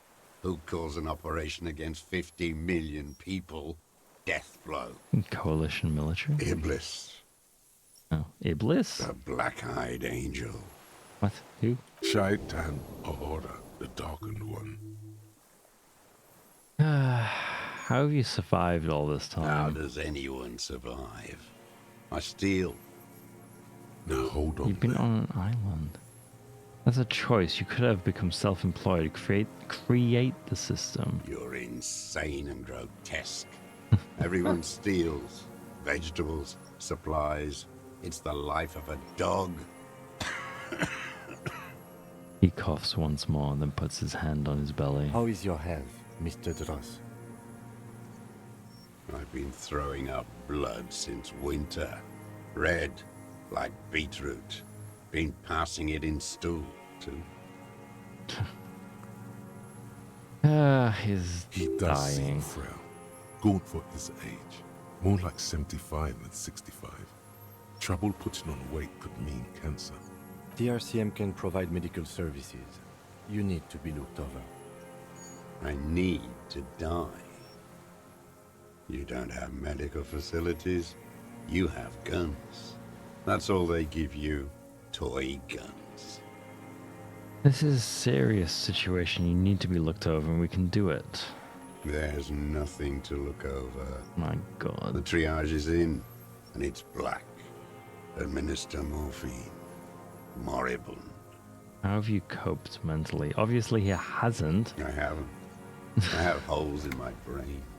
Years missing. Others filled with pain only. A decade of... His eyes roll into his skull and back. I don't even know what. Inferno? I also live in hell. At least you know it. The traders of this city turned the lights back on in the 30s, after the fighting stopped. Ruins, glittering in the dark like a fucking merry-go-round. It's disgusting.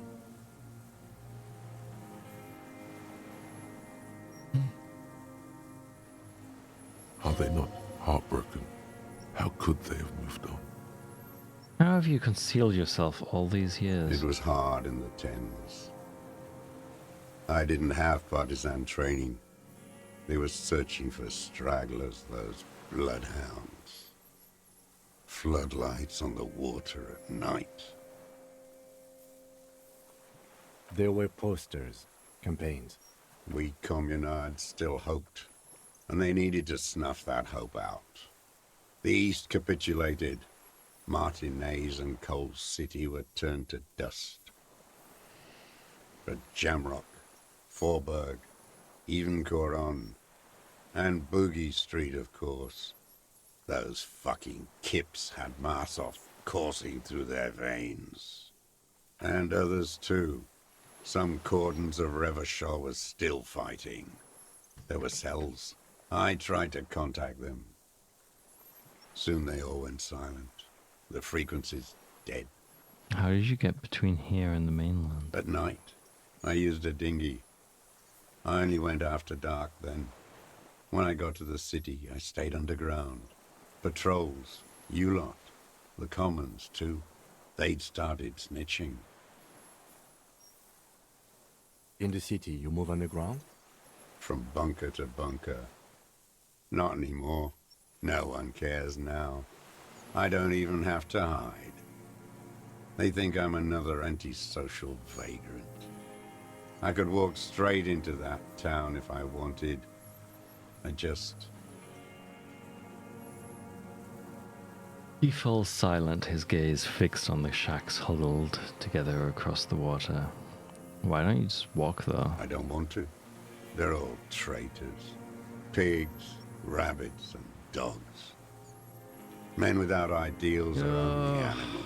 This is so... He does not want to see life moving on. People forgetting, drinking, laughing. Lame.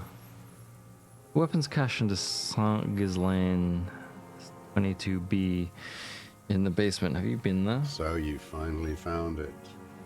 There must have been a small squadron's worth of arms in there. Elmer Graves, right?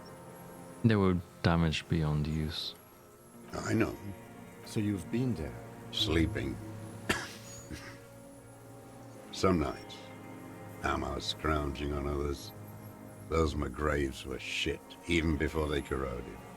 Some had bullets in the chamber, however. You feel the dots connecting. Little dots on the map he's walked across. There's a small bunker under the Feld building. Have you stayed there? The propaganda bunker. I used to, but not anymore. Propaganda bunker? They stored leaflets there. Broadcasting equipment, too. Made broadcasts, I think. Propaganda officers. I buried them with their leaflets. They killed themselves. 2 young boys. A lot of our boys did. I spent some winters there. Never liked it.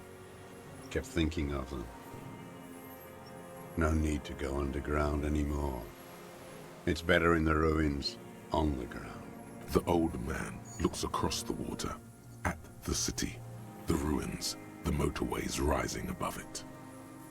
You said this is your termless surrender. You're with the RCM, the coalition-appointed mob that enforces bourgeois morals in Revachol. We're not coalition appointed, we just try to help people. You're the RCM.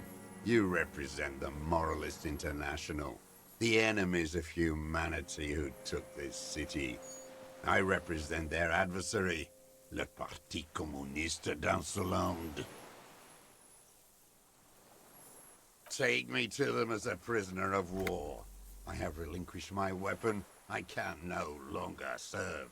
No superiors can relieve me of my duty. You bulldoze them all to a mass grave for trying to free humanity. His hand shakes and he breaks into a coughing fit.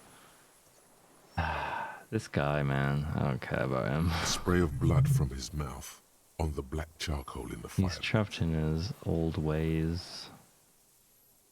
Rene, the royalist on the coast, said, He never signed the Revolutionary Instrument of Surrender.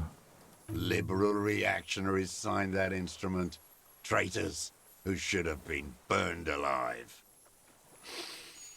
I answer to the Communist Party.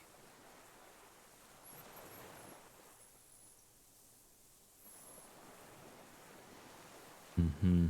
Is that part of why you've been here all this time? Because the party didn't surrender? I think it's hypocritical to call them traitors. In all honesty. Like, they were obviously trying to make sure loss of life was minimal. And yet he's just here hiding. He just wipes the blood from his chin. That's insane. You're insane. Radio shows, speed racing, sporting goods.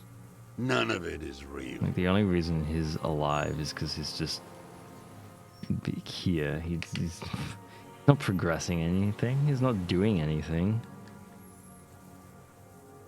You're a communist soldier from the communist army. No, I am not a soldier. I am an ideological officer. I belong to the party, not the army.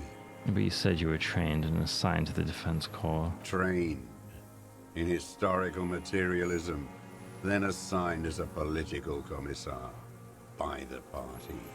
These things used to mean something. Wait, what does a political commissar do? The old man does not answer. He tilts his silver head and looks at the reeds. You see a small tremor pass through his legs. His job was to assure the army answers to civilian control and follows the ideology of the commune. The lieutenant says softly. Scientific communism. A commissaire politique is a night philosopher of the revolution, a future human. Awakened from shutdown by the promise of ideology. That means you're a trained communist, right? He nods slowly. Then another tremor. I'm also a communist. No, you're not. You're a liberast. A liberast? A liberal and a pederast. It's what most liberals are. I'm not a liberal. I told you I'm a communist. Detective, we have not come here to discuss ideology. He turns to the old man. We have come to ask questions regarding a murder investigation. Yeah. The old man spits into the fire pit. He does not say anything more. A jitter passes his lower body. The expression on his face is unreadable. There's some sort of interference there. Neurological? Yeah, I have another serious question for you. There's nothing serious in this world. What have you been It's using a farce. What have you been using this gun for? I've used it for killing people. Oh, really? Here we go. A trail of blood. The lieutenant smells it too. Killing people? It's a gun. That's what they're for. You want a moralist euphemism? Defending your family and your property. I haven't done that. Oh. I've used it to kill people. What kind of people? Interesting. During or after the war? There is no after the war. Yeah. Class war is never over. So he's continued killing after hostilities ended. Okay. This is it. You can feel it, like battery acid on the tip of your tongue. Something you haven't felt in a while. But what? This is what you live for. This is the shit. The solution. Go in straight. No euphemisms. He doesn't like those. No. Be careful now. Slow and steady does it. Make him repeat it first. Don't mess this up. Remember, he wants to tell you. Get personal.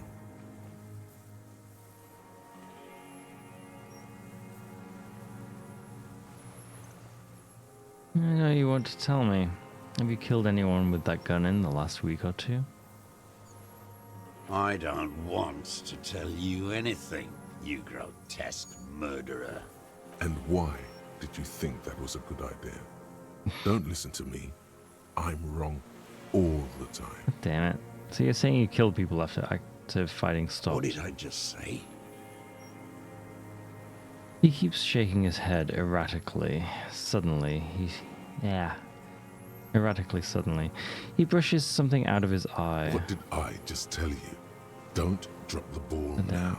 All of these don't work. Did you use that gun to shoot and kill a colonel of the security contractor Crenell? The who now? He leans in and cups his ear. He heard you. He just wants to hear you say it again. This is dramatic flair on his part. Right choice. We're in. Do it, sire.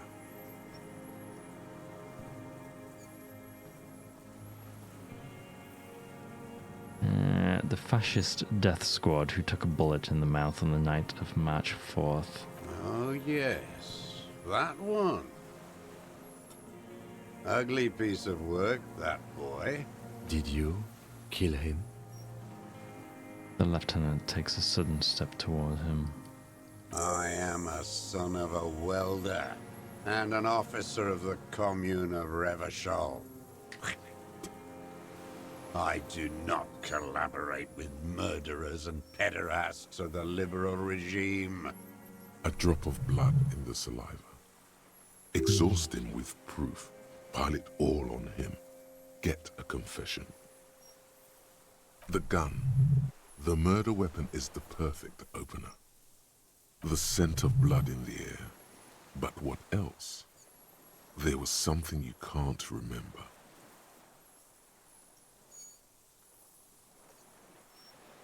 I don't need your cooperation. I've got this. Not a lot of guns around that use military-grade ammunition, are there? It's a real gun. Not like your little musketeer pistol. I've seen you prance around with that. Jumping hoops for the liberals. You look like imbeciles. Why don't you ask them to give you real weapons? God damn it. Going against automatic rifles with these toy guns. Of course you got those boys killed. Excuse me? I think we did pretty well. Damn, he saw you. He's watched it happen. He would have a good view of the tribunal from here. It's not just empty boasting. We saved them. And we saved a lot of them. Their leader, Titus, we handled that situation. You didn't handle anything. I watched it happen. You let those murderers rip right into them. Got most of them killed. Even the fat I sort of probably deserved it. I don't None know. of those people mean anything to you. The vultures feed on this city, and you prepare the meal for them. You're getting diverted. Push the gun. Only the gun matters. So you watched the fight? Did you like what you saw? The mayhem. It was all your doing, your plan. You got them killed. You don't know anything. A twitch runs across the right side of his face as he stares the lieutenant down. Stop changing the subject. We have the murder weapon. You know what? You're right. I'm convinced this made the shot. Should we call it? The lieutenant looks at the weapon demonstratively. You think we have the murder weapon? 4.46 jacketed ammunition, modified for range. We have it. This is it. I'm calling it. We have the murder weapon. Good. Oh, damn. Okay. The lieutenant takes out his notebook and draws a single line. This feels good, doesn't it? Tearing things up like this. When you have the murder weapon, you have the killer. Murder. The old man does not say more. He just glances into the reeds and twitches once more. Come on, what am I forgetting? Wait, here it comes. The goddamn Maybells. The dried Maybells on Clausia's roof. Oh, yeah. There were Maybells in the grass when you got here, and Maybells on Clausia's balcony, and nowhere else. Nowhere in all of Martinez have you seen them. Okay. Nothing else comes up. You see the lieutenant watch you. Try to stimulate thought processes by hitting yourself. Officer, a word? He gestures to talk to you on the side. Excuse us for a moment, Mr. Draws. I think we may have this. The lieutenant whispers, then gives the suspect a short glance. Do you think he did it? From nothing to this in a day. This is good, Lieutenant For Jeffrey. nothing? We just need a confession first, and then maybe a solid motive later. We've been inching towards this all the time. I'm slapping myself to get ideas. I can see that, yes. I'm not judging. Yeah, okay. I'm trying to get him to confess. Yes, good going. That should be our first priority. How do you think the questioning is going? Good. We are doing very good. He wants to confess, I can see that. We just need to pile it on a little more. The more we have on him, the closer he is. You hear that? He thinks you're this close. What am I missing? What haven't I done? Ballistics. Let him cook here for a minute or two. We can have another look around the island for a sniper's nest. I think we should check out the post. Oh, God. Okay, let's do this. Remember, he wants to tell us, but he doesn't want to help us. It needs to look like we already have everything.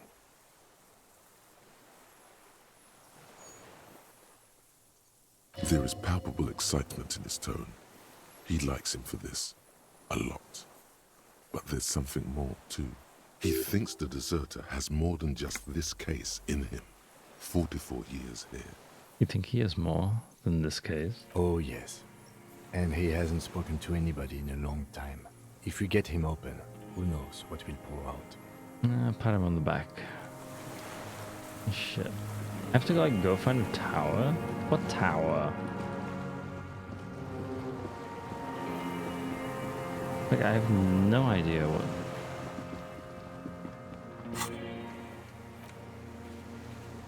You need at least 3 examples of proof to show that you have him anyway. There's little point in his resistance. Fuck. What? The fuck evidence do I need?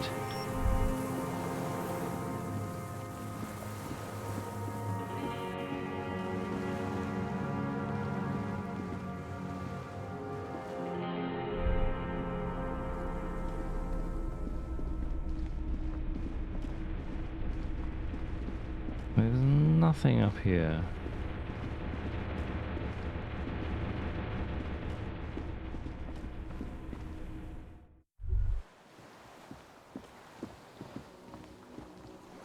That's on the other side, okay.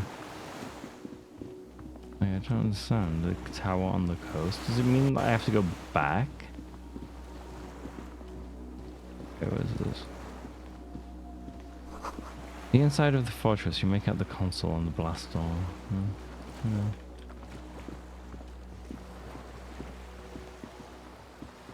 Yeah, I don't know.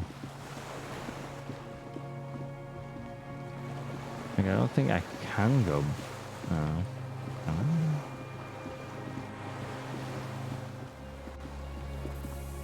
I? Like, can I leave? The skiff is swaying on the waves, but... Are you sure? There are things we still need to do here.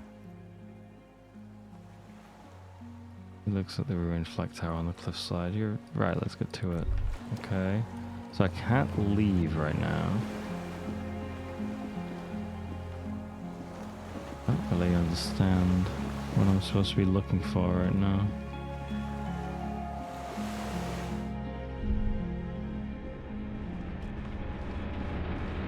Like, there's nothing here particularly. I've already looked at these documents. Soft covers. It's still locked.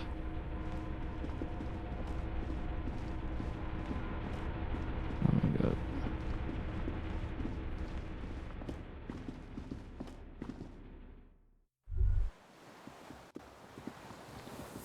Like, I don't know what evidence I'm supposed to be finding. Like, that's not very clear.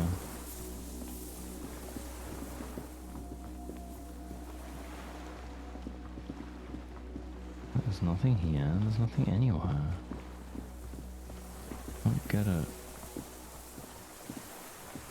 Why tell me that the depot that supplied this chain is long gone from the coast? Yeah, okay. Yeah, like there's nothing here, so I don't get what the game wants me to do. Like, why tell me there's more evidence to get when there's... As far as I know, there's nothing here. I already looked at this. A dim golden glow animates the console. Faint, like a ghost light. Urgence ouvert reads one dial key.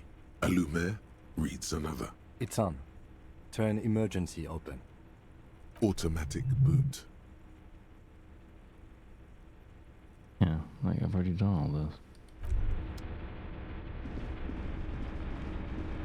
Don't really understand.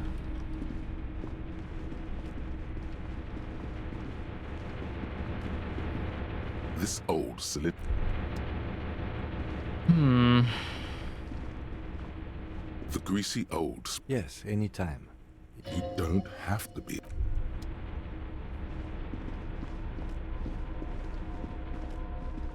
Maybe it's just inconsequential. Like, it has to be, right? There's literally nothing I can look at.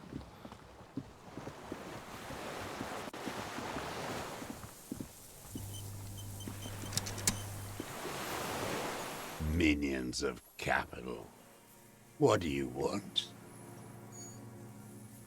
Josef Lilianovich Drosja. Okay. Assess his body language. Forget. Composure? Rain. Can I get better composure? I don't think so. -1.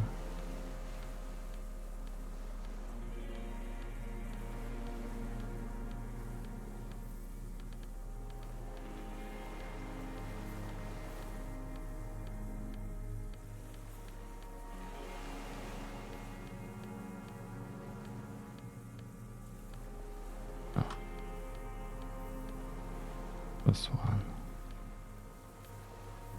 +1. Okay. Minions of capital. What strikes you about this gaunt man is not the stomach pain, or the cough, or the malnutrition. For a man who spent 44 years hidden in the urban wild.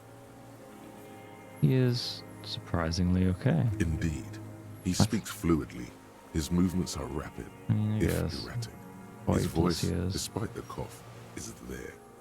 It is capable of expressing complicated ideas. Above all, he seems animated. Animated by what? It's a mystery. This animation comes at a cost too. Erratic hand gestures, thought processes cut off like threads, as he just stares at the logs or the reeds.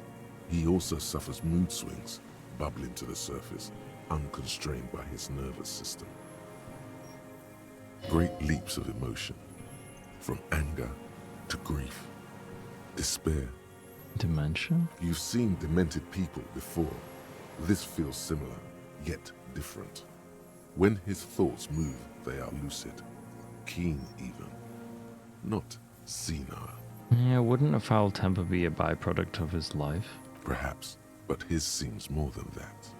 The inner turmoil takes unexpected turns, as if forced on him in a way.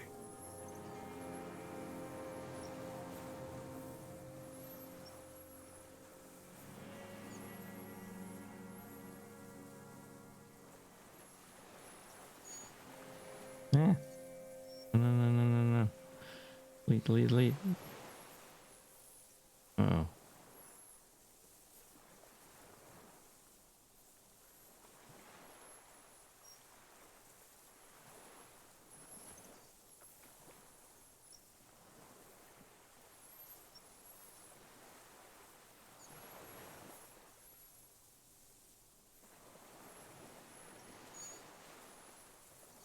In summary, you sense some underlying neurological disorder.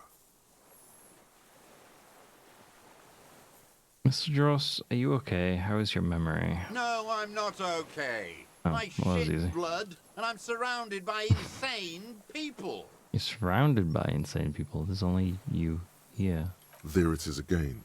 Erratic hand motions, bouts of rage, and the stomach thing too, of course. One more time, Mr. Dross. The Colonel... we need to talk about you killing him. Petty bourgeois law. This is all you care about, right? The only thing in the world for you types. You've murdered someone. Like, holy fuck. A drop of blood in the saliva. Tear into him again. Pile it on him. Maybells. Behind the victim's window, I saw them growing here. Damn Maybells. The whole island is turning white with them.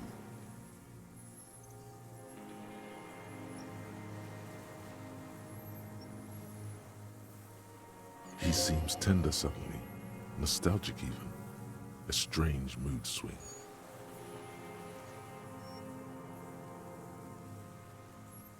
So many this year too.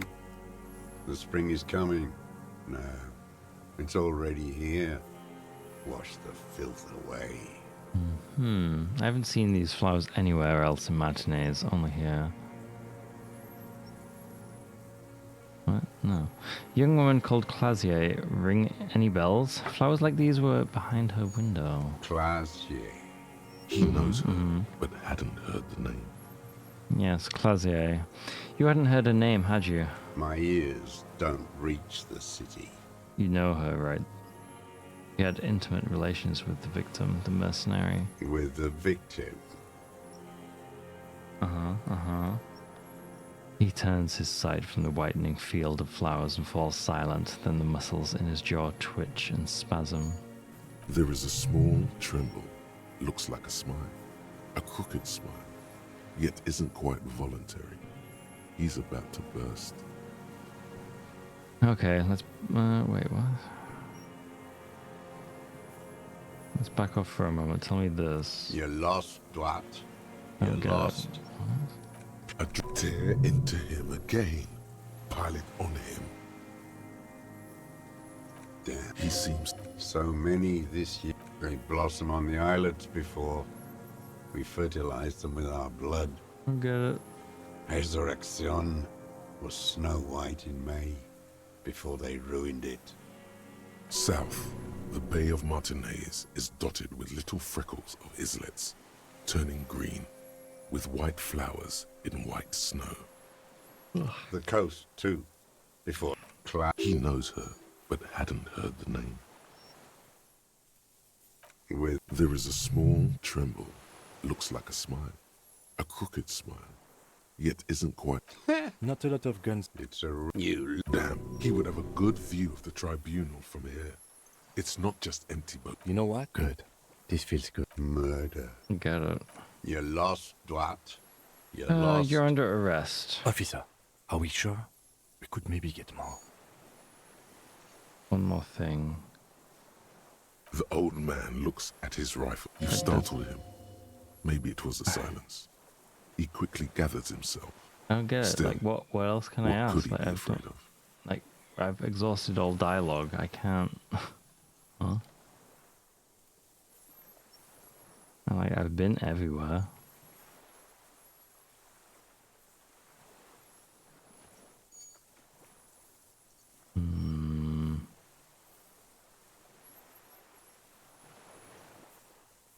I have no idea.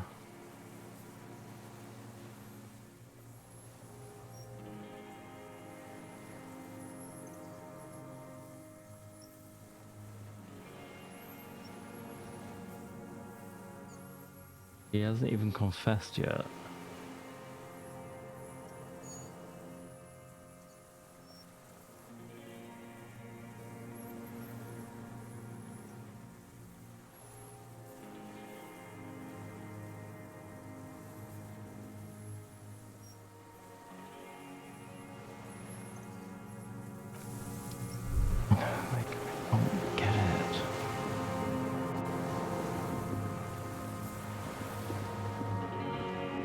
Obviously wants me to go back to the tower, but like I don't know what I'm supposed to do in the tower because there's just nothing there.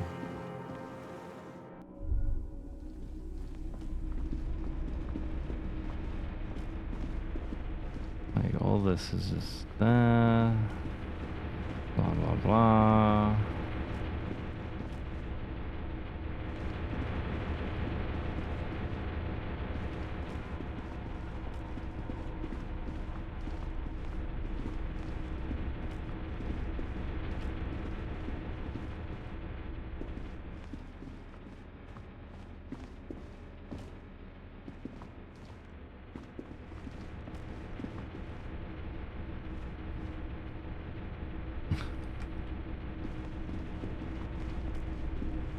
Get it. Soft covers. Do anything with this. The greasy old spring mattress lies in the corner. Can't do anything with that.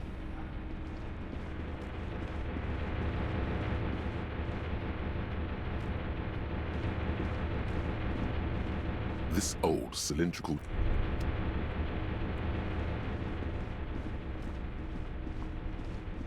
I don't understand. I can't do anything with this. A dim golden glow animates. With the door open, the dial switch has locked into place. A security measure of some sort. Like, what am I supposed to do?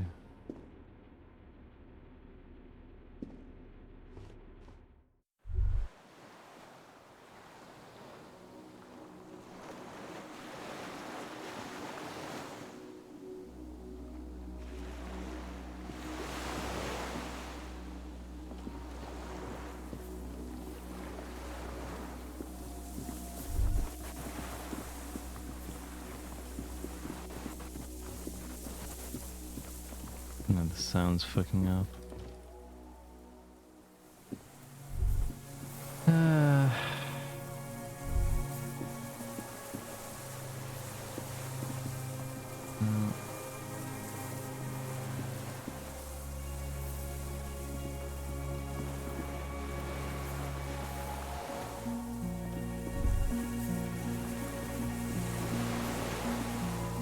At the point where I'm gonna have to look it up because it's like I don't know what the game really wants me to do. Like it says go back to the tower, I go back to the tower, and there's just nothing here. I've clicked everything, there's just nothing happening. Soft covers. Let's have a look.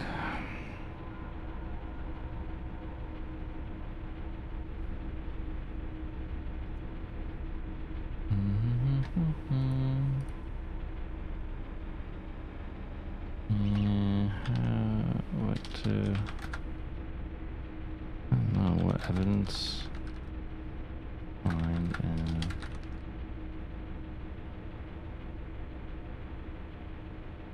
oh whoops, I need to put Disco Elysium again.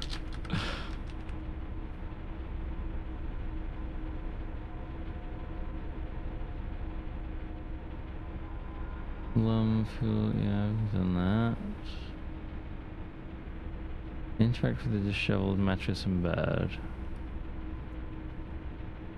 Examining this clears to determine where the shot came from quest and confirms this is where the shooter was stationed. What? I've interacted with this. The greasy old spring mattress lies in the corner. But I don't get that.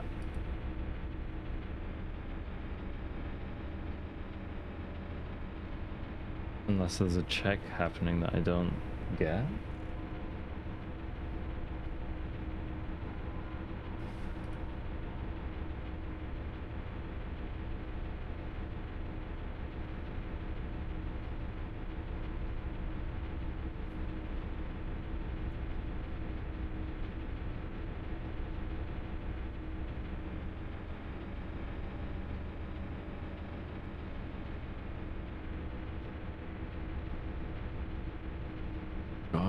Reddit is like, I don't get what Reddit's so slow for me, right? Like the past few weeks, months.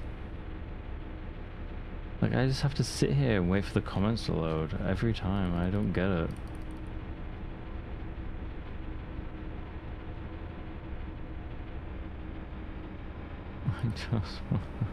I just want to get the evidence. What the fuck? Have I already got the evidence? I don't know. Like it says I need 3 examples, but it hasn't shown me the examples that I've got. So that's super annoying. First off, you cannot have screwed yourself over at this point. You were able to finish the game. You can do better with more evidence, but you shouldn't panic. Not the actual question, yes. It's possible that maybe super. 2 variants, one where you actually have the Maybells, and one where you don't. I assume you don't because you would meet both requirements for that line. Unfortunately, I don't see the dialogue says the last variable to be true. My guess is that there's an orb somewhere as you walk up the there's possibly with some minimum perception requirement. So this is variable when you click it. My perception should be pretty high though. I can level it up some more. Look at it. The greasy old. Nothing. Possibilities I can think of are the willing of blah, blah, blah. They have some awesome murder weapon placement at the scene of the crime. Motive. How do I place him at the scene of the crime? I just don't get it. It's kind of pissing me off now. The desert confess you have to present.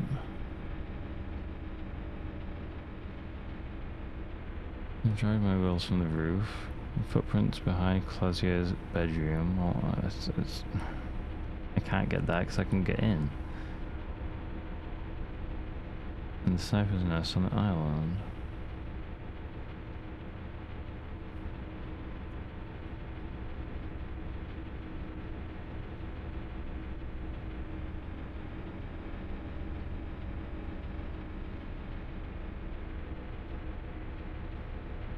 Yeah, I don't know if I'm going to be able to get a confession then at this point.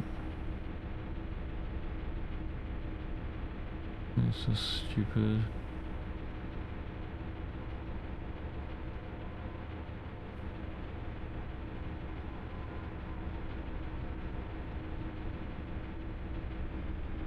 See. Can I get a different line of questioning?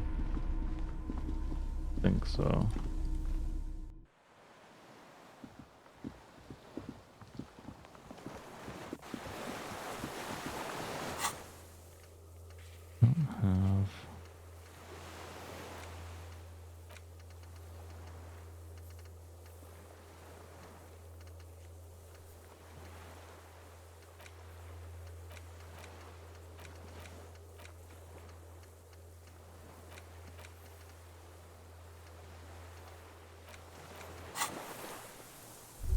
I don't know.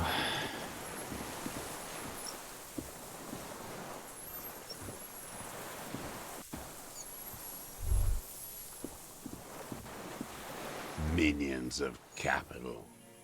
What do you want? Real music. You don't understand anything. A drop of tear into him again. Pile it on him. Yeah, I only have two. Fuck.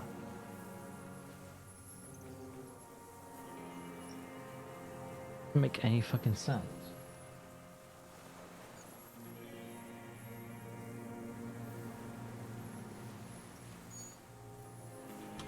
Like, how come I can't deduce that the bullet came from this island? Like, huh?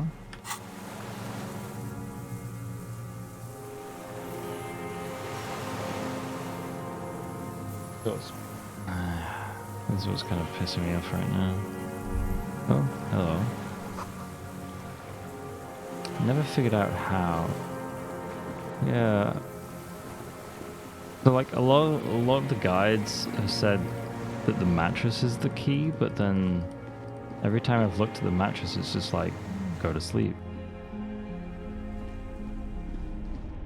So I don't know if I have to go to sleep multiple times or what. The greasy oak. Maybe it's better to get back to the mainland. Rest there. Maybe it's better to. Wait.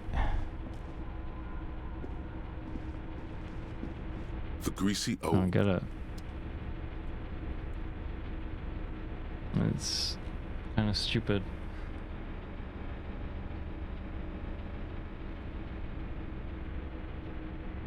I'm trying to see if I've missed anything, but obviously I have, but I mean not like here.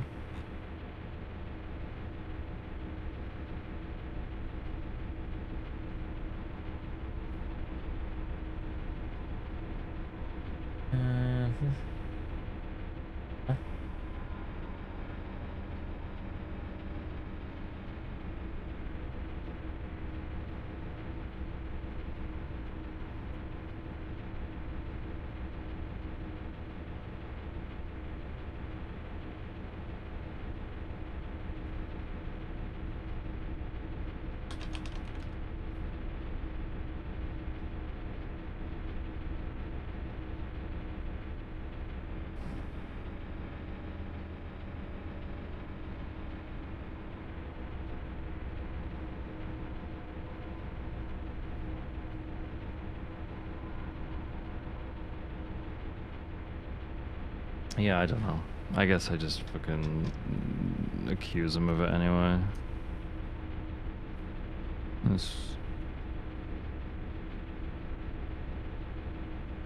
The sniper's nest is a small structure with firing slits, a mattress, and cigarette butts. What? I haven't. What?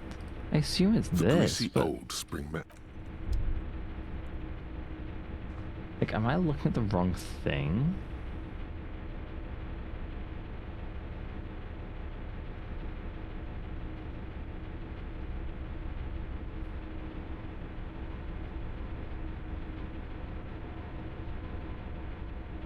Like, I don't get it. Where the fuck? Okay, let's just. Where is the mattress?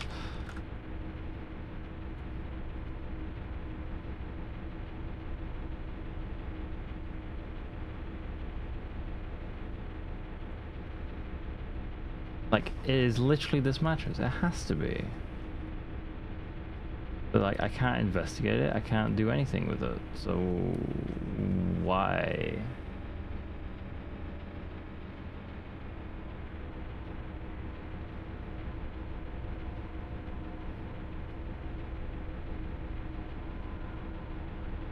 What? Okay. Once you reach the island, go through the destroyed flag tower and take the southeastern exit. I assume this is inside a dilapidated ruined tower bunker uphill to the northeast. But there's no entrance up here. I can't go any further than this.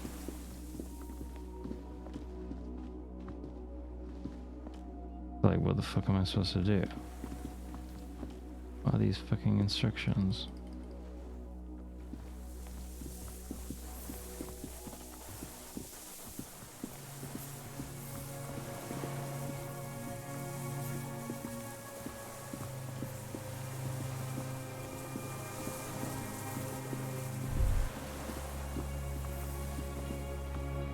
Like, is there another tower somewhere?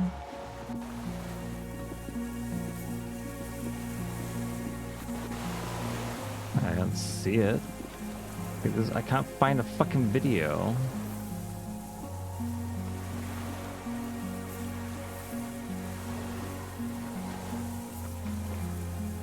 Alright. There's a video here, but I can't.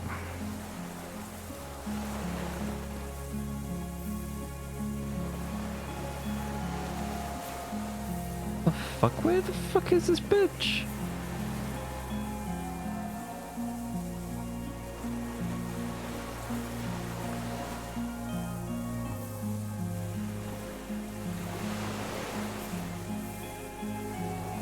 Are you kidding me?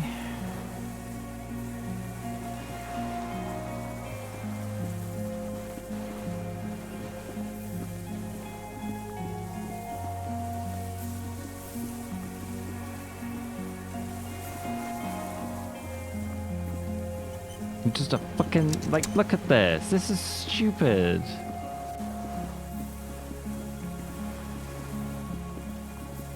Like, because of the time, like, I can't see, I just can't see here. Like, whatever. The pain in your pelvis makes you wince, then you continue. Yes.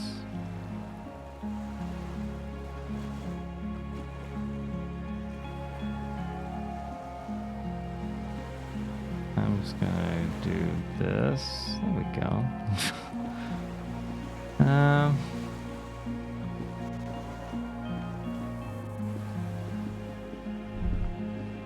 Oh, that's fucking bullshit.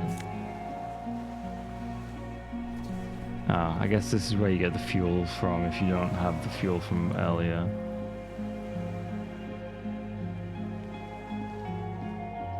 There's a rain-soaked mattress on a concrete slab, only half covered by the crumbling roof. At the head of it, double embrasures, firing slits like two eyes in the wall. B triple prime. This looks like a good place to shoot from. Inspect the mattress. A single-person mattress, modern, civilian use. Brand name, Marjorie. There's a fuel stain on the cover. along with cigarette burns. And an empty can of beans on the ground next to it, filled to the brim with cigarette butts.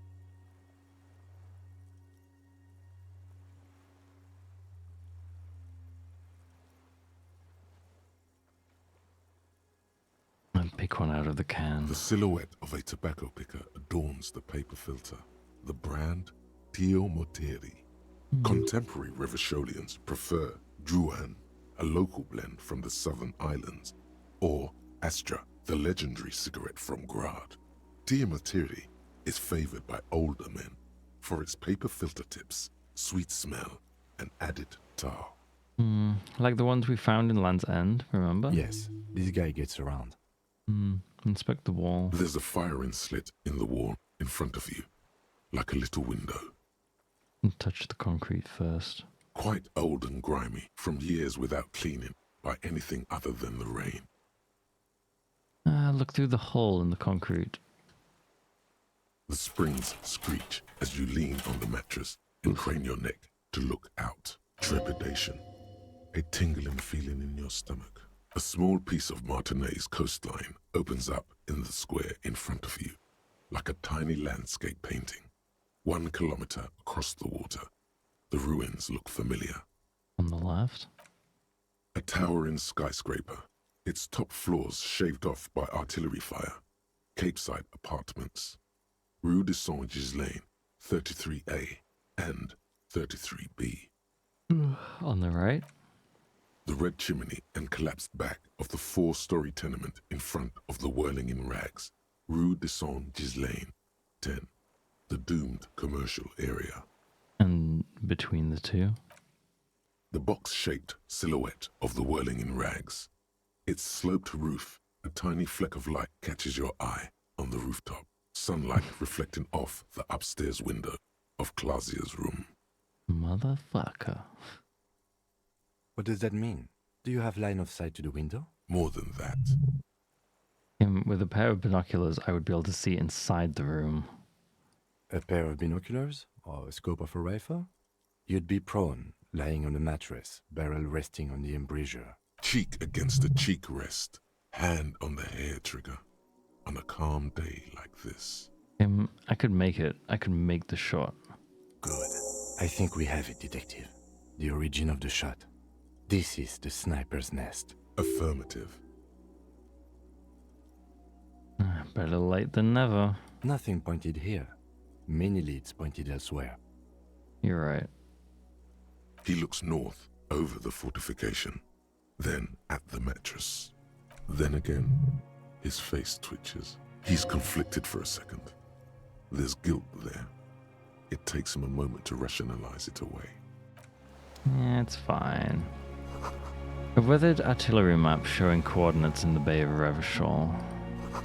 An old Murchison cabinet newly stocked with Jaromine.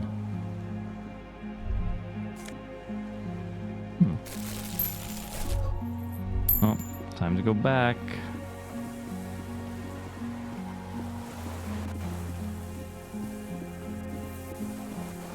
Oh, that was such a mess.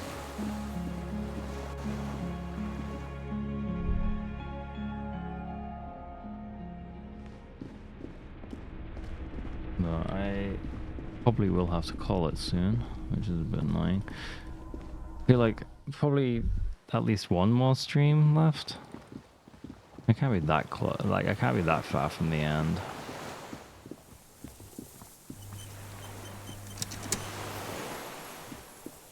Minions of capital. This is basically the end. This is what I mean. Like oh, just one more hour, I swear.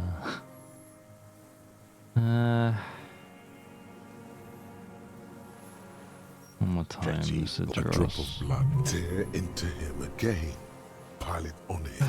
We've done the ballistics. The shot came from this island. I saw you poking around there, looking for evidence. You're damn diligent when it comes to dead fascies. Did you like the view? You had direct visibility. There are embrasures in the concrete, specifically meant for a top follower to use. And you had a long-range rifle in your possession. The lieutenant softens his voice. You've been here a long time, Mr. Dras. Too long. You clearly need medical aid. I'm ready to die. I've done my part. Okay. He's practically admitting to it. Dead fascists for fascists. Done his part. Okay.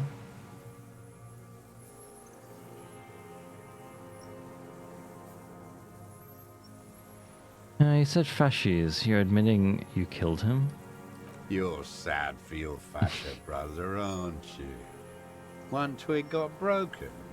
Now the others are sad.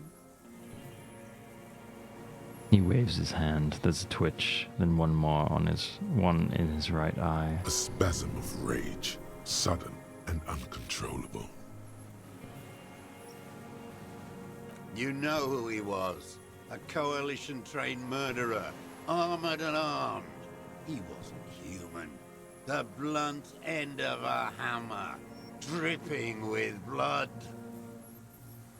He was a killer, but he was still under the protection of the law. Beating us to the ground, moaning with joy. You hounds get so thorough when a company-trained killer dies. I haven't seen you on this coast for 40 years. You know, maybe I should have killed one sooner. Got your attention. Now you stop beating druggies and prostitutes in your basement. Now you come to investigate. Not when they die by the hundreds. He breathes through flared nostrils. This is it. Shot him. Shot him. Say shot him, not killed him. And so you shot him. Oh, the inhumanity. One paramilitary less in Revachol. You can almost see him squeeze a tear out of his eye. His fists begin to tremble from the anger. The lieutenant raises his right arm to hush you, while the lieutenant listens, holding his breath. Just nod. I had them in my sights. Both of them. Him and the whore. I was breathing with them. In phase. Damn. And I pulled the trigger No and flew sex. on the air until I landed in his mouth. Oh. He begins to smile. I didn't think I had a shot like that in me anymore. I did. I saw him kneel there with his mouth full of death, and that stupid look on his face. And his dick still in her. Then what? Nothing. I went to sleep. Next morning there were Maybells everywhere. The world was white. Or what's left of it, anyway. My last spring here. I knew the fascists would come to avenge their own. And so they did. Mr. Dras, are you aware you're confessing to murder? The lieutenant asks after a second of silence. Yes. There we go. A single word is all he gives. And you were looking at Dan, the victim and a young woman, having sex, through the scope of your rifle that night? Before you shot him? The lieutenant takes out his notebook slowly, very slowly. The old man nods. Why? Because that's what they were doing. He shrugs, then smacks his lips. The motive. This is where the motive is going to come from. I don't understand. Do you, detective? I don't understand this part. Why were you looking at them that night? I'm always looking. He cocks his head to the side and turns his eyes to the city. Another tremor passes his right side, lower in intensity. Are you always looking through the scope of a rifle? I'm just trying to understand. A rifle's scope has the best magnification. Helps him see all the shit. And if you don't like it? Click. Huh. If it's part of the shit, you see. Then you pull the trigger? Yes. Think of it as a form of critique. He will not stop now. These dialectical materialist types never do. Exploit it. You got him going. Connect every little piece now. Wrap this up like a gift. What specifically did you not like about what you saw the night of the murder? Them. Fucking. I didn't like that. So you were jealous? Jealousy is a reactionary concept. I didn't like the Reaver enjoying himself. Drugged out, soothed in the arms of a young woman. I wanted him to die so he could not enjoy life anymore. And I wanted to see his head explode. That too. She should know better than to hold a child murderer between her thighs. I knew he'd be there for one more second, writhing. That's all it takes for the bullet to reach his head. Now that I think of it, I wasn't aiming for his mouth. I wanted his brains to spill out on her. But you can't have everything. Jeez. The caliber of bullet he used does not do that kind of damage. How long had you been watching her? Since she came to Martinez. I saw her sneaking in the reeds early in the morning, behind the Fell building. It was dark, still winter. She didn't have her skimpy outfit on then, just a spot in the night, moving. Past the Fell building on the coast? What was she doing there? Hiding something in the water. She had a fag after she'd done it. I was up in the ruins there. She couldn't see me, but I could see her, smoking. She was nervous, but not scared. What do you think she hid there? Her passport and tickets to Villiers. And from there to Cachet Brut. In the free state of Semonine, hidden away at the edge of the earth, near the Pale. This is the hidden boy she told us about. You looked into it? After she was gone. He nods. Did you keep what was in it? When we found the submersible, it was empty. No. Why would I do that? I didn't need tickets to Villiers. I put them back. If I wanted to extort someone, I'd do better. This implies that he's thought about extorting her. Also, a little inconsistency here. He was surprised to hear her name Clausia before. Would he not have seen it on the documents? Maybe. Hey, sure, we checked the submersible. There's nothing there. Why would I need that trash? I'm not going to Villiers. There it is again. The strange neurological state he's sometimes in. You saw her name on the passport, but before, when I said her name is Clausier, you didn't seem to recognize it. You didn't say Clausia in there. He shakes his head. What did it say her name was in the passport? Oh yeah, it said something else. It was something. I don't remember. It was dark that morning. I only remember her face on the photo. Moving on, did you continue watching her after this? I did. She had a face like an archipelago, with those birthmarks, and a body hard and lean and bruised all over, black and yellow. I could see she's taken a beating. I could see who she was, too. A spook, on the run. Revachol's the cloaca of capital now. All the bagmen and arms dealers end up here to do drugs and have sex like animals. You could tell she was a spook from the documents? She had different color hair on the photo and glasses. Forged. Some sordid bourgeois affair. I've heard about this kind of thing on the radio.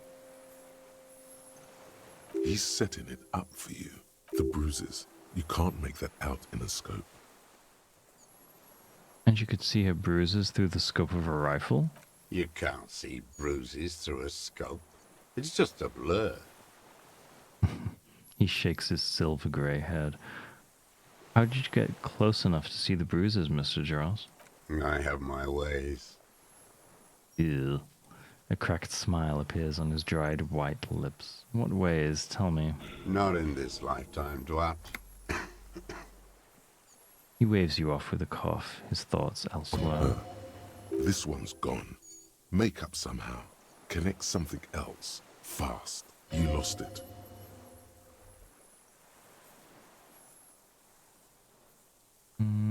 No, it's cool. I've already got him. I don't need to be perfect. No, it's not. Fix this now.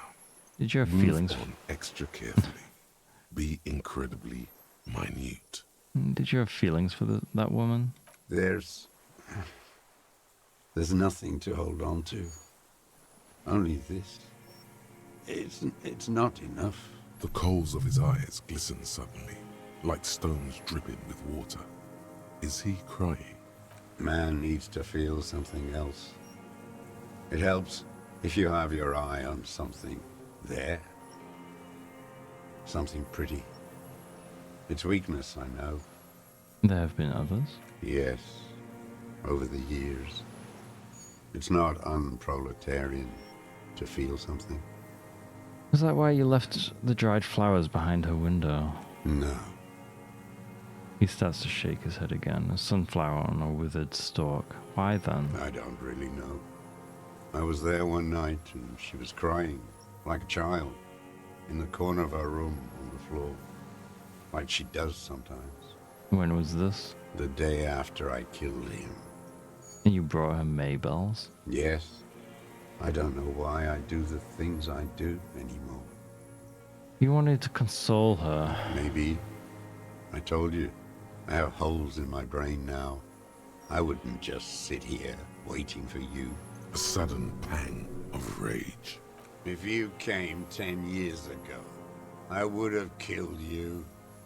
He wipes his eye. In the silence, the lieutenant draws a line in his notes. So in conclusion, it wasn't about him, it was about her. Her. He repeats, staring at the ashes, then the reeds. There's this twitch in the corner of his eye. The lieutenant nods at you. Where is she? That Clasier. I haven't seen her there for days. She got away. We don't know where she is, but days. She literally left yesterday. Good for her. That girl kept staring into the scope, you know. In the end, this last week, kept staring at the island. At night, crying or smoking on the roof. Like she knew I was here. It doesn't matter. Midtown, across the Bay of Rivershell, the oceanic wind washes 40-story towers. Above them, Lucerne Central Aerodrome, a cocoon suspended in the sky by a web of suspension wiring, encircled by hybrid aircraft. Look north. On the platform, a young woman is withdrawing from amphetamines, barbiturates, and alcohol. Yet still, she smiles among the crowd, among the great ghosts of the city she's leaving, for another, far south.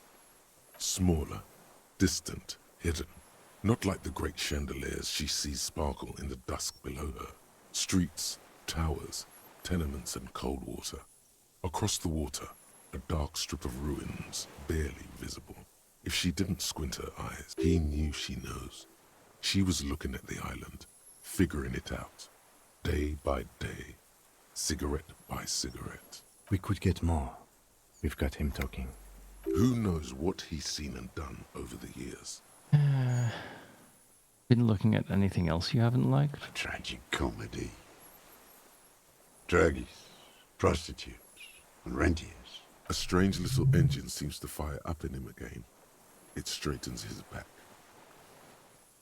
The familiar put of hatred. More specifically? Specifically, the whole city is a charnel house. Stripped clean and draped in neon. But Martinez is the worst. How come? Because of the racists. Everyone is a racist in Martinez. It's their favorite thing to do in the whole world.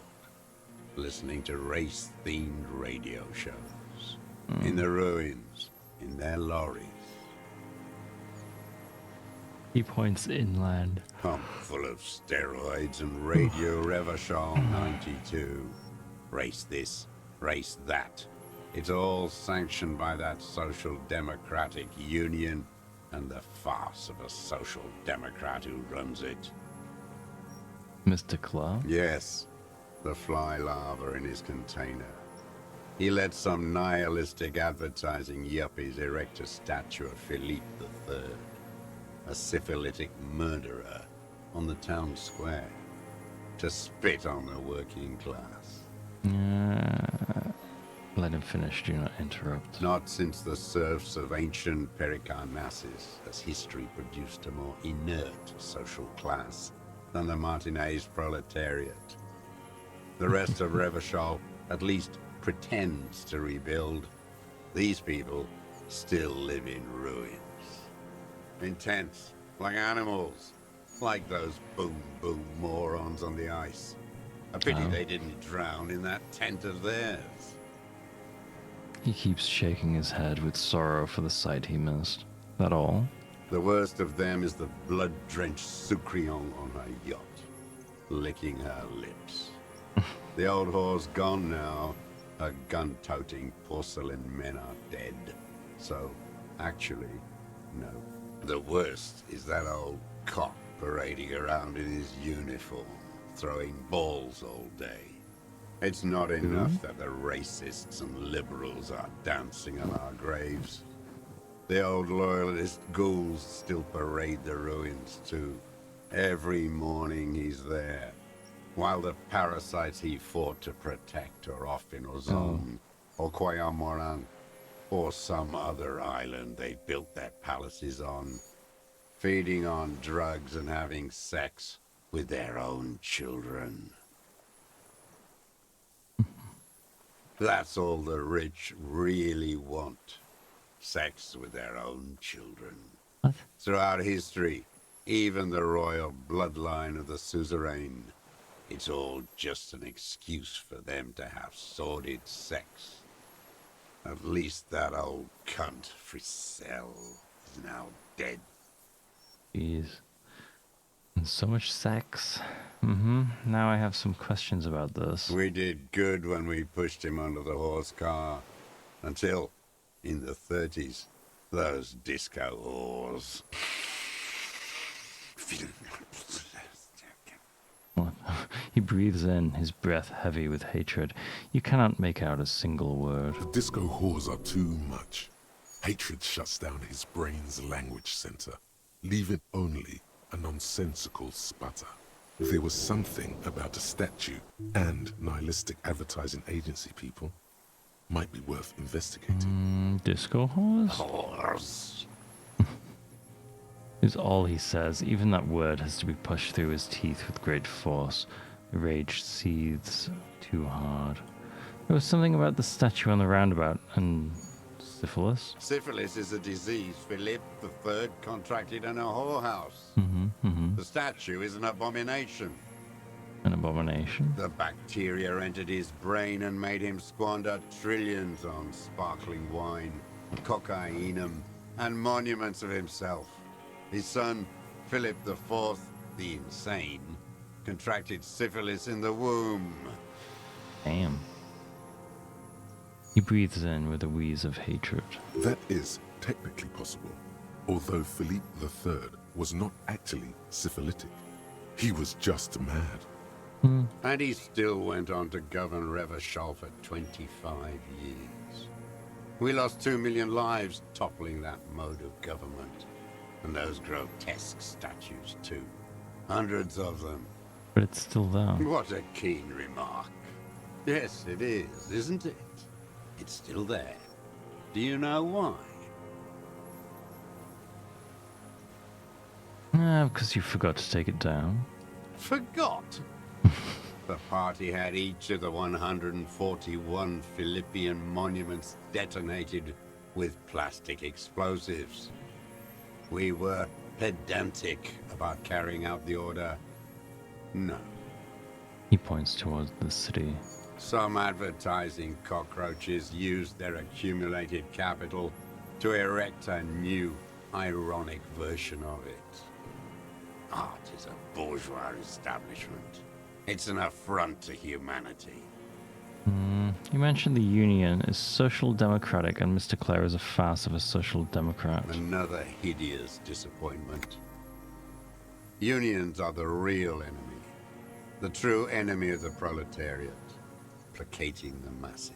Disappointment, so personal. He displays a familiarity with the Union's top brass. Who's a disappointment ever at the club? That deformed toad? I wouldn't expect him to wipe his own ass. I mean, the brains of the operation, the smart one. Edgar. You mean Edgar, Everett's brother? We never met Edgar. He talks a big game about uprising and social base. They must have sent the smart one to some university in Le Jardin, where it's alienation this and hegemony that. You've talked to Edgar? First against the wall with him. He stopped poking at the ash now and just shakes his head. The Clares wouldn't miss a man hidden in their own backyard. Not all this time. Nothing happens in Martinez without them knowing. Of course. Maybe the Clears asked him to. Have you approached them? I haven't approached anyone. I've hid. It was Edgar who came to me. How did he know you were here? He didn't just stumble in like an oaf. He figured it out. Some kids told him about a monster on the island. I told you, he has brains. He points to the path leading to the tower. Stepped right off the boat and walked down where you came. I even kept the door open for him. Thought he was a man of the left. Wouldn't rat me out. I was right about one of those things. Damn. When was this? 20 years ago. Neither of them could walk now, could they? They were less fat then. That's around the time the Clears came to power. What did you talk about? Edgar did the talking. Paid his respects like I were a fossil in a uniform. Offered platitudes about the struggle. Flaunted his pink degree. Even quoted Marzoff. Never trust a social democrat who quotes Marzoff. Oh, and charity too. They love their charity. Offered me blankets and social housing. I still have the gas cooker he brought. And he let you be here? Let me be here? The ZOC is an unlawful successor of the Commune of Revachol. We took this fortification from the Loyalists. Even the Clares understand this. They let him be here. Understanding was a courtesy. But why such a courtesy? Mr. Dross, did you kill the Crenel mercenary for the Clares to incite a riot? You know why I killed that fucker, Dwat. As to Edgar, I'm not doing anything for that swine again. Again? What have you done for Edgar before? Tried teaching him some Marzovian socioeconomics. They didn't stick. We parted ways. Okay, he didn't do the hanged man for them, but he's insinuating something. What was the deal between him and Edgar? The connection comes to you like a splash of cold water. Dark, cold water. 20 years ago when you met Edgar, the Clares didn't run the Union yet, did they? Hey. A sputter from the old man. He acknowledges it. Here we go. A twist behind the dark bend. Who did? That bourgeois cow. Tiffin Holly was her name. Who? Licked the rich man's hand every time he came to town. Never seen a labor leader so hot on mutual cooperation. And money. She liked that too. That Holly was a real bridge builder and a deal maker. His eyes glisten suddenly with hatred. Bordering on sentimentality, it drips out of him, tempered by something familiar to you. A familiar rage. She was also a woman, wasn't she? Like the Clasier. She was. And she was real soft on those money men. Had a Barbara Muscova bag over her shoulder that she liked to bring to work. And then she just disappeared. Called in, they say. On the eve of battle. Ran away. Vanished like a piss stain. He squints and smiles at the black logs. No, that's not quite it, is it? Did she? They say her daughter called in, not her personally. But that wasn't really her daughter, was it? No, I guess it was not. You could swear you see the embers glow again under his eyes on the dust. Edgar, has someone made the call? Why is that, Mr. Dross? She couldn't make the call herself. Oh, Edgar had someone make the call. Yeah, whatever. Here it is, the bend in the river. Why? Because she was dead. Yeah. Just say nothing. Okay. The cow caught a bullet in her right lung. Fell into the canal grasping her tit and drowned. Or bled? Hard to say. It was a sloppy job. And a moving target. She was going home, waddling, dressed in yellow, drunk like she often was. The ruins are black around her, and she had a yellow leather bag under her arm. She tried to cross the canal.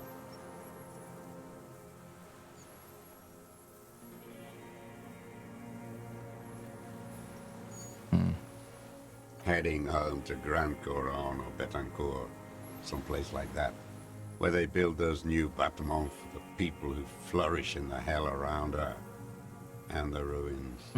You killed her. No, you shot her. Someone shot her. Or maybe the cow just fell. My memory is full of holes. All I know is... Another big spike of rage. Different from the one he has for her. Nothing changed. Not in the material base. Not in the hegemony. There was no uprising. Just words. The Union fizzled. Sogged. Nothing came of it. Nothing. Edgar didn't keep his part of the deal. A sputter again, nothing more. If you were to testify to this, give the RCM something on Edgar, you could walk. The lieutenant says in a voice even calmer, as if it were nothing at all. Would they really let him walk if he's just murdered someone? We would strike everything you've done and process you as a POW. You were in a war. You were on assignment. We could even extradite you to the Samaran People's Republic. A degenerate worker state. Go shit. No, thank you. I'm Revacholian. My days are short. I will rot away here, in a moral intern cell. I will not testify to anything.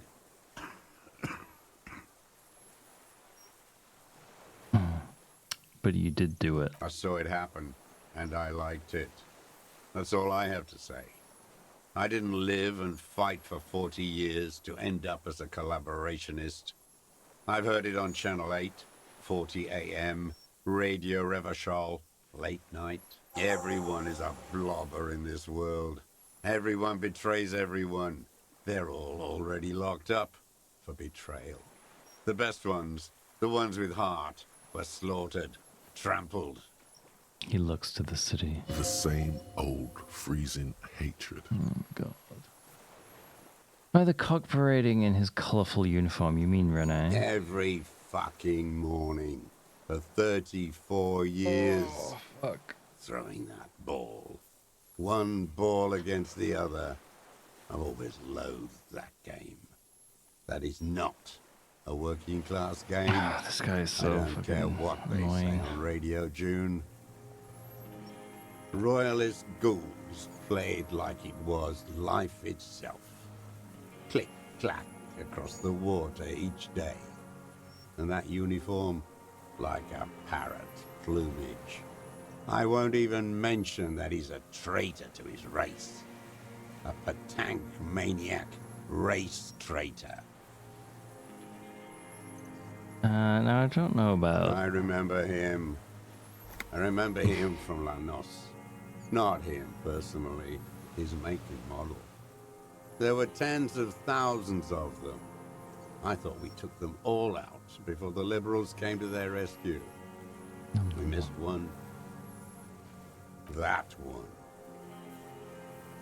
With his shaky finger, he points to the city, toward the crater near the plaza where a lonely pine tree stands. There doesn't seem to be a single person under the pine today. Not even Gaston. Alone. There's no one there. Fat and plump. like a pheasant, just begging to be popped off. Please, Mr. Dross, shoot me. He whispers with such predatory hunger, it borders on longing. You'd like to kill him? Not yet. I like to look at him strut around, place the crosshair on his medals, right on his face. I mean, he's dead. And just fiddle the trigger. Right. Think about it. Let the bonbon melt in my mouth.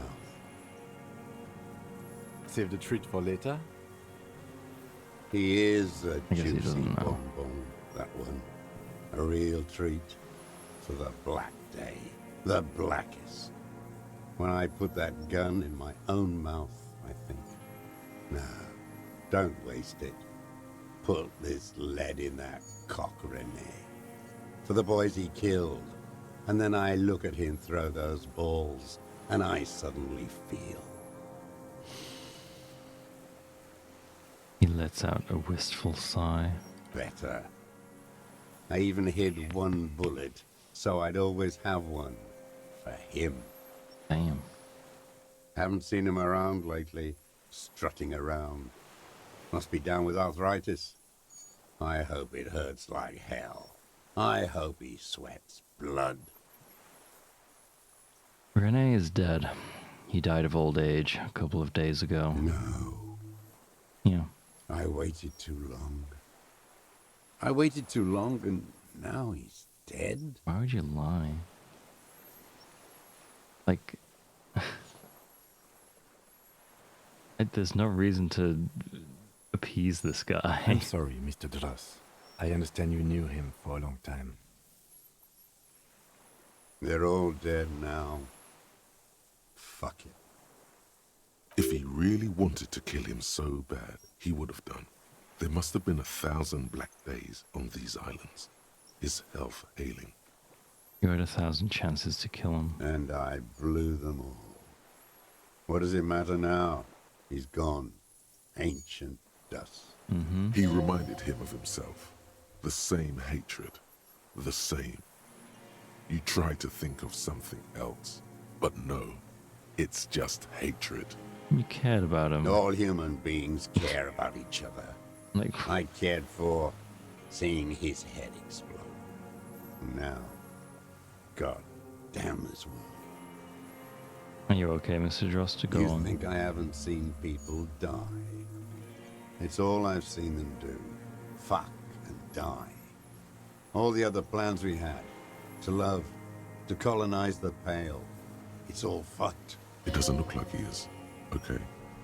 I'm glad we talked about this. Now... Glad we talked about what? Now we're done. Josef Lilianovich Dross, you are under arrest for the murder of the colonel known as Lely. What? But you said I would be taken to the... Nah. This terror is the sum of all the uncontrollable movements and mood swings he's been exhibiting. The wind picks up. The silence on the water is broken all around you. Little shivers of waves appear. The lieutenant continues, like an incantation. Your Wayfarer rights have been suspended. Information provided to the officers on the scene will be used against you by the prosecution. You will be given legal counsel within 1 week and must face court in 44 days.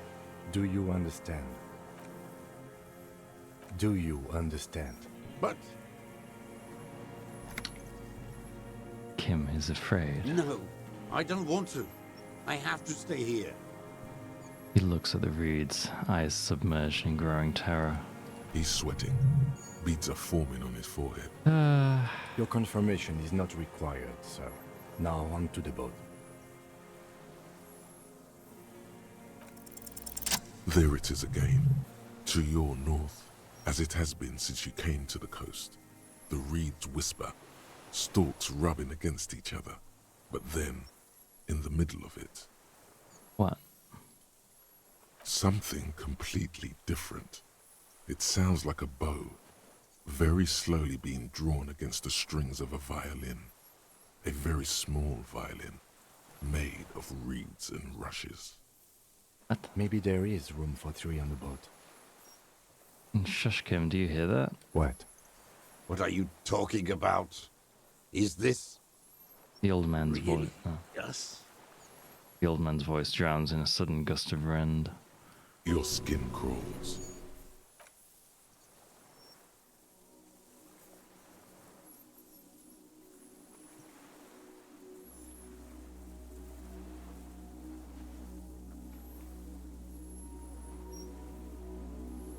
What the fuck? It's real! A delicate tangle of arms and legs unfolds from the reeds, I limb think it'd be so by big. limb, to then just stand there, moving its scythe-like arms in ghostly silence. Blink. It's still there, an unfolding mechanism of reed-like chitin, hovering in place. What the fuck is that? What are you talking about? The old man looks at the reeds, then at you. A cryptid. The giant stick insect. There's nothing there. He looks confused. The stick insect is over 3 meters tall. It looks straight at you with its tiny pinprick eyes and its grotesquely small head. You feel your legs shaking under you and your gun hand rise instinctively.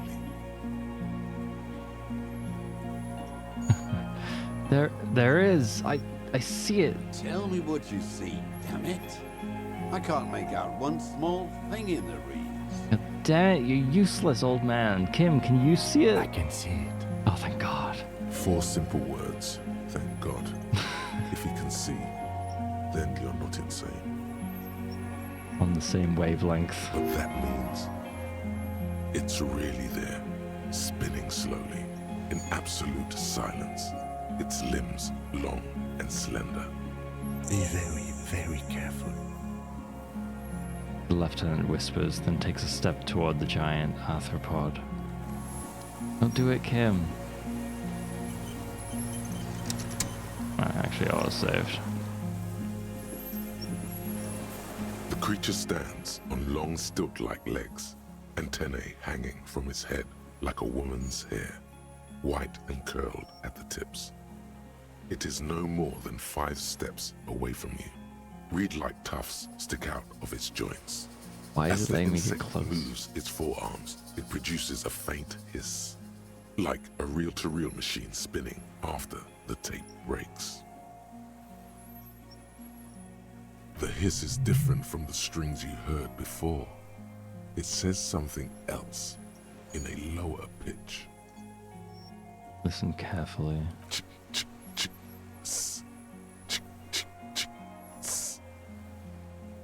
This is the Insulindian phasmid. It is. You hear the familiar ring of his jacket unzipping, slowly, painstakingly slow. You glance over your shoulder. Painstakingly slow. The lieutenant holds a piece of milled aluminium. He begins to pull it open, extremely carefully. What? What are you doing? Looks like a camera. Yes. You fucking...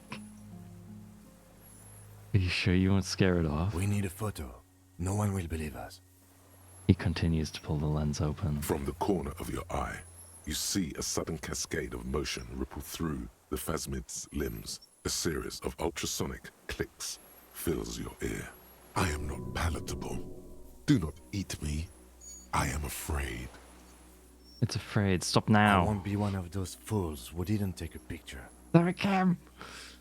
He has stopped fiddling with the camera but does not put it down. You see the phasmid turn to him, its mandible antennae reaching out. Its motions are quick, sudden. Just listen to me. Shh. Okay. Don't shush me. The lieutenant puts his finger to his lips and nods. The spindly mechanism turns itself back to you, its antennae taking their measure of the air, slowly. 83%. Surely I can get close. Okay. Slowly, with your breath held, You take 2 small steps toward the phasmid. The creature lets out a series of ultrasonic clicks that swarm around your head like swallows. Like laughter, a sort of happiness. The tracheal system on the creature's abdomen expands in front of you to take in and expel air. It's smelling you. Hissing and clicking, it extends its mandible-like antennae to greet you. You're right below it now, looking up at the colossal chitin of its white limbs. The head of the creature is crowned by reeds, and its eyes are like small droplets of water.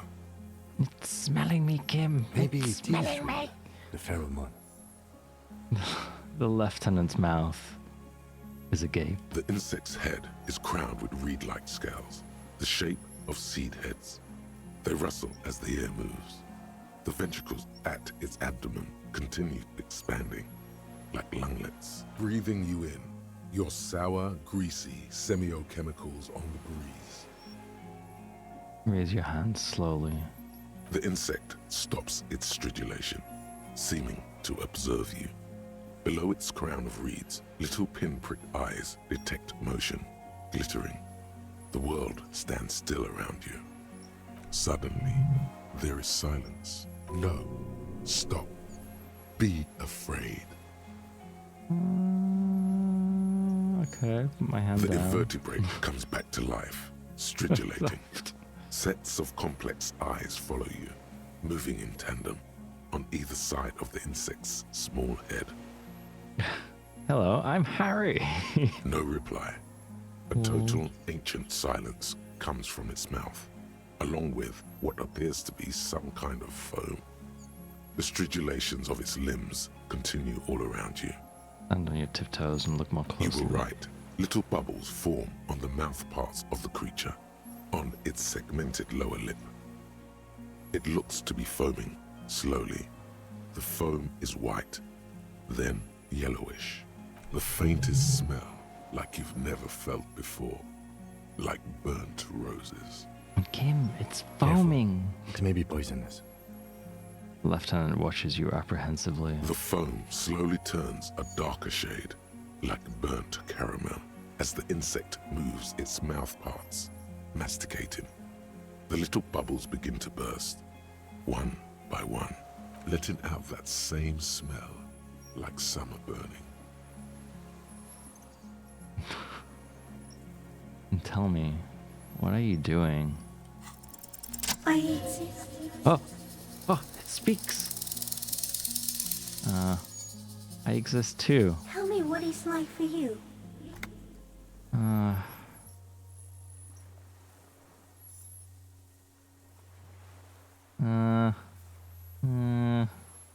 I'm ill. What is your illness? I'm ill in my head. I'm insane. That's how it is for me. I am not. There isn't even a central nervous system in my head. Only mouth parts for eating white plants. Now I will tell you how it is for me. For me, it is a series of half-lit images. A kind of darkness being intruded upon. Transient, dim, moist. Intruded upon by what? Shapes of plants and animals. An internal The sensation. fuck is even going on? A swarm of sounds. Tiny vibrations on the inside of my forearms.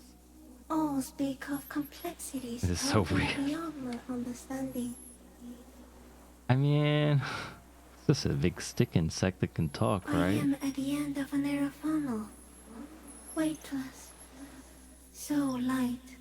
It only feels like something to be me. In truth, perhaps I'm nothing. I certainly do not have a soul. And if I did, it would never ache. You're the type of animal I would like to be. Are you sure? Uh-oh. Wait, don't make me a phasmid. Yeah, I'm sure. Why do you ask? Sometimes, when molting, Ah. I regrow a lost limb. One time something went wrong, and a small leg replaced the missing antenna. Damn. That's... small leg, that's horrible. Yes, the leg tried to move around independently, making it hard to walk. You don't have a foot there now. Yes. Thankfully someone ate it. The next time I molded, I grew an antenna again. Yay. I'm a detective. So am I. I was born to detect sucrose rewards and semiochemicals. What were you born to detect? Also that? I guess I was born to detect you. Yes. No one detected me for such a long, long time. For thousands of years. I dithered, out of sight. Trapped myself in greenery. And this is my masterpiece.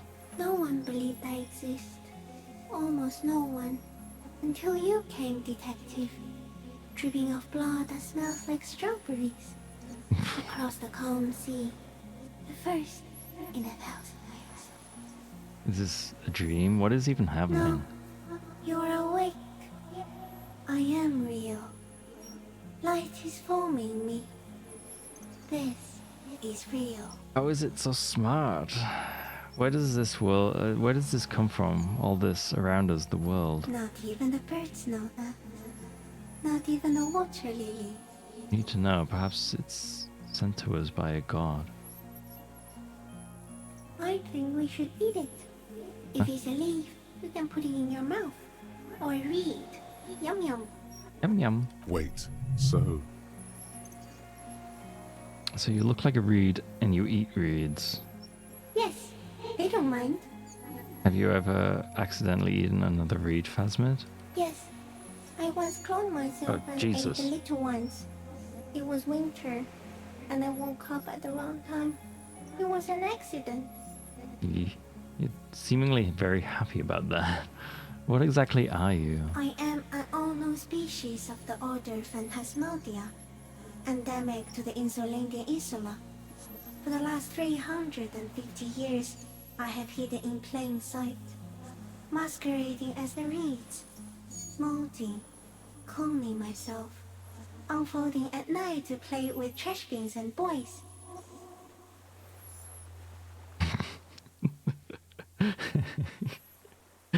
If I didn't know that was like a boy, like as in a sea boy, like a floating boy, like playing with trash bins and boys. Okay. it may have unknown, dangerous biochemical characteristics that help it maintain its camouflage. No one unnoticed by the first settlers and the land surveyors of the suzerain. Also, by the soldiers of the revolution and officials of the occupation. Even the Samanese islanders who came here first, but did not stay, have not seen me. Damn. I have stayed hidden through 4 forms of government and 2 scientific revolutions, until I was accidentally discovered by a detective of the citizen militia in Reverchol, district of Martinez, March 51. Damn. Are you poisonous? Yes, I do not have a starter display, so I use a neurodegenerative element to aid in camouflage. Do not worry, it is only destructive over long periods of time. The deserter. He's been here for a long time. Yeah. He's dying to the Insulandian Phasmid? Okay.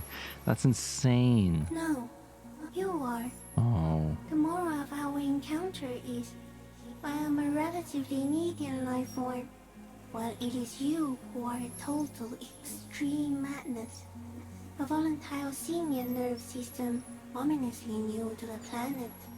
God damn it. Fucking stick insect calling me insane. The Pale too came with you. No one remembers it before you. What? The Nidarians do not. The radially symmetrics do not. There is an almost unanimous agreement between the birds and the plants that you are going to destroy us all. Huh? Wait, where's the It pail? is a nervous shadow cast into the world by you, eating away at reality. A great, unnatural territory. Its advent coincides with the arrival of the human mind. I don't have that kind of power. You're a violent and irrepressible miracle. The vacuum of cosmos and the stars burning in it are afraid of you. Give me enough time, you will wipe us all out and replace us with nothing. Just by accident. Ow. We suspect it will be something like the oxygen holocaust that wiped out anaerobic life 2.6 billion years ago, when organisms first started breathing. Only much worse. Instead of air, you exhale thoughts. There are no trees that eat thoughts. Where's how? Everything your eyes touch goes back there, behind the nose mirror.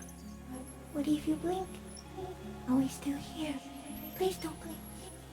What if he misplaces us all one day? We'll just forget. Have I always thought this way? No, you're only thinking it now. This is a revelation.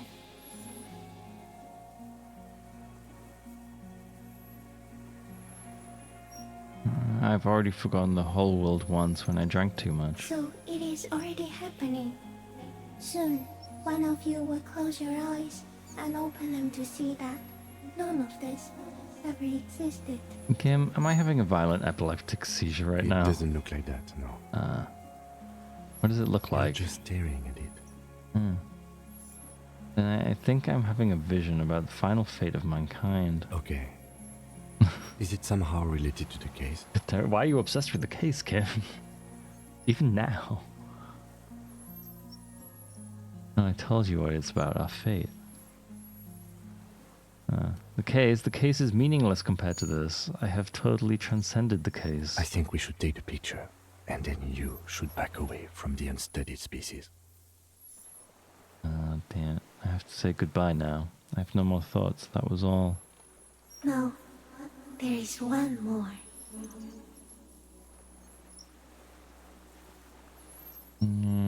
Of all the creatures I've met, you are the kindest. You are the most beautiful, kindest. Thank you. I also have one more thing to say to you. That woman, turn from the ruin.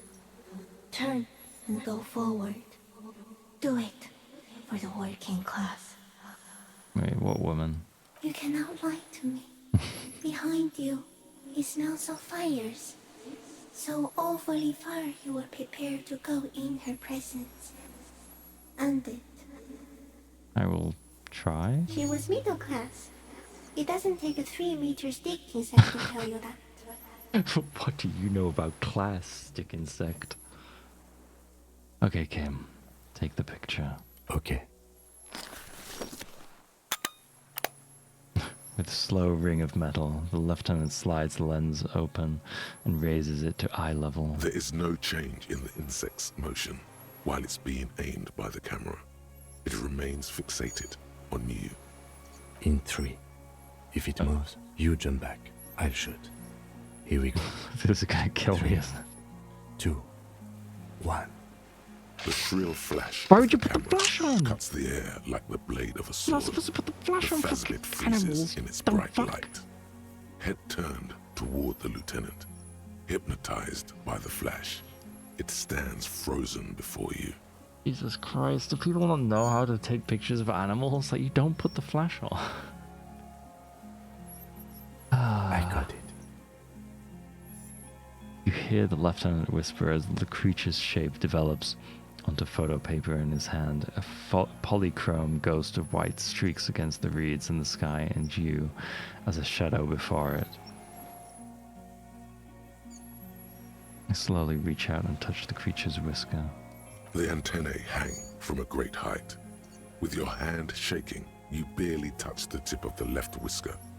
On contact, the chitin curls into a spiral, like the tip of a poison ivy. Its touch on your fingertip feels cold, ticklish.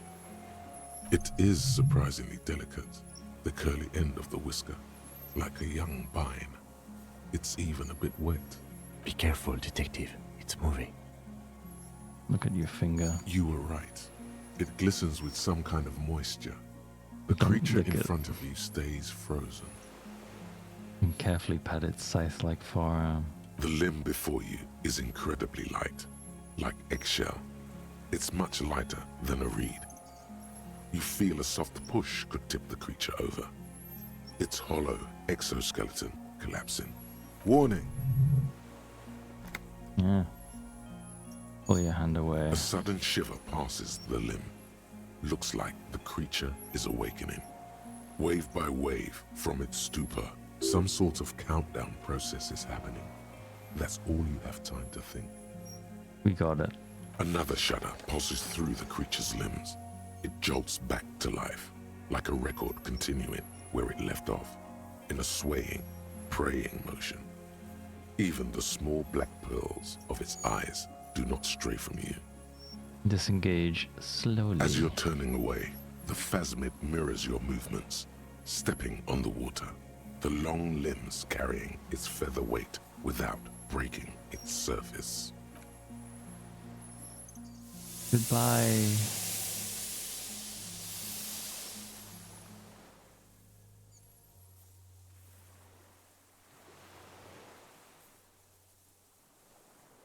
And just like that, it's gone, skating away across the sea's calm mirror like a skipping stone, leaving nothing but circles on the water. And something under it, in the place it stood, bobbing there, among the reeds, a collection of items. It's gone. The lieutenant looks north with his hand raised to his brow. You can walk on water? Apparently, yes. Like a water strider. Only, I've never seen anything like that in my life. What's that in the reeds? Looks like a nest of some sort. We should have a look. What now? What now? This guy's dying like behind me. I was like, oh, okay. The old man behind you repeats suddenly. He's put his hand into the ash. It's dirty and black. In some kind of strange, semi-catatonic state. Our suspect is not looking so good. We need to check on him.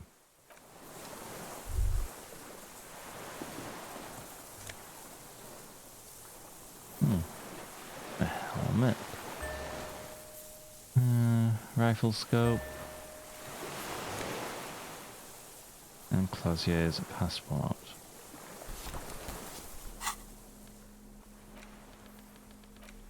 This well-traveled passport with visas stamped on it is issued by the Republic of Aranye. You found it in the Phasmid's nest on the island. You can open it for more details. This passport, issued by the Sovereign Republic of Oranje, is issued to a black-haired woman called Katarzyna Alazie. Clasier's hidden documents from the MT boy. Look at the photo. It's Klasia, with short black hair and glasses. She looks boyish, younger somehow. An old photo, before life came and did what it does. What is this? What was this doing in the Phasmid's nest? Maybe our man, Mr. Dross, took it from Clasier's, or whatever her name was. Hiding place, or... Perhaps for some blackmailing plan? Perhaps. But that still doesn't explain how it got into the nest. I think the Phasmid took it. Like a magpie? What a coincidence. Then it would also have collected the other objects, which would be highly unusual. I can see how the helmet could wash up on the island. And the scope. Maybe Mr. Dross lost it. But to seek this out would be very unusual behavior for an arthropod. Would it? Maybe it was simply curious. Perhaps it was curious, like an octopus. An octopus belongs to a very different class. It's not even an insect, it's a mollusk. But yes, I see your point. It says Katarzyna Alazie. She said it would be for Anouk Meyer-Smith. Anouk Meyer-Smith. Katarzyna Alazie was supposed to be her real name, where Klasia comes from. Remember? God damn it. Katarzyna Alazie was supposed to be her real name. She lied to us. Yes, somehow she managed to lie to us. One more time. In a way, she's still lying to us right now. The lieutenant smiles. What's her real name, then? I don't know. But it's not Katarzyna Alazie, or Klasia, or Anouk Meyer-Smith.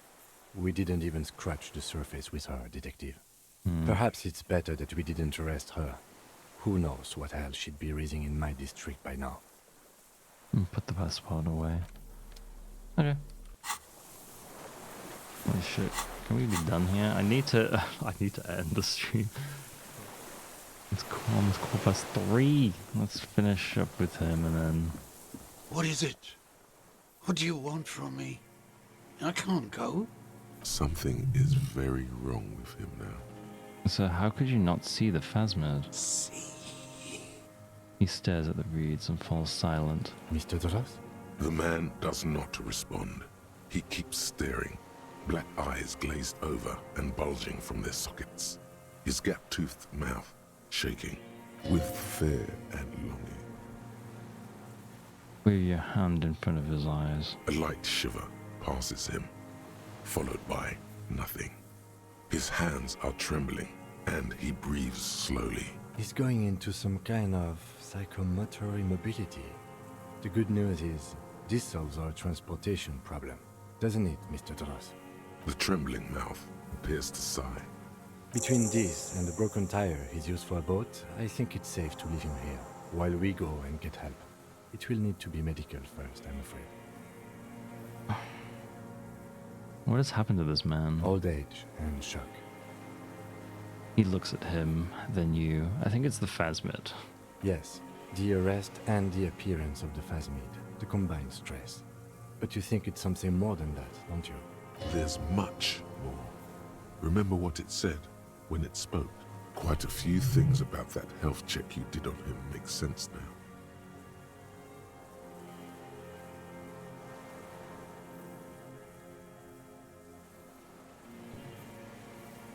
It's definitely toxic. The phasmid, it told me it is. Told you? Yes, good. During your long staring match, I understand. He looks at the man, then you. Before when I evaluated his state, he seemed strangely animated. He was energetic and articulate. After all these years alone, with little hygiene or medication, I would expect worse. Perhaps this animation is induced by something in the phasmid. It does not seem to be animated now it's left. Honestly, I'm ready to believe anything at this point. Maybe it is psychoactive. I mean, why not? It's 3 meters tall. He takes off his glasses and cleans them. When he puts them back on, he's still staring at the sea. You couldn't see it, Kim. It's just the reeds for him. That could be part of the shock. But you're right. Something is off here. Mr. Dross. He touches the man's shoulder. No response. Maybe this is how the phasmid has stayed hidden all these years. Then how did we see it? Oh, you mean, whatever does this, does it over time? Teenagers, kids, drunks, sightings are brief, and hence not credible. But anyone who spends a long time with it. Yes, you forgot it's there. Mm-hmm. Mr. Dross, have you ever seen a stick insect pretending to be the reeds?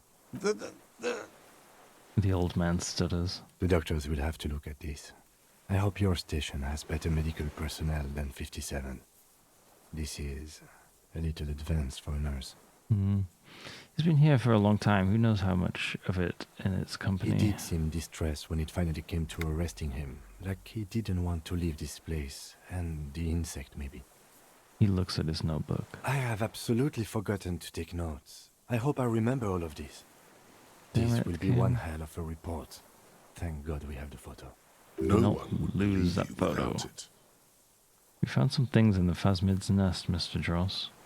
He stares into the reeds. Your words don't stir anything in him. Perhaps you should. Show him the ceramic helmet. Nothing. Just dull staring. Not even rage left, wherever he is. The last embers have gone out. The war is over. Show him the Oranese passport. No reaction. His breathing is slow, and he appears very old all of a sudden. Around 80. This is an old man, at last. No longer a tin soldier, but the broken down remains of a man. Did you take this passport and other papers from a boy on the coast? The spirit. He hears us. The spirit? No reply. He's gone again. Try something else? We got him back for a moment. Show him the detached scope. I lost. You lost it, Mr. Dross? He turns his eyes to the reeds again, as he's done so many times. Beige and white stripes. He lost the scope. Then it somehow made its way over there. With the help of a magpie phasmid? I guess. This sight is a T9, Mr. Dross. Was it attached to the rifle when you made the shot?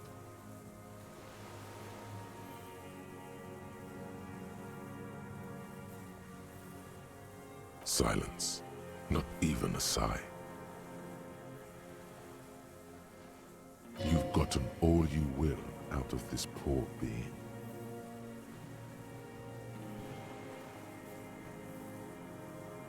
I'm going to let you rest now, Mr. Dross. The plastic cape flaps around his face in a gust of wind. His back is slouched and his mouth open.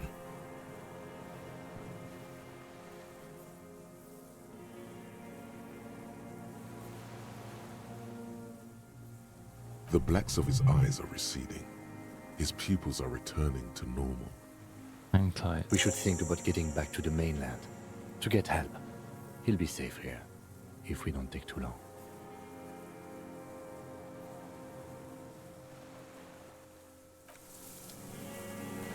Okay. Goodbye. You know, God damn it.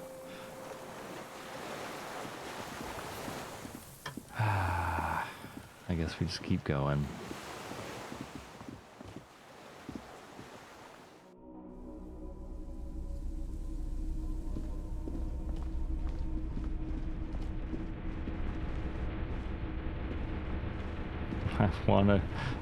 I wanna end, but then like I literally just looked up at how much game is left, and it's just like feels really bad to end now.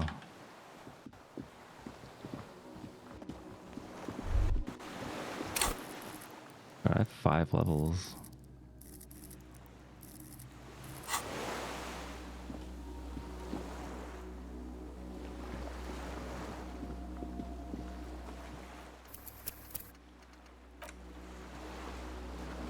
The skiff is swaying on the waves, but we are done here. The skiff rocks gently under your weight as you get in. The ride back is uneventful and quiet. I like how the cages the cryptozoologists left were like insanely small compared to the actual phasmid. But for the sound of conversation on the water, there is someone inland waiting for you. You reach the jetty and climb out of the skiff. Hello.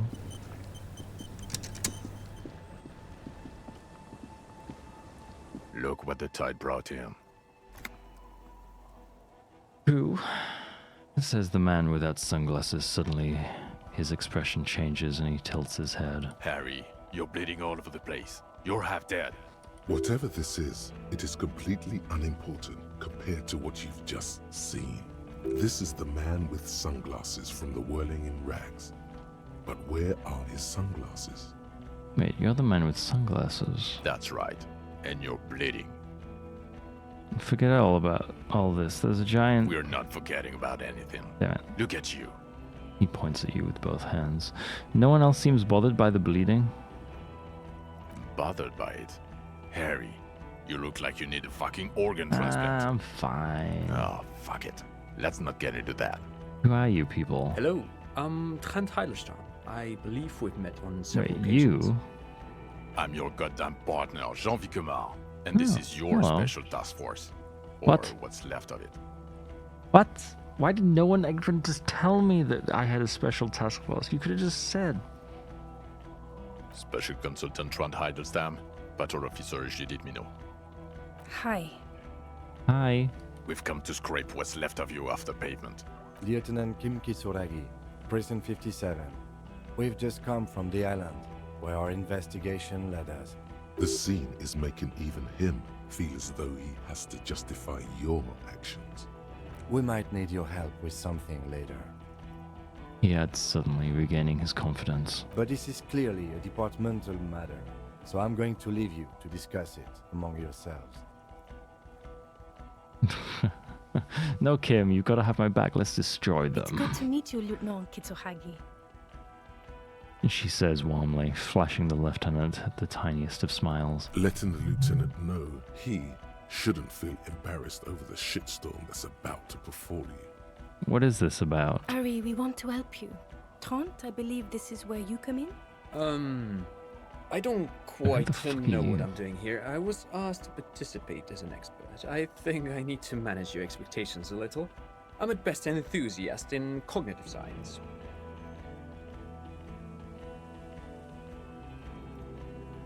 My background is in something else entirely. I engage in neurology on a merely theoretical level. In fact, I should probably get going. No, Trent, it's too late. You're part of this shit now. What's going on? Say for yourself, shit kid. Shit kid. What an interesting moniker. What's a shit kid? You. Shit kid? That's you. Oh. Maybe you've deserved it. How did you know I was here? The cafeteria manager you fucked over told us where you went. Okay. For all that Sylvie stuff, he betrays me. Shit, kid. He didn't betray you. He just told us the direction you went in. Who's Sylvie?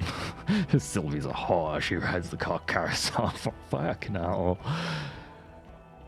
Sylvie's a girl I hooked God up with. I did that and saved his establishment. Strange. He didn't mention that. In fact, the establishment didn't look saved at all.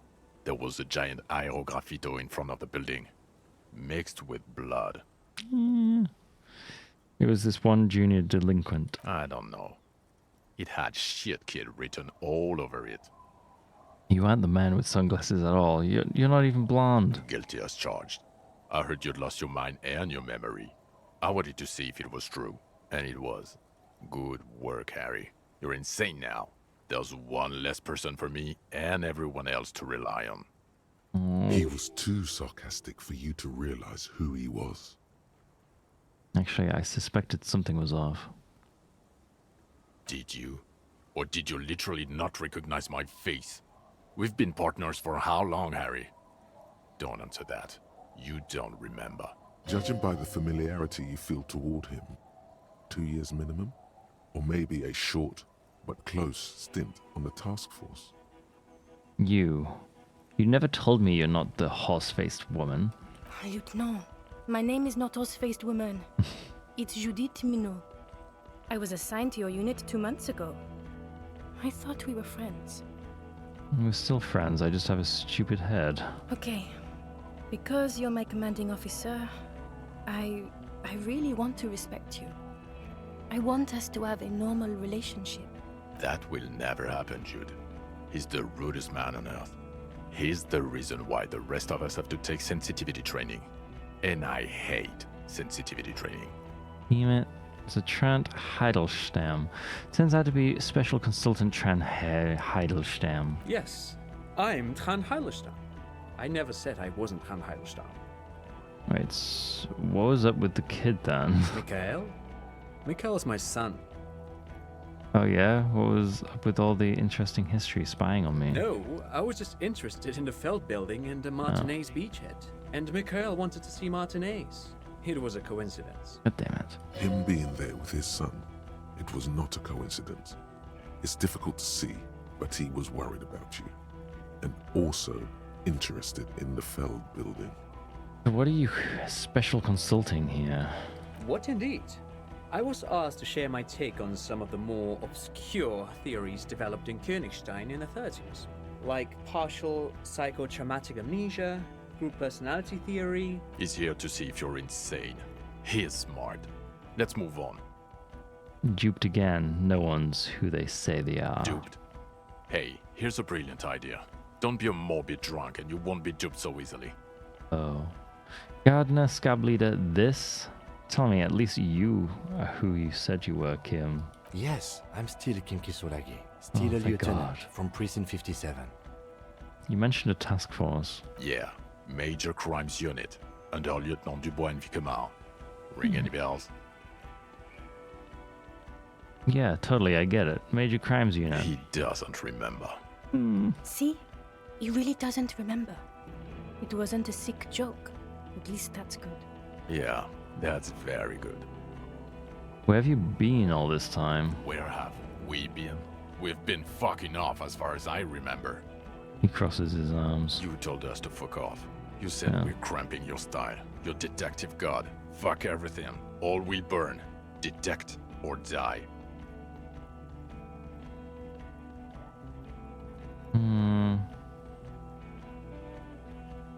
Yeah, I said all those things. I'm not like that anymore. Yes, you're sorry.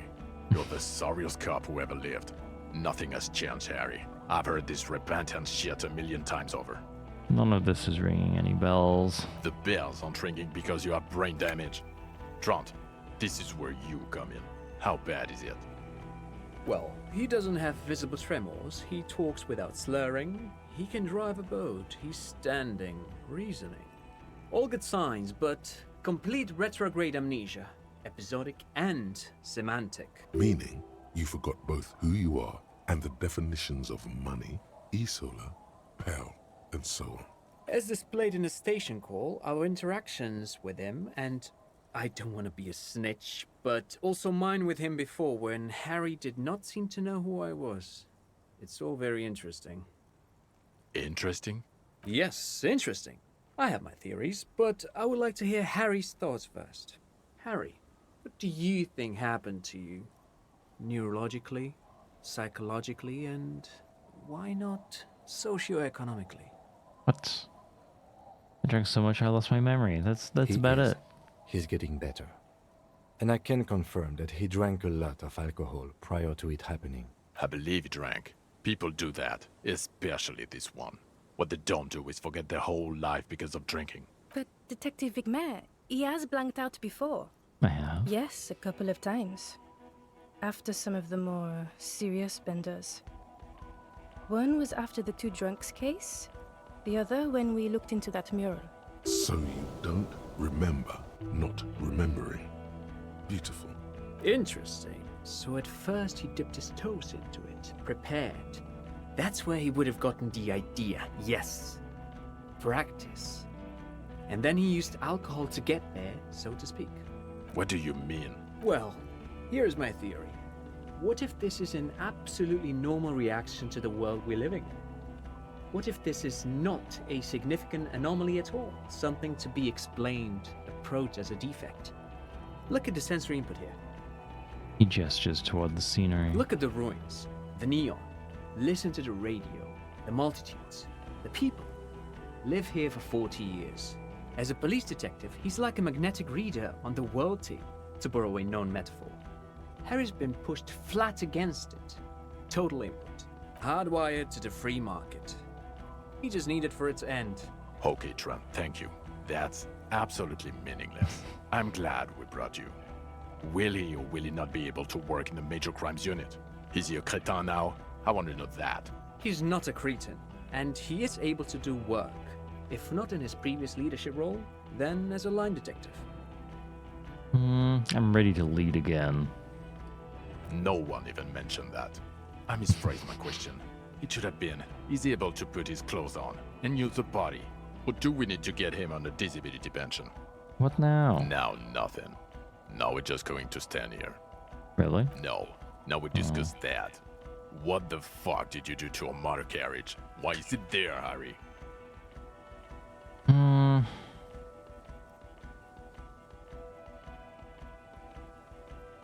Tequila sunset. I also jumped the canal, by the way. Ha ha ha.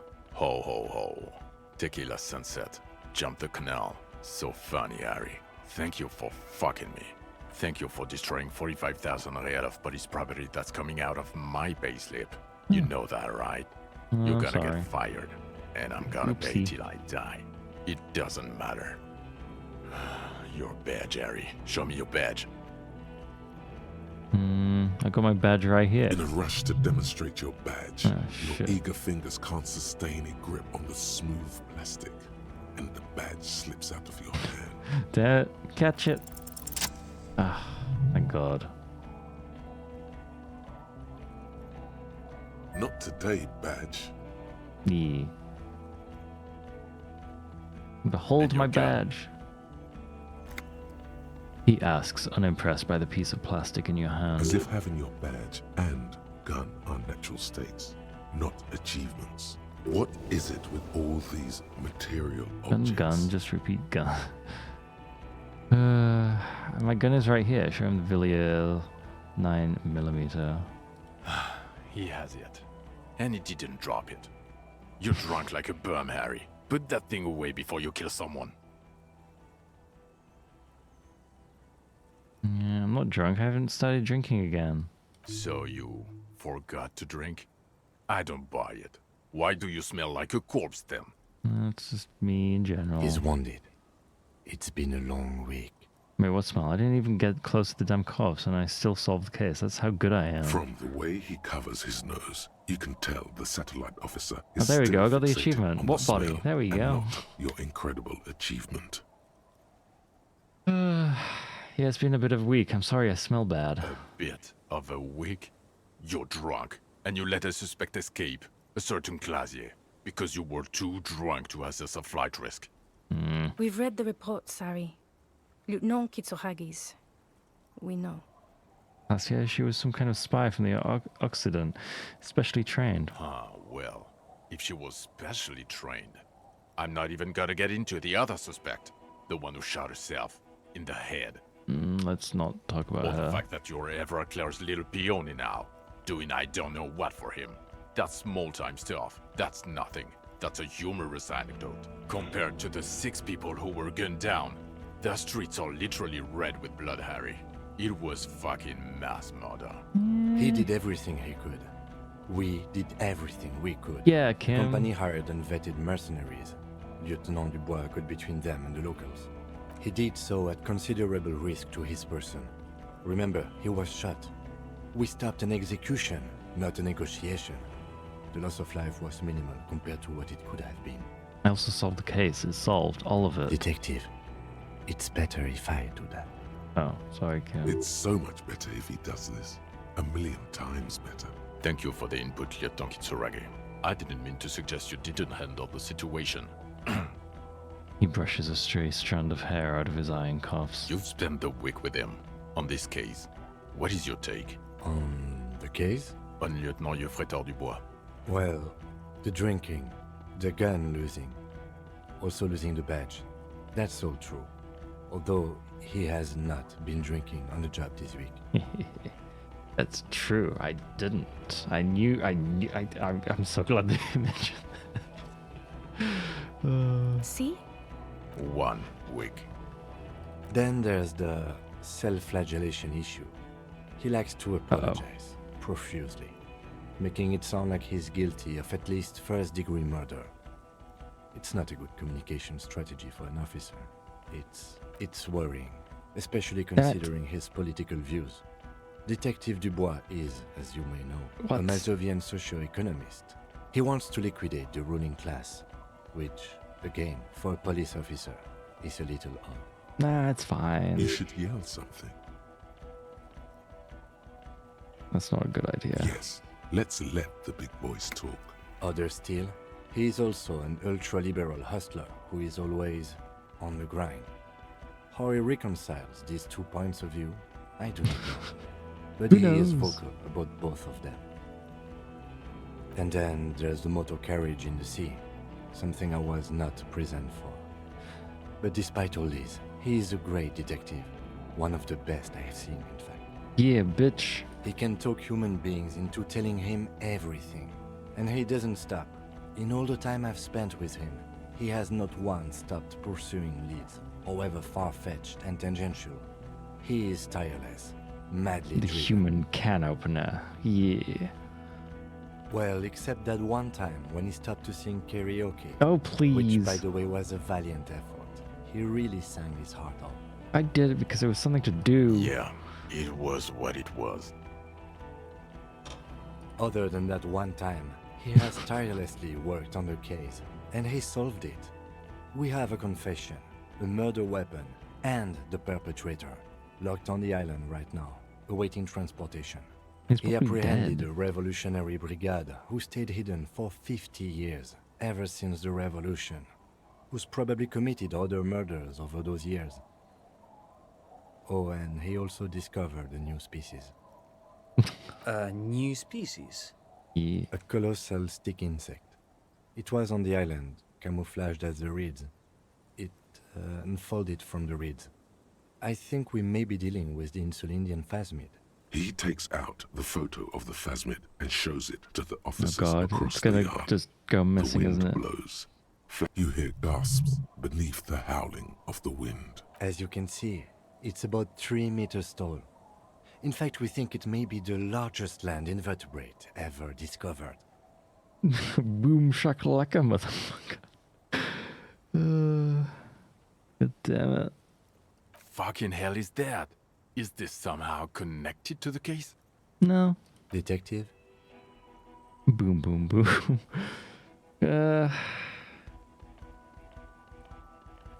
I believe the pheromone it emits may be responsible for the killer's mental degradation. Maybe. The old man was not aware of the phasmid's presence. Exhibiting a strange, atypical dementia, he fell into a stupor after its appearance. He became near catatonic. So it is connected. I must say, this is absolutely extraordinary. I don't even have words for it. Yes. It really does make it hard to fire the drunk. Ha!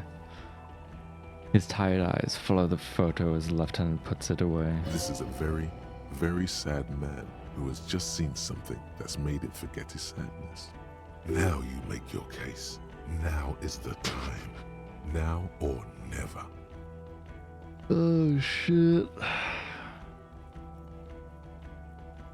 I also started a nightclub in the church. What was that? It sounded like you set up a nightclub in the church.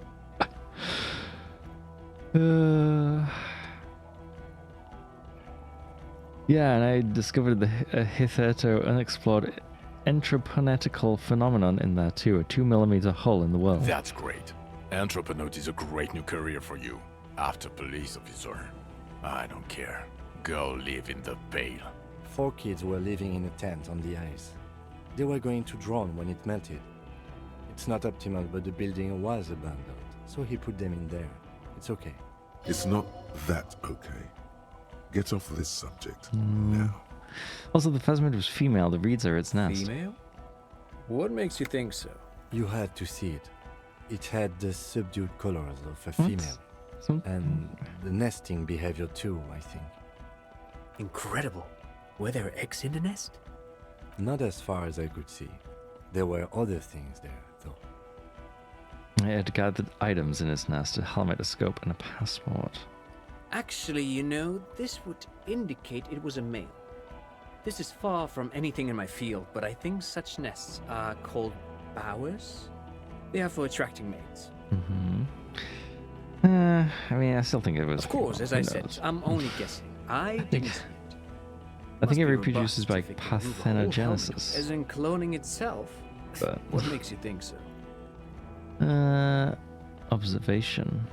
Did it tell me? I don't actually remember. Then it wouldn't matter if it's male or female.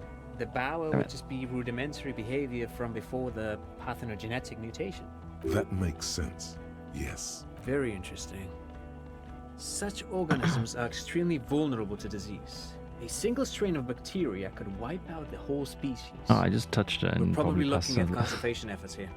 it. Oopsie. In his mind, he's already planning a nature reserve and knows a good guy for that. What the fuck? I think it emits a chemical that makes it look even more like the reeds. Yes. That would be a chiromone. A pheromone that's seemingly beneficial to the host. It usually stimulates the affected nervous system. Not a human's, of course, but perhaps a predator's? The perpetrator seemed intoxicated somehow, like an addict. It's just a hunch, but... There are species of bees that, under the influence of chiromones, take wasp larvae to their hives. Ants do the same with aphids, thinking they're... Do you think this is how it stayed hidden? I mean, maybe. Nothing is off the table. But I want to stress this. The find does not have to be connected to the case.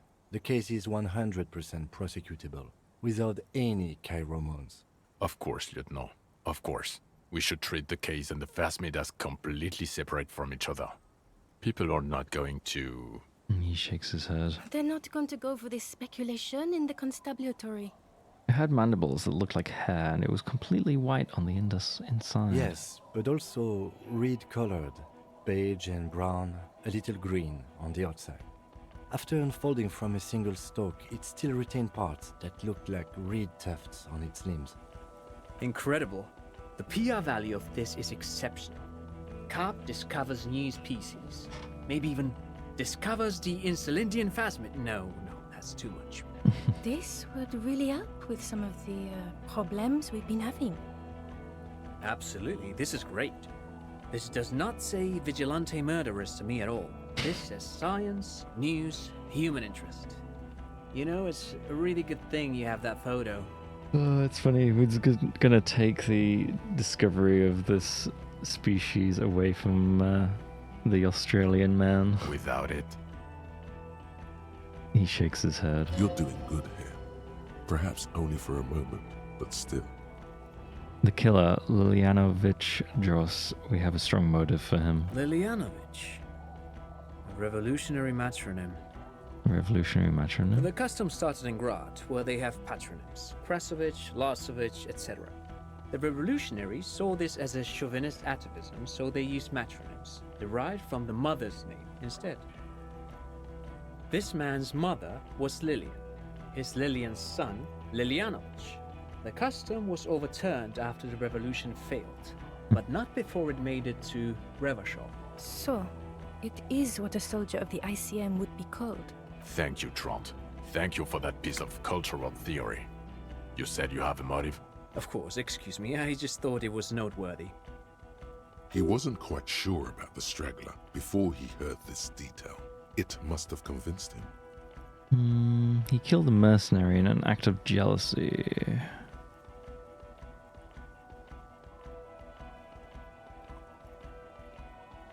Maybe? Jealousy? I thought this Lilianovich was an old man. To have been hiding for 50 years. Like 70-something. A strange psychosexual fixation. Aggravated, possibly, by proximity to the phasmid and its chemicals. He himself gave a political reason. Said he had killed an enemy combatant. Also, we have a sniper's nest with full view of the room in which the mercenary died. Right on the island. And 2 officers on the scene that Mr. Dross confessed to. It's a clean win. Oh, it's way more than that.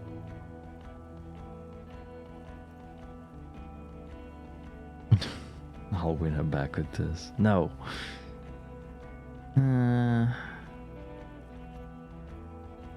It's my masterpiece. They'll teach this in cop school. Masterpiece.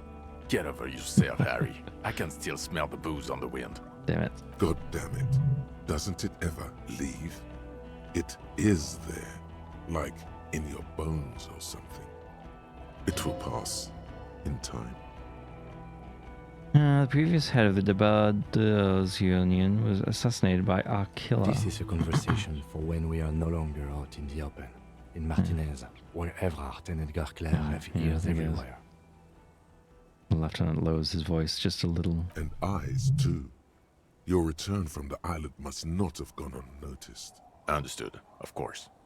I would prefer not to partake in anything union-related, for political neutrality. This has to be good stuff for him to backpedal out of it at first mention. And I also fixed the strike situation. How? It seems to be ongoing.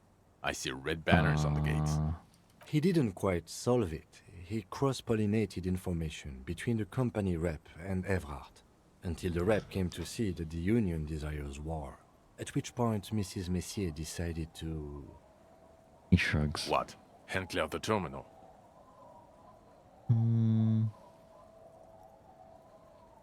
It was an accident. You bet it was. Sounds to me like you got played by Claire. And it's true. You are his little peony. Hey, how do you know about Al Ghul? It doesn't matter how I know about Al Ghul. What matters is, you're Everett Claire's peony now. Just as I said. He's a mob boss, did you know? Is that why you want us to investigate the assassination of the previous Union head thing? To get off Everett's hook? No, it's nothing like that. He was reckless with information, but ethical. We don't owe anyone anything. This allowed us to stabilize things in Martinez. God, calm down, Jean. Silence. Good. The man doesn't know what to say. There was also a dead man on the boardwalk. A missing person I found. Yes. Fallen through a gap in a boardwalk. Drunk. How did you know I found The him? body was transported to Precinct 41, our morgue. I had Tilbrook and Mullins take care of funeral arrangements and family stuff. You're not the only cop in the world, Harry. This all comes back to us. Still, Good work with the missing person, detective. Yeah. I also looked into the mystery of the doomed commercial area. I don't know Didn't what a really do doomed much with commercial that. area is. Rue de Saint-Ghislain. Ghislain? 10. A commercial building where all businesses go bankrupt. I looked into it. Why? That's not what you were supposed to do here. There was a possible witness in there, and it was close to the crime scene. He was just chasing a lead and ended up advising a local shopkeeper. It was okay. Of course. Call it community outreach, right? Dodged the bullet there. For a moment, it seemed like you were just wasting time. I confiscated drugs from Kuno's dad. Who's Kuno? It doesn't matter. You don't want to know. You're right, Lieutenant. I don't. You snorted the drugs, I know you did. It's alright. I mean, at this point, anything is but the drink. Oh, damn. So what do you say? Want to take this hot shit back? I don't want to, but you discovered a new species and solved the murder. So I have to. Jude? Anything that ends the trial is okay with me. A quick nod. Agreed. The public relations potential of this is too valuable to let go. Okay. We have vehicles in the square, and the perpetrator needs to be taken into custody. Let's go. Now you will finally get to know who you are. Wait, I have a few questions before we go about who I am. The man looks westward, impatiently, jingling his car keys in his pocket. Who am I? Who are you? You're a gym teacher, Harry. What? You're a gym teacher, Harry. Well, obviously you're not a gym teacher anymore, but... But before? Before you were a cop, you were a gym teacher in Coran. Oh. It's getting really cold outside. Should we maybe... That does explain Harry, a lot. It explains everything. The running around, the jumping, the bicep girth, your inexplicable facial hair. What? The collection of foul sportswear I've amassed. The fact that you don't seem to know what homosexuality is. Oh. God, even this javelin throwing freak here. Oh god, contact Mike. Of course. Contact Mike. He's been on about Mike again. I hate that guy. Oops. Contact Mike is a reprise of the most inspiring basic sporting principle of open competition, a 5,000 to 1 rank outsider. Oh, you don't say. Does he also vault an impassable gulf of finance and privilege? It is getting cold out. When was this? When was I a gym teacher? In your 20s or late 20s. You've really let yourself go since then. He looks you over. You said in Cologne, I was a gym teacher there. Yes, you taught gym in Cologne. I believe that's the term. Taught gym at a high school. You were a high school gym teacher. The smell of sweat and glue. The worn floorboards. Coudon is just east of Jamrock. It was a short walk every morning to the baseball field or the sports building. High school. Harry, your goings-on with Kuno, Andre, Acel, the whole thing on the ice. That's why you are so juvie. His smirk suggests barely contained laughter. Why did I join the RCM then? The regular. You found some chick. She inspired you to fight the big fight. Be more than you are. All that. You, every morning, walking from Voyager Road to teach gym. She, leaving for the academy with her spring coat on. The air filled with the smell of smoke and raspberries and incredible hope. An ocean full of hope. Okay, I see now. I knew it. I knew no normal human being can run like that. He's an honest-to-God gym teacher. God damn. Why am I like this? It's not a mystery. Some chick fucked you over. Also, you were drunk. Some chick who? Dora something. Dora England. Yeah, you mentioned the name. Not Dora Dubois. Wait, Dora England? Something like that. Half Vazan. Vasa is where beautifully and impossibly blonde people come from. So we weren't even married. No one is married anymore. This is Revachol. When was this? God, I don't know. 6 years ago, she was way before my time. 6 years? Or 7. You're not doing too good there. It's an old man thing. 2 old years equals 1 normal year. That and Dora Engelund really tore you a new one. A big one. Who was she? Incredibly bangable. Holy fuck. You're seriously using this moment to assert male privilege? He is very passionate about this. Okay, you're right. She was extremely fuckable, Harry. Gorgeous, Damn it, a Jean. gorgeous bourgeois woman. Wayfish, like a Welkin, basically. Snow Welkin. Blonde Welkin. Heartbreak Welkin. I've only seen a picture, but it's obvious you formed a real spiritual connection with how pretty she was. One you never recuperated from. Look, the sun is going down. It's time to go home. I think she taught in the Académie des Arts, east of the river. Way east. Hard to say which came first, the middle-class chick or the drink. Egg and the chicken kind of thing. My point is, you need to see a psychiatrist about this shit. Not a psychologist. Several degrees harder. Is there something harder than a psychiatrist? A forensic psychiatrist? Go talk to that. In other words, he's heard enough about this. Okay, am I a dirty cop working for La Puta Madre? No. No, because the suspects seem to think... You're too unstable to work for a mob boss. You're suicidal, Harry. No mob boss would take you. I assure you, I wouldn't consult for a corrupt unit. He would immediately backpedal out of it. Precinct 41, what kind of station is it? Us? We're the bloody murder station, haven't you heard? We're the bad guys. No one likes us. That's not true. Jamrock is too big for one precinct. You are just understaffed, and everyone respects the 41st. You have Captain Price. Thank you, Lieutenant. You're being kind. It is an understaffed station and the district is too big, which is why we need to... He tilts his head northward. Get back to it. We left Torsen and McLean to run the Sea Wing. It's not good. Torsen and McLean? Mac the Torso Torsen and Chester McLean. They're not fit to run a wing. Believe me. Things are shaky as it is. They are damn iconic though, Torsen and McLean. An iconic duo, I take it. Yeah, not like us. Two clinically depressed old men. Where's the contrast here? We are garbage. And the Sea Wing is... God. There are 4 wings, Harry. A, B, C, and D. We're in C. It's made of losers and clock punchers. You and I reconceptualized it as a task force. It was a mistake. Oh. There's also a lot of outside help involved, not only me. Other losers too. And Price's... Ptolemy Price? He's the son of the old Price, one of the founders of the RCM. He's one of the most highly regarded men in the force. You're lucky. Damn. Did we recently shoot up a church by any chance? So he remembers that. Yes, there may have been a raid on some churches. It wasn't good press. Shooting up churches never is. I was out of town, to be clear. He's so slimy. He doesn't want to be associated with anything. What happened? Why did we need to go there? Our enemies were hiding in a church, to the best of our information. That's it. I'm not talking about this anymore. Your security clearance is shit tier right now. You have to wait for it to go up.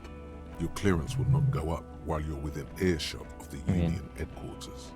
I think many would be associated with Henry. I guess. So I work in the bloody murder station. Okay. It's not the bloody murder station. It's an old converted silk mill with green desk lamps and a coffee corner. Tired. Oh, Harry. People work there. Hard. Every day. I thought you meant... Okay. Jamrock is the largest ghetto in Rivershoal. Faubourg, technically, but it's divided into 11 districts. Jamrock only has us. I thought you were meaning about the blonde guy. I can't remember his name. The press will blow over. Jamrock is lucky to have you, and it's often considered to be the greatest of the districts. You're lucky to have it. Thank you again, Lieutenant. The Phasmid, I need to tell Lena about this ASAP. Who is Lena? She lives at 1113 Tabernacle Road in Jamrock. Remember? Cryptozoologist. She lives in Jamrock on Tabernacle Road. She told me about this Phasmid. Tabernacle? It's on the way over. Near where you live on Perdition. Oh. She looks a Vicamere. Fine. If we're gonna drop you off anyway. She and her husband were conducting the search for the Phasmid. It's their discovery, in part. Yeah, it's not their discovery at all. They should know as soon as possible. It would do you good to deliver some positive news for a change. Oh, Lieutenant Kitsuragi, what will you do now? Well, First, I will go back to my station and write the most detailed report anyone has ever seen. It will have to be good to cover all these. Then I will have a serious talk with my captain. Detective, what? we just stopped a small-scale war. Something is happening to Revachol. He pulls up his collar and looks around, the cold spring light reflected in the lenses of his glasses. I don't know what yet, but it's going to be a hard spring for the RCM. We need to get ready, infiltrate, investigate. Won't you do that at Station 41? Talk to Captain Price? I'd rather not ruffle the feathers of two captains with my doom-mongering. No, I meant investigate. Come work in Precinct 41. Work with Price? I'm flattered, but I don't know if I... This truly came as a surprise to him. Not a bad one, but he's God damn at it, Kim. loose. Come work with me. Be my new partner. Flattered? You're Lieutenant Kitsuragi. We would be flattered if you even considered. I would have to tie things up in GRIH first. But, I mean, whatever is coming, Jamrock will be more central to it than the harbor. The lieutenant turns very serious all of a sudden. And we also have a huge caseload, Lieutenant. Piles that we need to get back to. Mountains, even. I do like the sound of that. Oh, damn. I got an achievement for recruiting him. He's really considering it. I'm ready. Good. She looks at you, then Vikramir. Fuck it, let's go. Trump brought his motor carriage. It's a 20-minute drive to Jamrock. Under the evening sky, the great district turns on its lights. A chessboard of wooden houses, 80,000 living souls inside. Fire traps as far as the eye can see, from Main Street to Precinct 41 atop the motorway, to Boogie Street forking into the dark horizon. You close your eyes and hear the dogs bark. A lone woman sits by a factory window, dreaming of meteorite strikes. On Rue de Saint-Jérôme, a square bullet slides into a square-shaped chamber. In Old South, a man without eyelids smiles. Spring has come. It's time. It's time. Torsen? Yes. McLean? Yes. Heidelstein? No. Vicmere? Yes. Dubois? Yes. Really? Nick Gottlieb looks up from the list. I hear he's unstable. You say that like it's a bad thing. Captain Potomny Price gestures with a ballpoint pen. It's dim in his office, and the curtains are drawn.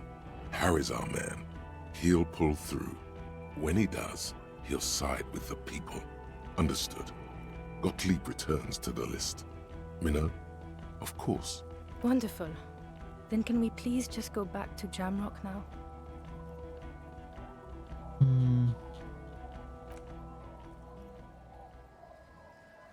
I'm still limping.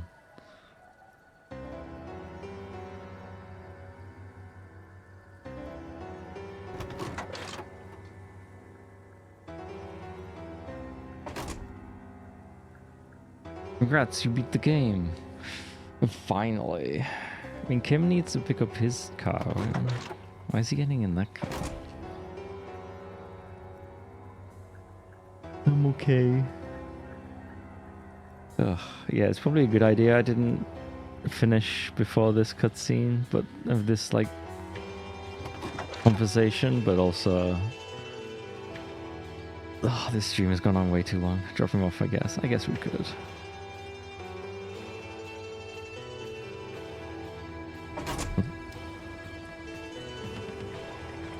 Damn. It was an okay game.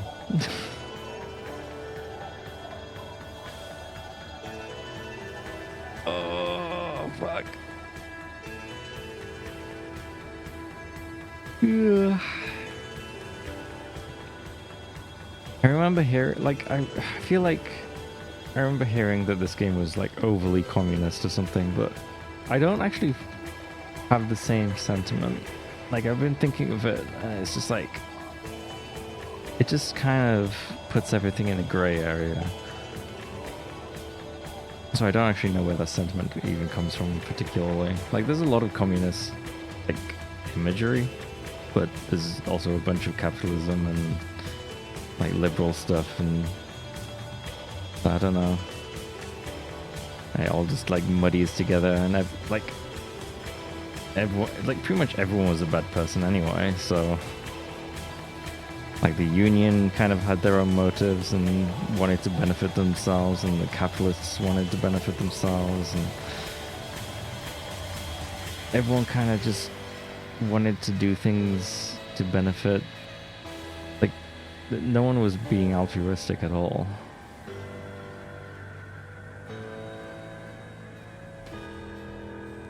So it's kind of interesting. There wasn't really a true good person that I can even think of in this game. Apart from Kim. Kim was alright.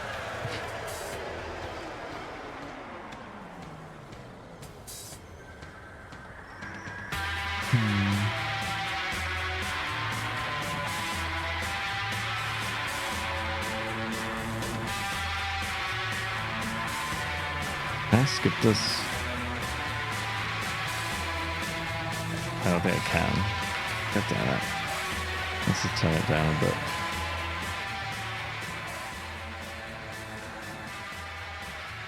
Ugh.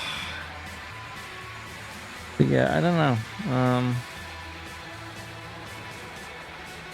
I think the amount of praise this game has gotten maybe a bit much. Like, I would say it's probably more of a 8, 7 out of 10. Maybe. Like, I swear I've seen people giving it like 10s. But like, maybe I'm just not that into like... This is essentially a visual novel, right? So if you're not into that and you're not like expecting it, it can sully the experience. I don't know.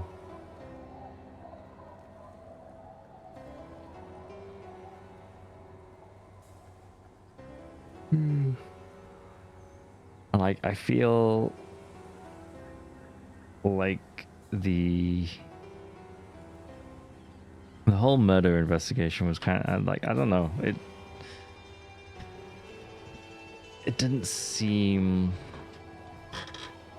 particularly important, including the resolution. Like, the resolution was what, like a crazy like, the person who killed him was a crazy old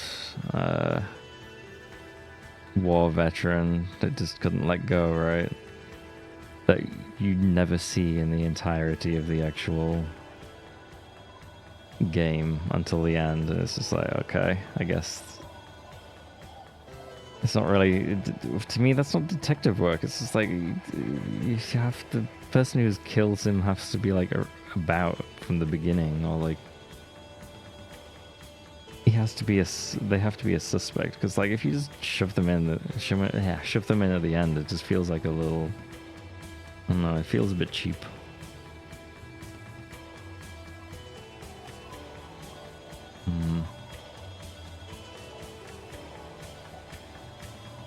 Oh my god, how long are these credits?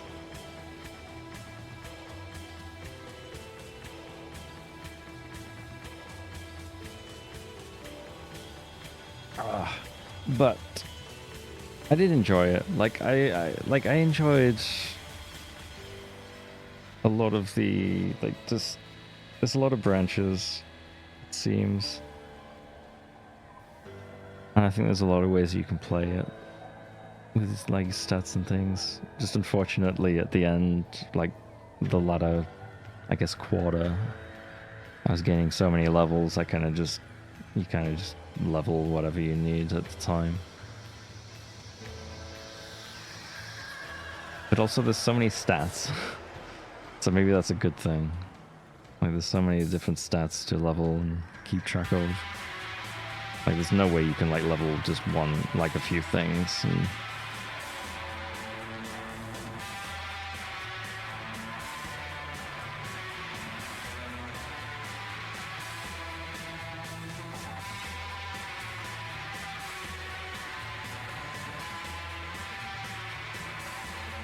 I think this is definitely a game that I'm gonna have to, like, think back on as well, and, like, actually think about.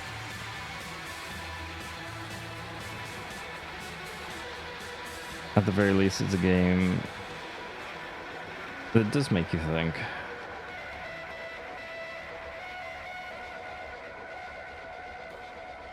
And it does make you think about all the characters and, like, the motivations and stuff. I probably, because I was streaming it, I probably didn't think about that as much as I probably should.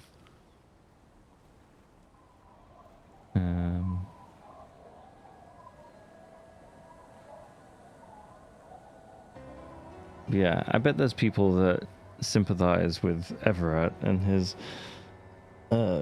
motivations, but also I felt like Everett was a very slimy guy who said he was doing things for the people, but, like, he's sat there like a big fat cat, and, like, he's no better from the capitalists almost. Like, he's trying to improve some people's lives, but at the expense of others, right? Like, he was trying to manipulate the poorer people that didn't work for him, or, like, didn't work in the union.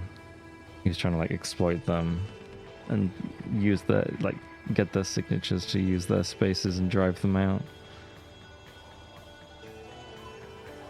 to benefit his workers, but also himself.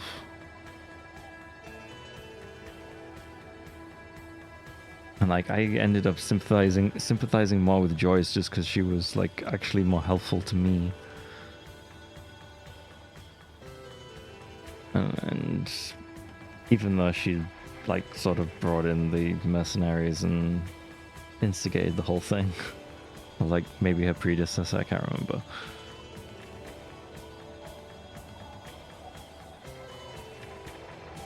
But still.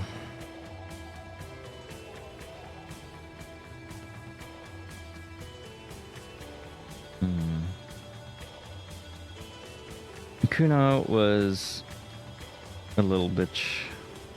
We won't even talk about Kuno.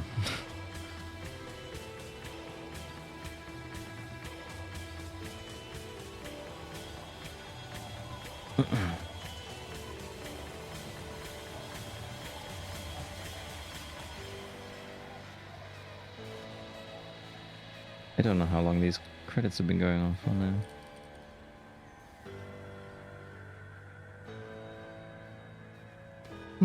I kind of expected the church storyline to go for, like, have a bit different conclusion as well, like, to go a bit further than it did. Like, something like the Phasmid, right? So, like, you actually encounter the Phasmid. I kind of expected something more with the 2mm hole in the world. Like, I feel like that's a bigger thing.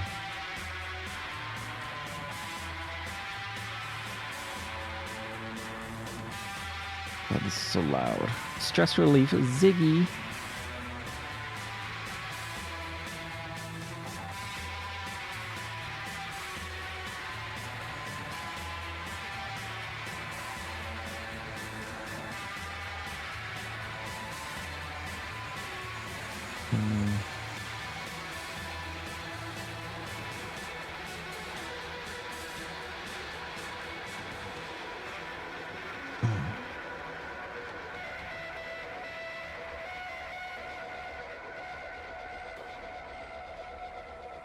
I also feel like I got screwed by having a ton of encyclopedic knowledge in my stats, because it's just like I get like every single fucking encyclopedia text And I guess if you don't level it, then well, don't have like that stat, then you just don't get that.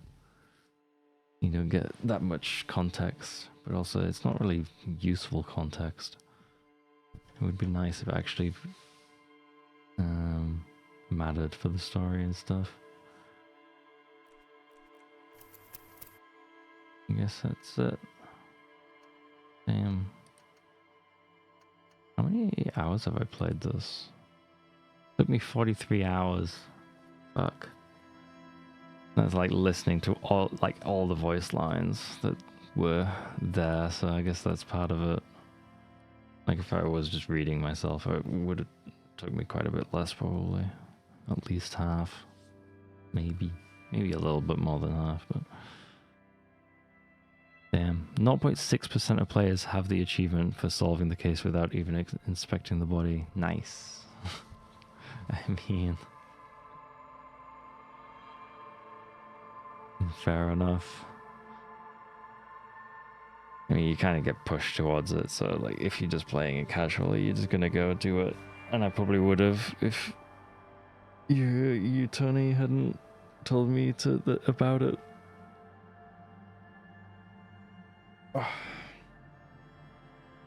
It's not like it makes the game any harder, really. My bad. No, it's not your bad. You tell me about an achievement, I'm gonna just be like, oh, okay, screw it. Oh, maybe I'll do it. I did it. It's not like the body even is that important. Like it probably opens a few dialogue trees and lines, but and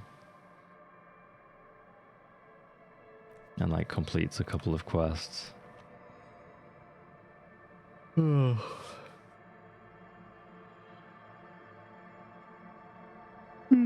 Right. Also, if you're going for the whole armor set achievement, you need to steal the boots off it. Which would invalidate the other achievement, right? So, because you've technically interacted with the body. I don't know. It's fine. And Kim can't be there. That's fair. I didn't do anything without Kim. Like, apparently you can send him away and be by yourself for a bit, for like at night. I just didn't, because I didn't really want to. It would have to be after he turns in, yeah.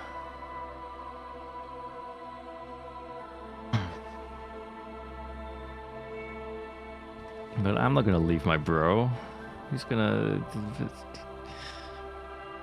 What's the point in that? For me, this game was about camaraderie with Kim. He came in, he didn't like me, and now he's liking me, and he's coming to work at my precinct. Kim is the best. Yeah.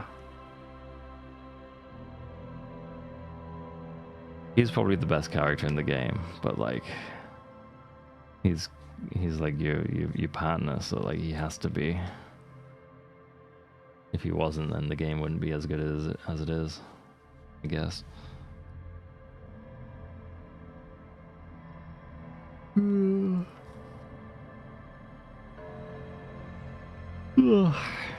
Okay. I think that's it for today. It has to be. That's 7.5 hours. And Disco Elysium is done. So now I'm gonna have to go on to the next game next time, which I have a couple that I'm thinking of. And it's probably gonna be, what is it? Oh, God, I can't remember what it is. I bought it specifically to stream. It was The Altars or something. It came out last year and it's apparently pretty good.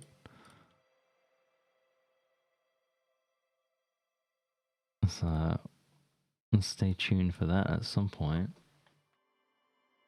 Oh yeah, I've heard of it. I haven't. Like I saw someone like during their game list for last year, and they put Altars at like I think number 1 or number 2 or something. I was like, oh, I've literally never heard of it, and apparently it's pretty good, so I guess I can try it. The guy and a bunch of his clones, I think. Yeah, something or other. I don't really know a lot about it. I just bought it, and I was just like, fuck it, we'll just see how it goes. If it's good, then it's good. If it's bad, well, who cares? We'll just move on to the next thing.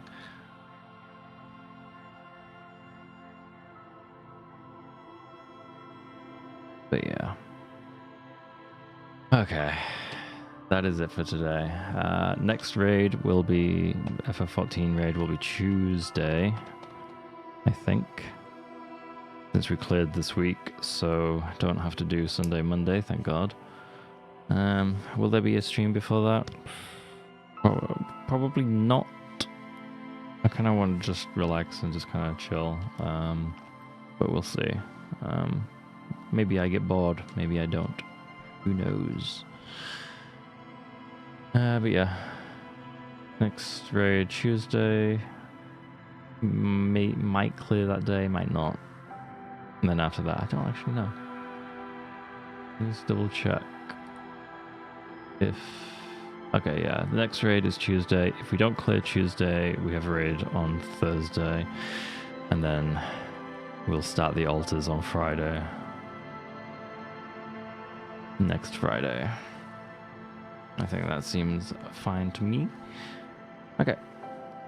Well, thanks for watching, Tony. Thanks for hanging out. I hope you enjoyed seeing someone else play Disco Elysium. Like, did you, like, I assume you enjoyed it when you played it, at the very least.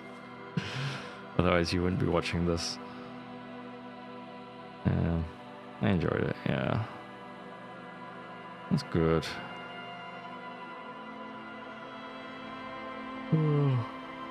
But not to the point where I would do multiple playthroughs or get all of the achievements. Yeah, I don't think I would either, to be fair. It's a long game, and it is quite, like, I guess if you know what you're doing, you can do it pretty quick. And skip through dialogue and shit, but even then. I'm sure there's plenty of people that do like a lot of playthroughs, and you probably do get like different results and stuff. But yeah. I've got other stuff to play, I've got like other things. I need more action sometimes. It's a very mellow game. Yeah. Anyway, thanks for watching, Tony, and if anyone else is watching, thanks for watching, and goodbye.